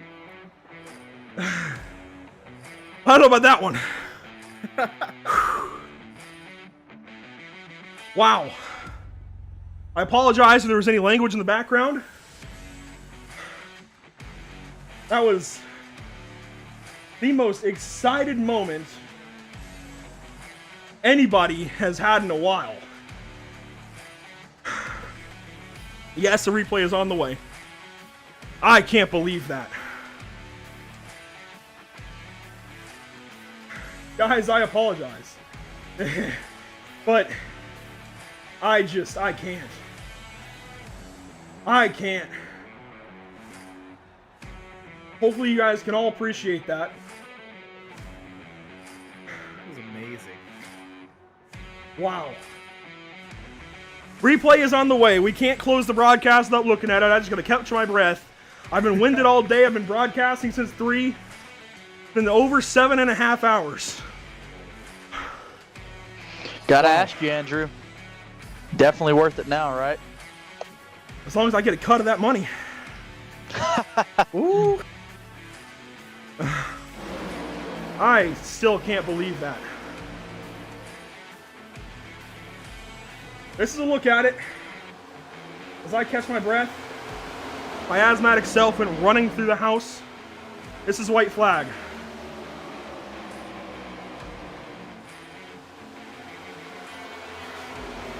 CTCB jump out high there. I thought this was race over for Zach. Look at that 4 wide back there. It gets better, it gets 4 wide again. All right, back into broadcast mode. Woo! DCB middle, Cody Miller there. Look at Aaron Smith. I thought here, Caleb, I thought you needed to go buy a lottery ticket. He got motoring on the bottom. This will be the first chance to see how things work out for Zach here. Through the grass even. Through the grass. Jay Cook, we need a picture of that. Wow. We need a picture from the inside. Our social media op, Jay Cook, one of his first couple of races. He's only done, what, 4 now? Jay, we need a picture from the inside grass and all of that. TCB, what happens here? I don't know. Will Klein, I don't know. I don't know. The adrenaline is still high. I thought Anthony Emery here wins this race. I really did. And I'm gutted for Anthony. Right here, I thought he's won. Really good move. Yeah, but with the yellow line rule out, there goes Klein on the inside. And just contact, side by side. Wow. Spectacular crash. Wow, that's NORC. That is really the way to send off NORC. Absolutely. You look at who finished second, just one spot Baker. away from picking up. Yep, one spot away from picking up his second Norctona 500 TCB, and in TCB we thought was completely out of this coming to the checkered. If that is how it sorts out, if this is actually it for NORC, that's how you send off NORC. I can't believe it. We did 5 of these Norctona races, and each of them had a thrilling final lap, but it just kind of getting better and better and better. Each week we kept coming back, and that was nutty. There you go. That's one way to put it. I do really feel for Will Klein. He's been in this league for a long time. He's been in it. He's one of the originals. He's one of the OGs here. He's never won a Norctona 500. We know him as Will Klein at the line for a reason. He somehow wins these races. You follow Will, and you're probably going to win this, or at least come in second. Just that contact with he and Anthony. And he comes tumbling across the line. He almost had a chance still to win it as he was crashing. It was just Zach Lindgren turning left into the grass.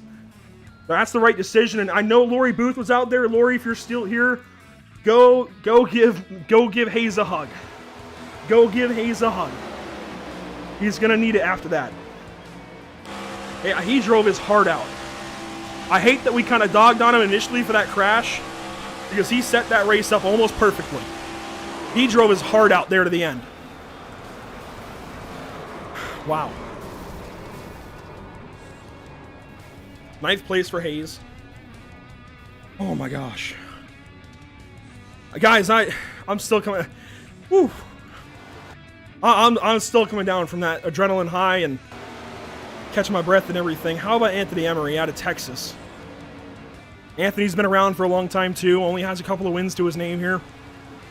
I thought he had this at this point. Then I thought Will. Then I thought maybe Mel through the middle. They all crash.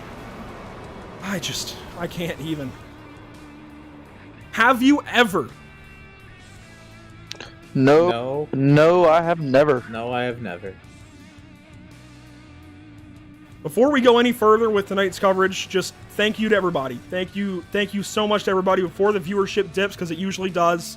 You guys should all stick around for these interviews. But if you guys do decide to close the broadcast, thank you for being here to this point. Thank you for the support. We came into NORC. This was Max Speed TV's league. Let's just put it that way. We came into NORC for Season 13 in the preliminary races. I've been a part of this league for a long time myself, not nearly as long as guys like Will and TCB. There's a lot of passion here. I didn't always fit in this league, but I always had some soft spot in my heart for this league, and that's why. Moments like that. And, yeah, if this is where you click off of Pit Stop TV, and even if this is the last time that you listen to a Pit Stop TV broadcast, just thank you. Thank you so much. IDK Player, you were out here. I saw Jack Mace. Logan Detweiler, one of the most dedicated fans out here on Pit Stop TV, and especially with NORC. Same with Matt Kowal. So many of you guys, I could go on and on. James Wormsley, Ed Kell. I know a lot of you guys have started tuning in for other races, other broadcasts. And to be one of the Davids in a world of Goliaths with guys like Race Spot, Podium, and etc., to have that crossover, to have that support from any of you, genuinely means a lot. Without further ado, I need to finally go ahead and stop wasting guys' time and bring in our top 3. Zach Lindgren, Terrell Baker, Josh Robin. 2 of the best to do it on plate tracks in NORC, and 1 newbie. And Zach, do you have a copy? Yeah, I got you, bud. Emerson says we should do it in person. I mean, if you want to walk in here, we can. I could do that. You go ahead and do it. I can do that. I'll be right there. Oh my gosh. We'll go ahead and wait on Zach to get in here. Nothing like it. Unfortunately, I can't bring up my camera. I cannot bring up my webcam because it's being used in Discord. Buddy, leave the mic out of my way. Are you kidding me? Bro! I have 40-some starts in this league. I've been in this league since like 2018, 2017. I don't know how that happened, dude. Are you kidding me? I'm so out of breath. I'm not even gonna lie to you. Same. I've been trying to talk about the back end of this race. Are you kidding me? I've never done this in person. Bear with me. So this is new. 200 laps. Try and talk close to the mic here. Okay. All right. You don't have to get too close. That'll work. But 200 laps. You led 5 of them. You only needed to lead 1, by the way. But you led 5. Just about from that last restart to the end, and they got 1 or 2 earlier on. We talked about clean cars the entire race. Okay. Because after about lap 100, there were only 3 of you. Maybe 4. A couple of times, I want to highlight, I almost called you out for being in the front of the race and almost getting in crashes. You saw a lot of them. How'd you miss them?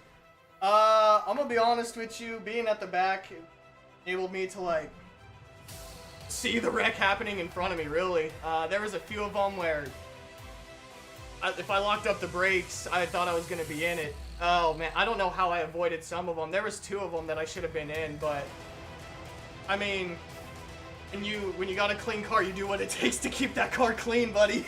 And luckily tonight, out of 200 laps, we were able to do it. Does Mama know yet? Yeah, Mama texted me.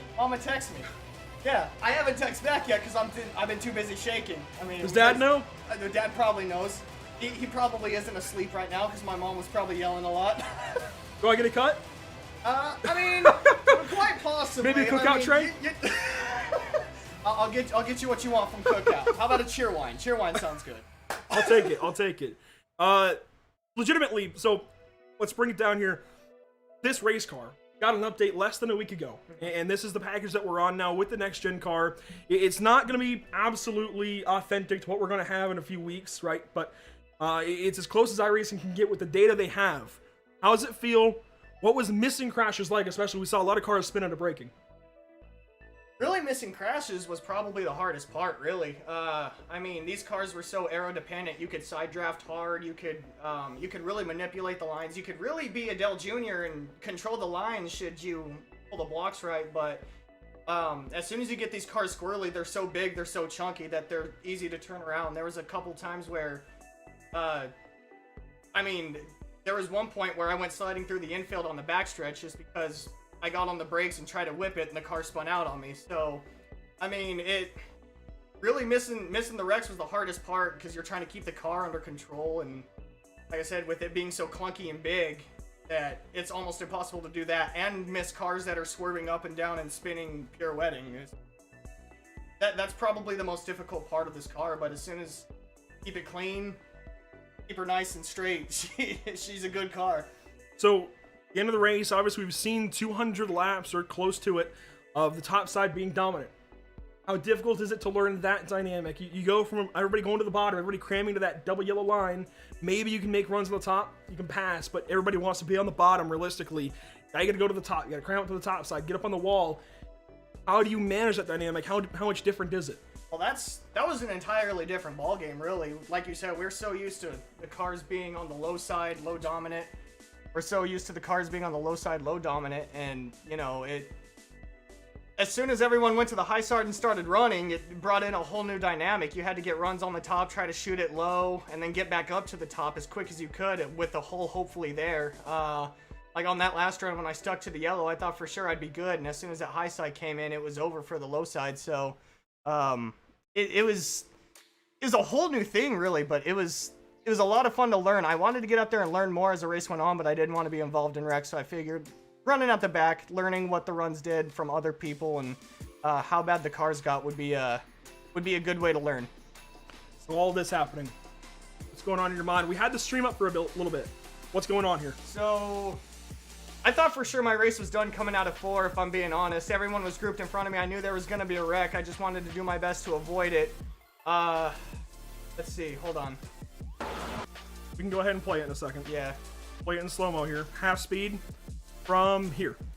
So, right here, I see Jared up top. He's my teammate. He's a lap down, so I know probably to stay low would be best. I see Hayes block, and then I see Emery go low, and then I lose sight of him. I lose sight of both of them. So at this point, I figure there's probably going to be a wreck up front. At this point, I've already accepted my fate. I was just trying to finish. Howie Briss slow on the high side, and then I see that start happening, so I try to shoot low. The 70 gets checked up, I get into Aaron, and then after that, I'm astonished that it just Noah's seed for me, just parted ways. Casey Kerwin? Yeah, Casey Kerwin, yeah. A little bit. Yeah, the seas parted. Yeah. Moses. Moses. Buddy, congratulations. Thank you, sir. I really do appreciate Congratulations, seriously. I can't believe it. I genuinely can't. 5 laps, buddy. 5 laps. As low as 28th. As low as 28th. In a 31 car, 32 car race. Mm-hmm. Congratulations, buddy. Go send John your PayPal info. Yep. That's... Yep. Congratulations. We'll leave that there. Thank you. I appreciate it, buddy. I appreciate the broadcast. Yeah. Everyone in the broadcast, I appreciate everything you do. If you could hear me, everyone watching, thank you for watching. Go ahead and wrap that up. That's Zach Lindgren after winning the Norctona 500. I still can't believe it. Caden can't believe it. Zach can't believe it. The poor cat can't believe it. The poor couch can't believe it. Oh my gosh. We'll hand things on down. I know TCB has been waiting very patiently. These guys are troopers for waiting, and here he comes. Well, TCB, it was a typical NORC finish with the wreck at the end. But this race, what a dynamic. Before the accident, you were up there and absolutely dominating the race, and then even after you got the damage, you were still trying your hardest with what's left of your car to go up there and command the race. How difficult was that? It was really hard. Yeah, it was just hard. Once you get that damage, it's kind of like a parachute. But for me, for some reason, I was just able to just keep getting up there, even though I had a parachute. Just able to keep getting up there and just try to stay up front as much as I could. But it seemed like every time I got up front, somebody would hang me out. But yeah, even there at the end, after that wreck there with Cheney and everything, I was really down on horsepower, and luckily I think it was Aaron behind me or something like that. And then I can't even tell you how I got to second coming to the white flag. I don't even remember that, but yeah, man, it was a hard race. I will say that definitely, because I had damage since like lap 60 or something like that. Absolutely, we could see that if there was anyone who was trying all 200 laps from green to checkered, it was definitely you in that 25 car. 55 laps led, going up there with a destroyed race car and still getting the run, putting yourself in the right lines to just even get any laps led is gnarly. I know second sucks, but I mean, did you have fun? Yeah, it was a ball. This is like my third time ever doing these cars on a super speedway, and it was a lot of fun. Definitely. I mean, the package is great. I mean, it's got tandem drafting, single file, choo-choo train. I mean, that's never really been on iRacing. I mean, people have made it happen, but it's never been on here before. Other than that, yeah, it was a lot of fun. Like you said, second sucks, but my God, that was such a fun race. I can't wait to go back and watch it, to be honest with you, and hear all the calls that you guys made and stuff. And it was definitely a lot of fun. An absolutely wicked race, a wicked month for you. 111 laps led. That's more laps than the first three race distances, and almost as many laps as last Tuesday's race distance that you led over this month. Could you just kind of put a bow tie? I mean, we know how great of a driver you are at these plate tracks, but this month, going from car to car to car to car to car, what that was like for you? Oh yeah, I mean, every car definitely drives different. The Legends 87 cars or whatever, those are fun to drive sideways the whole time. ARCA cars are fun to drive also. I mean, your 3 wide parking lot the whole race. Trucks have a ton of bumper hook, but it was a lot of fun. Xfinity was a lot of fun too, and you know what? So was this. Not too sure how Gen 6 would have went if we would have done it. I know that was supposed to be the plan, but I think this kind of takes the cake. I think this was definitely a lot of fun. Most fun race for me though, probably this one. This one was a lot of fun. I mean, the runs were just huge, and you just never knew who was gonna go where and where this guy came from, and just all kinds of new faces came from all these places. It was a lot of fun, man. This is definitely the most fun race of the week, or of the Norctona Speedweeks. With that being said, if this is the end, this brings your NORC bid to a close. What's it been like? What can you leave tonight, kind of with your whole time here in NORC? I've been thinking about that. Definitely NORC made me who I am, kind of bought the TCB name to be like a household name. I'm not trying to toot my own horn or anything, but if it wasn't for NORC, I wouldn't have the fans that I have today and stuff, and just the camaraderie of all the guys and everything, I mean, you see the radioactives, man, we all have fun the whole time. All 200 laps were basically fun. And no other league that I've done or been a part of is like this, to where like everybody just kind of like is cool with each other and jokes around with each other. But yeah, definitely NORC made TCB, and it's sad to see it go. I don't know where the wind's gonna take me next, but we'll see. I know TCB Nation is gonna be behind my back the whole way. Well, Terrell, you did get yourself a win this month. It's been a pleasure to cover you and just watch you over season 13 and these speed weeks. It's really been something. Again, with all the interaction with the fans, everything. It's been a lot of fun. With that, congratulations on your second place finish, your 111 laps led over the month, your truck race win, all that jazz. And yeah, what do you got to say here? Oh, thank you to John Barry, man. Huge thank you to him. Like I said, TCB would be nothing without him, really. You guys for broadcasting, you guys do an amazing job. Can't wait to even go back and watch this race. All the fans, man, all TCB Nation that's been hanging with me for I don't even know how long. I've been in NORC. Feels like forever, probably about 60 years or something like that. Appreciate all you guys watching all the races on YouTube, even before it was broadcasted and people were commentating and stuff. Just everybody, all the drivers, all Team TCB back upstate New York, Cody Miller and Sean Williams, and just everything, man. Thank you, NORC. Right on. That's Terrell Baker, TCB, driver number 25. Absolute phenom behind the wheel. Yeah. Next up, Josh Robin, one of the former winners of this race. You got two winners that came in just behind a first-timer, and Caleb. It is a probably disappointed, but probably pretty happy at the same time number 8 car. Well, we're gonna talk to Josh Robin here. Josh, you led 7 laps. You brought a damaged race car home across the line third. Take us through that hectic run to the finish that it put you on a podium finish. Man, that was wild. I don't know, man. This draft package is insane. It's crazy. But yeah, those last few laps, I think maybe like 5 to go or something. I was like somewhere like second or just right near the front. Then I just got shuffled back to like at the tail end, got back near the front, went back again. And then like the last lap, I was right at the tail end. I was like, all right, let's just hope they wreck. And it looked like they weren't gonna wreck, but then at the last second, going into tribal, they wrecked. And I tried to cut in the grass, and I did a little bit. And I got third. It was close. I thought I was about to get it, but.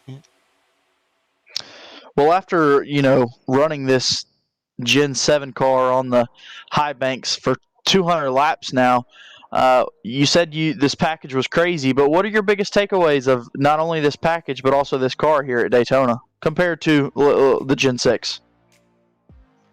I'd say the bump drafting is quite a bit different. Like, you can really push hard with these cars without like poking them or turning them. And yeah, I think I said in my interview earlier in the race, like the outside up against the wall is like really strong. Like, I think it's the strongest lane for most of the race. But I think, when the sun went down, the track cooled down, I think the inside kind of got a little bit more advantage. I know later in the race, we were able to get the inside moving pretty good, better than like at the start. Well, once again, congratulations on your podium finish. And, we wrap up these NORC Speed Weeks, and I just want to hear from you, and I'm sure everyone does, what's been your favorite part about these NORC Speed Weeks? Oh, man. That's good. That's a good one, man. I don't know.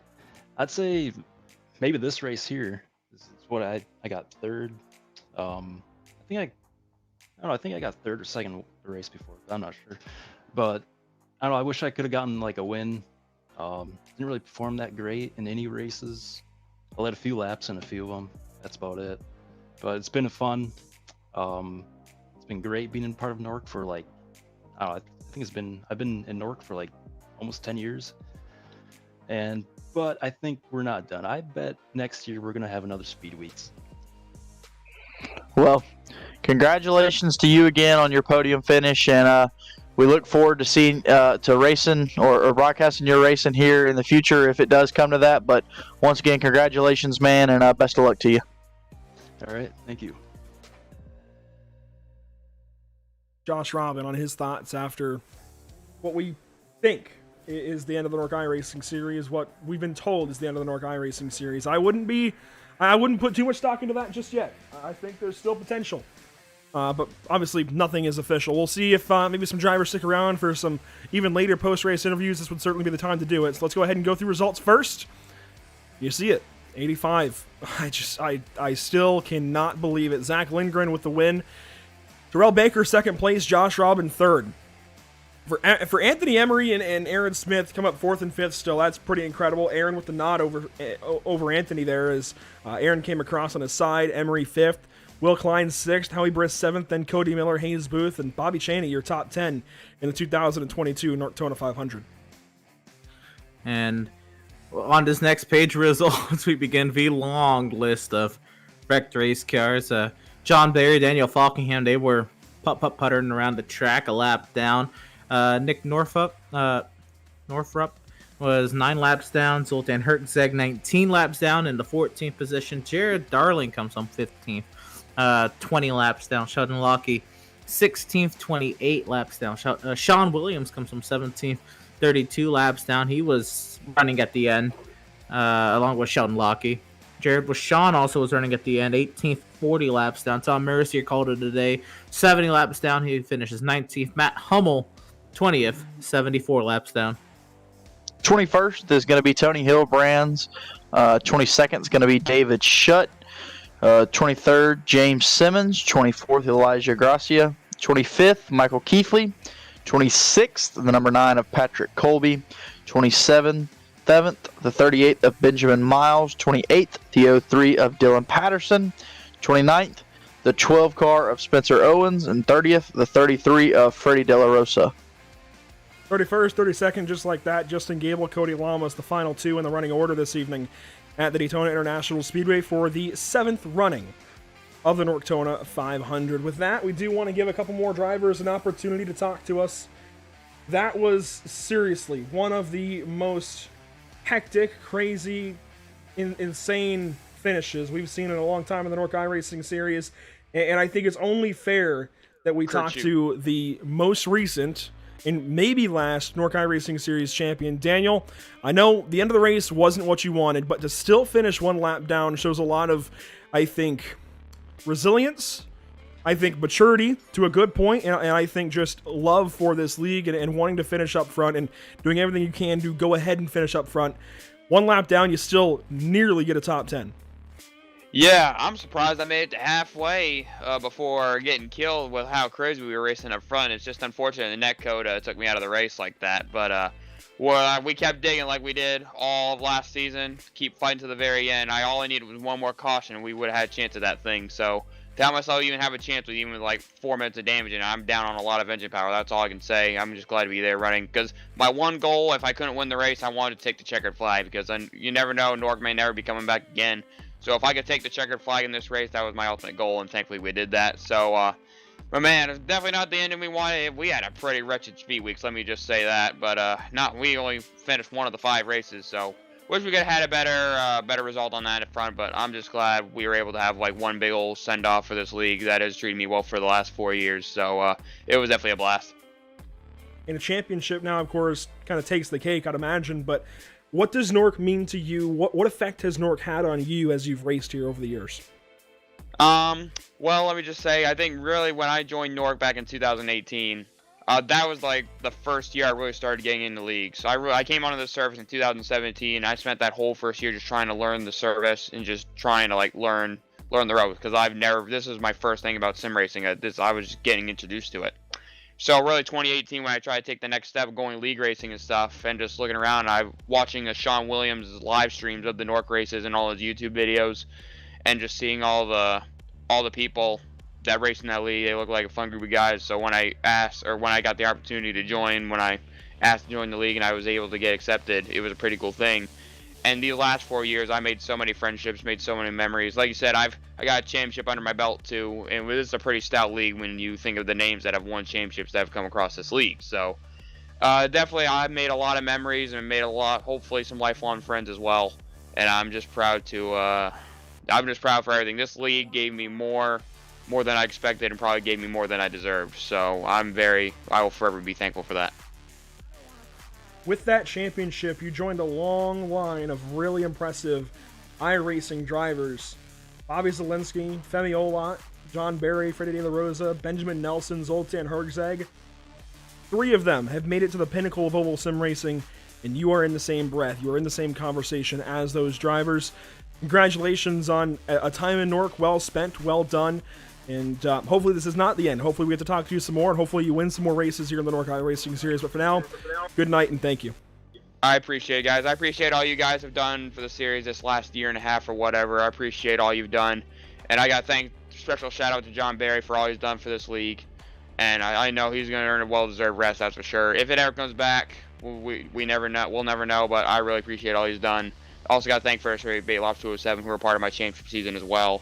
And I want to give a special shout out to my new team, North Force Racing. I will be going road to pro racing this year with them. So hopefully at this time next year, we'll hopefully be racing in the Coke Series. But we got a long journey, and I'm going to give it everything I can to make sure I can get to that pinnacle of motors, pinnacle of sim racing. So whatever the journey holds, whatever the future holds, I think hopefully there's some good plans in store. So, but yeah, I can't thank you guys enough. I appreciate it. There you go, Daniel Falkingham, one of the stronger drivers in this race. 17 laps led himself. Doesn't finish the way he wanted it to, but still a really good night of racing. Emerson, well, you talked to him earlier on. Jared Darling, not the way he wanted to finish things, but he is one of the core NORC members. We got to talk to him. Absolutely. And Jared, again, not the night you wanted, not the way you wanted the night to end. But that you got involved in that first accident, you got out there, you fought back, got yourself back onto the lead lap and mixed it up again just to get wrecked again. Talk about the roller coaster of a night you had, and then we'll get to more NORC in a second. Yeah, it definitely was a roller coaster, that's for sure. I mean, there's nothing to be upset about. It was a fun race. You know, I spent a lot of the race at the beginning figuring out what the car was like. Never drove, you know, like I was saying, and yeah, I got involved in a couple wrecks, then still was there, you know, with 30-25 to go, and TCB just decided to send me for a ride. And I tell you what, that screenshot you guys got, that is a great photo. So that was nice. I'm not even mad about it. I was like, that looks cool. So yeah, that was fun. And sucks I couldn't get there to the end, but you know, it's I wanted to come out here and just have fun, you know, at least. And I did that, even though I wrecked out with 20 to go or whatever. So it was a good time still. Well, I guess kudos then to our social media guy, Jake Cook, who rocking the socials tonight. Jared even compliments the photo, so that's good. With that being said, if this is truly the end with Norctona 500 tonight, what's the lasting impression you're going to walk away from NORC with? All the friends I've made, obviously. I mean, I've been here since, gosh, it's probably like 10 years almost. Since way back console days, and we came on here, and I mean, I truly don't think this is the end. There'll be something in the future, I would think, but if not, you know, I've made a lot of good friends along the way, and that's really what it's been all about, all the memories and the relationships you make, and you know, just to, you know, have fun on here. And you know, you get competitive sometimes and get a little, you know, angry at people and stuff, but I mean, most of us have seen each other in, you know, in person and have hung out many times, and really that's what it's all about. And Revan, the amount of John Barry, sorry, let me say his name, it's weird though, all the time, money, effort he has put into this, I mean, for a big portion of his life, really. So you know, that's just, yeah, I just gotta shout him out for everything he's done. And he's helped me through a lot too with, you know, I've run leagues, you know, I ran a league too a little bit. He's, you know, watching him do it, learn some things, and you never know, mine could come in the future too, so you never know. But yeah, just he did a lot for this whole group, and these last 5 weeks were really fun, and it was a good way to kind of send off, I thought. Yeah, so it was a lot of memories, that's for sure. Yeah. Well, that being said, Jared, just want to thank you, you know, for you know, your time, and it's been a pleasure to cover you the last season and this month. Been great to get to know you, and yeah, congratulations on your NORC run, and best luck to you on what you do in the future, man. Yeah, I appreciate that, and I gotta give you guys a shout out before I leave too, because you guys are excellent. I've told you that every time you pull me up in here. All of you, it's just you do a great job, and I love watching your broadcasts. And this one will be no different. And obviously, friends, some of you guys too. So just love what you guys do and keep going. You guys are doing awesome. So, yep. Yes, sir. Driver number 1, Jared Darling, AC Toast, all that good stuff. That's Jared Darling wrapping up his thoughts on a NORC career. Certainly, we're going to pass things on down the line to, let's see, who do we have left? We've hit Daniel, we've hit Cody Miller. No, we've not hit Cody Miller again. Caleb, this is a hard nut to crack, but he was headed your way. I was like, I completely, hi. Well, we're already jumping in here with Cody Miller. Cody, we talked to you in the middle of the race, and you said this race was long and kind of boring you. Well, the intensity picked up there at the end, didn't it? Oh yeah, I mean, it was definitely entertaining at the end, sure. Lots of racing, lots of close, trying to figure out who to go with. I'm surprised today. I should have wrecked like 3 different times. And I was just trying to, make it to the end with the people, not dead around me, but then everybody's dead around me, so. Well, as we wrap up these NORC Speed Weeks, obviously you brought it home in 8 tonight, got up there and led some laps, 10 laps that is. What's been your favorite moment, and what's been your biggest takeaways from the NORC Speed Weeks, this short 5-week stint we've had to wrap things up for NORC? Hey, my one win out of nowhere. I wish I would have got another one of those. Today would have been real nice, because that's a good chunk of change. But the racing, especially with the next gen cars at Daytona, that's the first time I've attempted to race them, and it's weird. It's definitely a weird way to go about the driving in order to be competitive there. And I know that since this league won't be running, that I will never pay for this service again. Because it's terrible in every way, but that would be fun if I were to continue racing. It'd be something interesting to take on, but I'm not doing that. It's a lot of effort. Well, once again, congratulations on a hard-fought race today. Thanks for shaking it up there at the front with us, and we look to see you again in the future. Yeah, it was fun.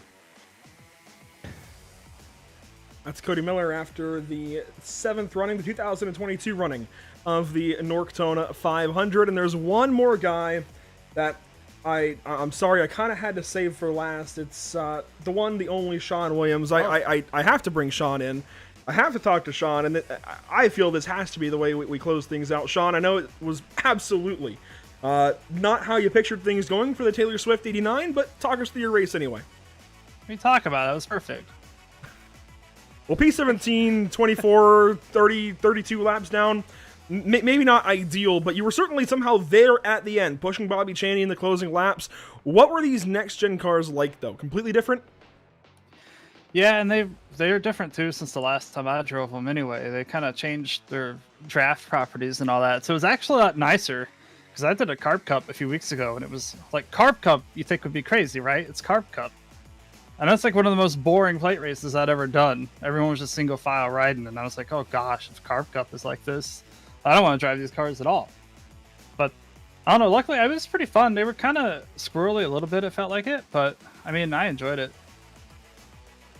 It definitely looked enjoyable to race and mix around with guys, and yeah, I think that's definitely an improvement to what they had. Let's talk about the NORC iRacing series. We don't know if this is it. We're told this is it. We know John Barry, and we'll leave it at that. What does this league mean to you if this is it? I mean, that's hard to kind of put into words. This is the second league I ever joined on iRacing, but it's been the one I've been in the longest by far. And just the culture around it. I mean, I won't lie. There's a few people in the league I'm not too fond of, but most everyone in here is great. And I've made some lifelong friends, and I include you in that, Andrew. I mean, hell, we went to K1 Speed, and like, you're my son. You're listed as my son there, and that's freaking hilarious. Exactly. So it's those kind of relationships, which is why I like online gaming anyway. So it sucks it's gone, but this league is very important to me and to a lot of people here. And if anyone's still watching, whoever's watching this, whoever's been watching us for years or even just weeks, or if it's your first time watching, thank you very much for spending so many Tuesday evenings with us. It means a lot. Yeah, I think the fact that we've had that story and we've kept it pocketed actually about K1 Speed until now. We can go ahead and share it, I guess. I think that's what feels the coolest about NORC. And I've been in this league for a while myself. I've transitioned to a different role now, but being able to have, I guess, come into this league as a stranger, not know what's going on, and be able to make friends with you guys has been really, really cool. And for those that don't know, 2018 Daytona 500. Went on down to Daytona. Sean and a bunch of the other Norkers were there, and I went along with them to K1 Speed. And they had picked me up from the hotel. I had gone down there with my grandfather. So my guardian at the time was not around. So Sean, being the oldest of the group, signed on as my guardian at K1 Speed because I was literally less than a week away from being 18. And yeah, so that's why Sean is always dad in a way. So you gotta do what I say, right? Oh boy. I remember I had to wear those dang Crocs that they had too, because I had like flip flops.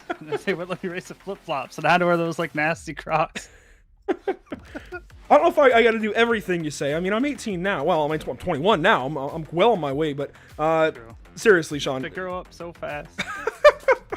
Well, thank you, seriously, for everything you do for this league. I think you do this league a major service with your streaming and your YouTube videos, and if this is it, it's a shame. At least you got that one lap led, though.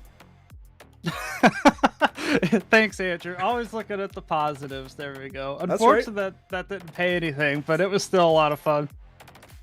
It was a lot of fun watching you guys. Seriously, I mean, congratulations on a good time in NORC. I know you got a win or two. I don't know. I don't have that number in front of me, but some wins, some really good times, and certainly I think made a long-lasting impact on NORC and with NORC. And yeah, pat yourself on the back, buddy. Go get yourself a number 9. Yeah. I cheated on you today. I had Subway instead. I'm sorry. Oh my gosh. I went to Jimmy John's near me. I'm sorry. Oh my gosh. Well, that's Sean. Sean. The one I usually. I'm sorry. No, go ahead. Go ahead. I gotta go. The Jimmy John's I usually go to is on the other side of town. And the last time, this is like 2 weeks ago, I went to go there to get me some Jimmy John's. My number 9. I'm all about that number 9. And the whole place was closed because somebody ran into the Jimmy John's like with their car. So like the windows are boarded up and there's like a huge crack going up the side. It's a brick building and there's like a massive crack going up the side of the building. And they were working there trying to like repair it, I guess. If you hadn't said 2 weeks ago, I would think from the nose of your car that you did that tonight. Because I would never run into Jimmy John's, not on purpose. Well, once again, thank you so much, buddy. Thank you for everything you've brought to this league and brought to the table. It's been a treat. It's been a lot of fun calling you in these races, and yeah, congratulations on a time well spent, I think, in the NORC iRacing series. On the flip side, real quick, thank you all for the excellent coverage. You guys are professional, educational, and entertaining as heck. I mean, I love watching these broadcasts. You guys go above and beyond, especially with the preparation, with like all the facts you pull out. Like I don't even know, remember half the crap that you're talking about. I'm like, really? And like it's awesome. So just thank y'all for the truly professional and amazing job that y'all have done with these races, and I hope it's not the end. Well, I can tell you, pulling up the numbers, that that one Michigan win is the only one win, but it's my only NASCAR win. I've won another NORC series. That's fair. Did you want to know one random factoid that I have prepared? Yeah, I'd love to. Hit me. Let's see, I'm gonna circle through here. So remember Benjamin Nelson?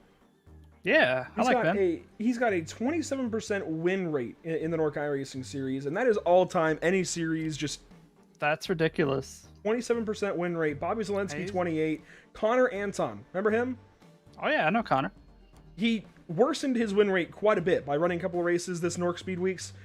40% win rate, second only to Marcus Richardson, who maintained a 41% win rate in all of the races he ever ran in the NORC iRacing series. It's crazy the amount of fast people that come through here. And I miss Marcus a lot too. I like Marcus. I like all those guys, but man, there's so many fast people. It makes me look slow. Like you watch a race and I finish like 20th and it's like, that guy sucks. And I'm like, no, you don't understand. These other guys are really fast. Well, Sean, we appreciate it, man. We'll let you go and we'll get out of here. I know I'm taking everybody's time up, but seriously, really do appreciate it and everything you brought to the table with that 89 car. Yeah, thank you. And thanks for, again, everybody out there for watching. We do appreciate it. Sean Williams, after 200 more NORC iRacing series laps, or I guess for him, 168. Man, if only he had turned one more lap. Anyways, guys, I know that was one of the most crazy post races ever. I think it's gone on for probably an hour. What do you make of it? A fitting ending. If this is the ending, fitting. It was absolutely amazing. I said it before you interviewed Zach that we just have progressively gotten better and better and better finishes. The wrecks throughout the speed weeks have kind of gotten later and later and later and later throughout the lap on the final lap as well. It was just amazing build up. And yeah, to do a whole month of Daytona speed weeks. I think at this point I'd be Daytona out, but man, I want to do some more Daytona now. Yeah, I would have to agree with Emerson on that. I mean, I thought it was a perfect wrap to these NORC Speed Weeks and NORC in general to hear from some of the NORC legends or people that have pushed NORC along and help it get to what it is. So a good fitting to closing a book here. I think the fact that we're calling them NORC legends proves the impact they've had on this league, and the impact that they've had on iRacing now is Femi Olot, Bobby Zelensky, Marcus Richardson, Benjamin Nelson. They've gone on to the top echelons of oval sim racing, at least on the NORC on the iRacing.com sim rather, which is a fantastic product, by the way. I know Cody has his opinions, but iRacing is second to literally none. It is the top echelon of sim racing, and for NORC to have brought guys onto iRacing that have now taken it and gone pro, I think that says almost enough about the NORC iRacing series, if not more. There's seriously, and I'm looking at somebody that I know because of the NORC iRacing series that I truly do love and appreciate. Caden Henry Oaks, one of my other roommates. Huh? Anyways, he was whispering something to me there, but genuinely would not know this guy without the concept of the NORC iRacing series. Same was, well, not same with Zach, but I think the point is proven. We got some upcoming broadcasts here on Pit Stop TV. Let's look through them real quick. I don't know how you wrap up from NORC. I really don't, especially in this kind of situation, but we got a few broadcasts to look forward to, and certainly some new times at Pit Stop TV. Thursday afternoon, 3 p.m. Eastern, we got the NORC. See, I'm used to saying the NORC iRacing series now. The BSRTC, that is the British Sim Racers Touring Cars at Snetterton. You saw the track map briefly of Snetterton earlier on as a mistake. Yeah, Snetterton is a really, really fun racetrack to go race at. Touring Cars, that's going to be a lot of fun. Those guys always put on crazy racing. A lot like what you're seeing in the background there, as you can see the replay of the crash in the background of the graphic. That's well-timed scenic group of iRacing. I appreciate that. Monday evening, it's the season finale for the BRP iRacing series at the dirt track at Charlotte Motor Speedway, somewhere that I've had the privilege of broadcasting at, a top-notch venue. Everything at Charlotte really is, and to have a virtual race there on Monday is going to be a lot of fun. And Tuesday, we wrap back around to the BSR Trophy Tuesday MX-5 series. British Sim Racers bring a Mazdas to Silverstone, and not on the normal layout that you might be thinking of. It is the national layout, the short layout that touring cars run on. It's going to be a whole lot of fun. Emerson, there's a lot of ways to keep up with Pit Stop TV, and they're all listed on the bottom. Right on, and you can catch again updates for all these series, all these leagues on our social media outlets. You can see all the work Jake Cook has done tonight and on other shows on these social media outlets. Our Facebook page, facebook.com/pitstoptv, our Twitter at pitstoptv_, Instagram at pit_stop_tv. Our YouTube channel, of course, is where we're live most of the time, or all the time actually. youtube.com/c/pitstoptv1, and our Twitch channel is twitch.tv/pit_stop_tv.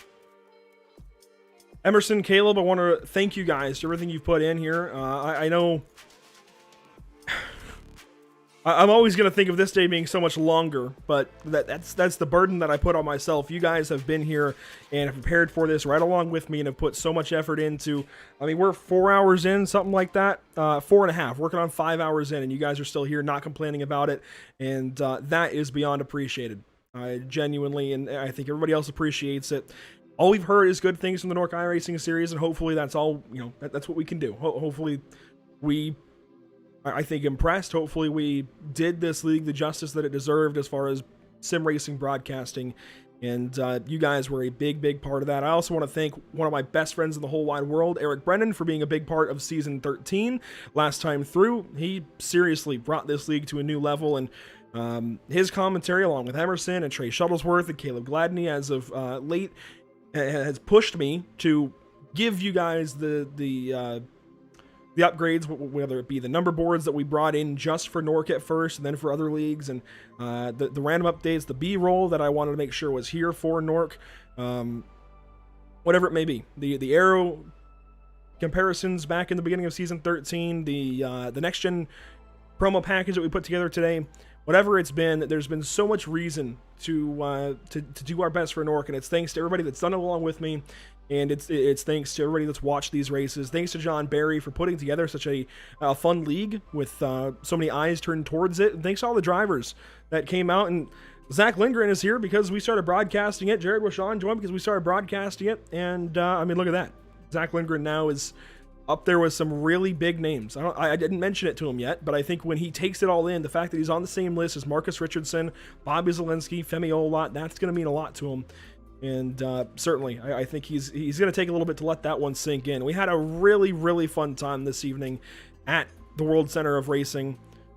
It always puts on amazing racing. Look at the fireworks off the backstretch. This has been everything that you would ever want a sim race to be, I think. And if this is it for NORC, really do appreciate it. Really appreciate everybody being here. I'll go ahead and stop talking now. I'll stop taking up everybody's time, let you guys get back to it this evening. But thanks everybody for watching. Thanks to our crew this evening. We haven't even mentioned Jay Cook yet and the other social media guys that have tipped their caps and put in their effort this season. And it's just been a hell of a lot of fun. So thank you so much, Emerson Arden, Caleb Gladney, Jay Cook, Trey Shuttlesworth, Trey Patton, Eric Brennan, so much so.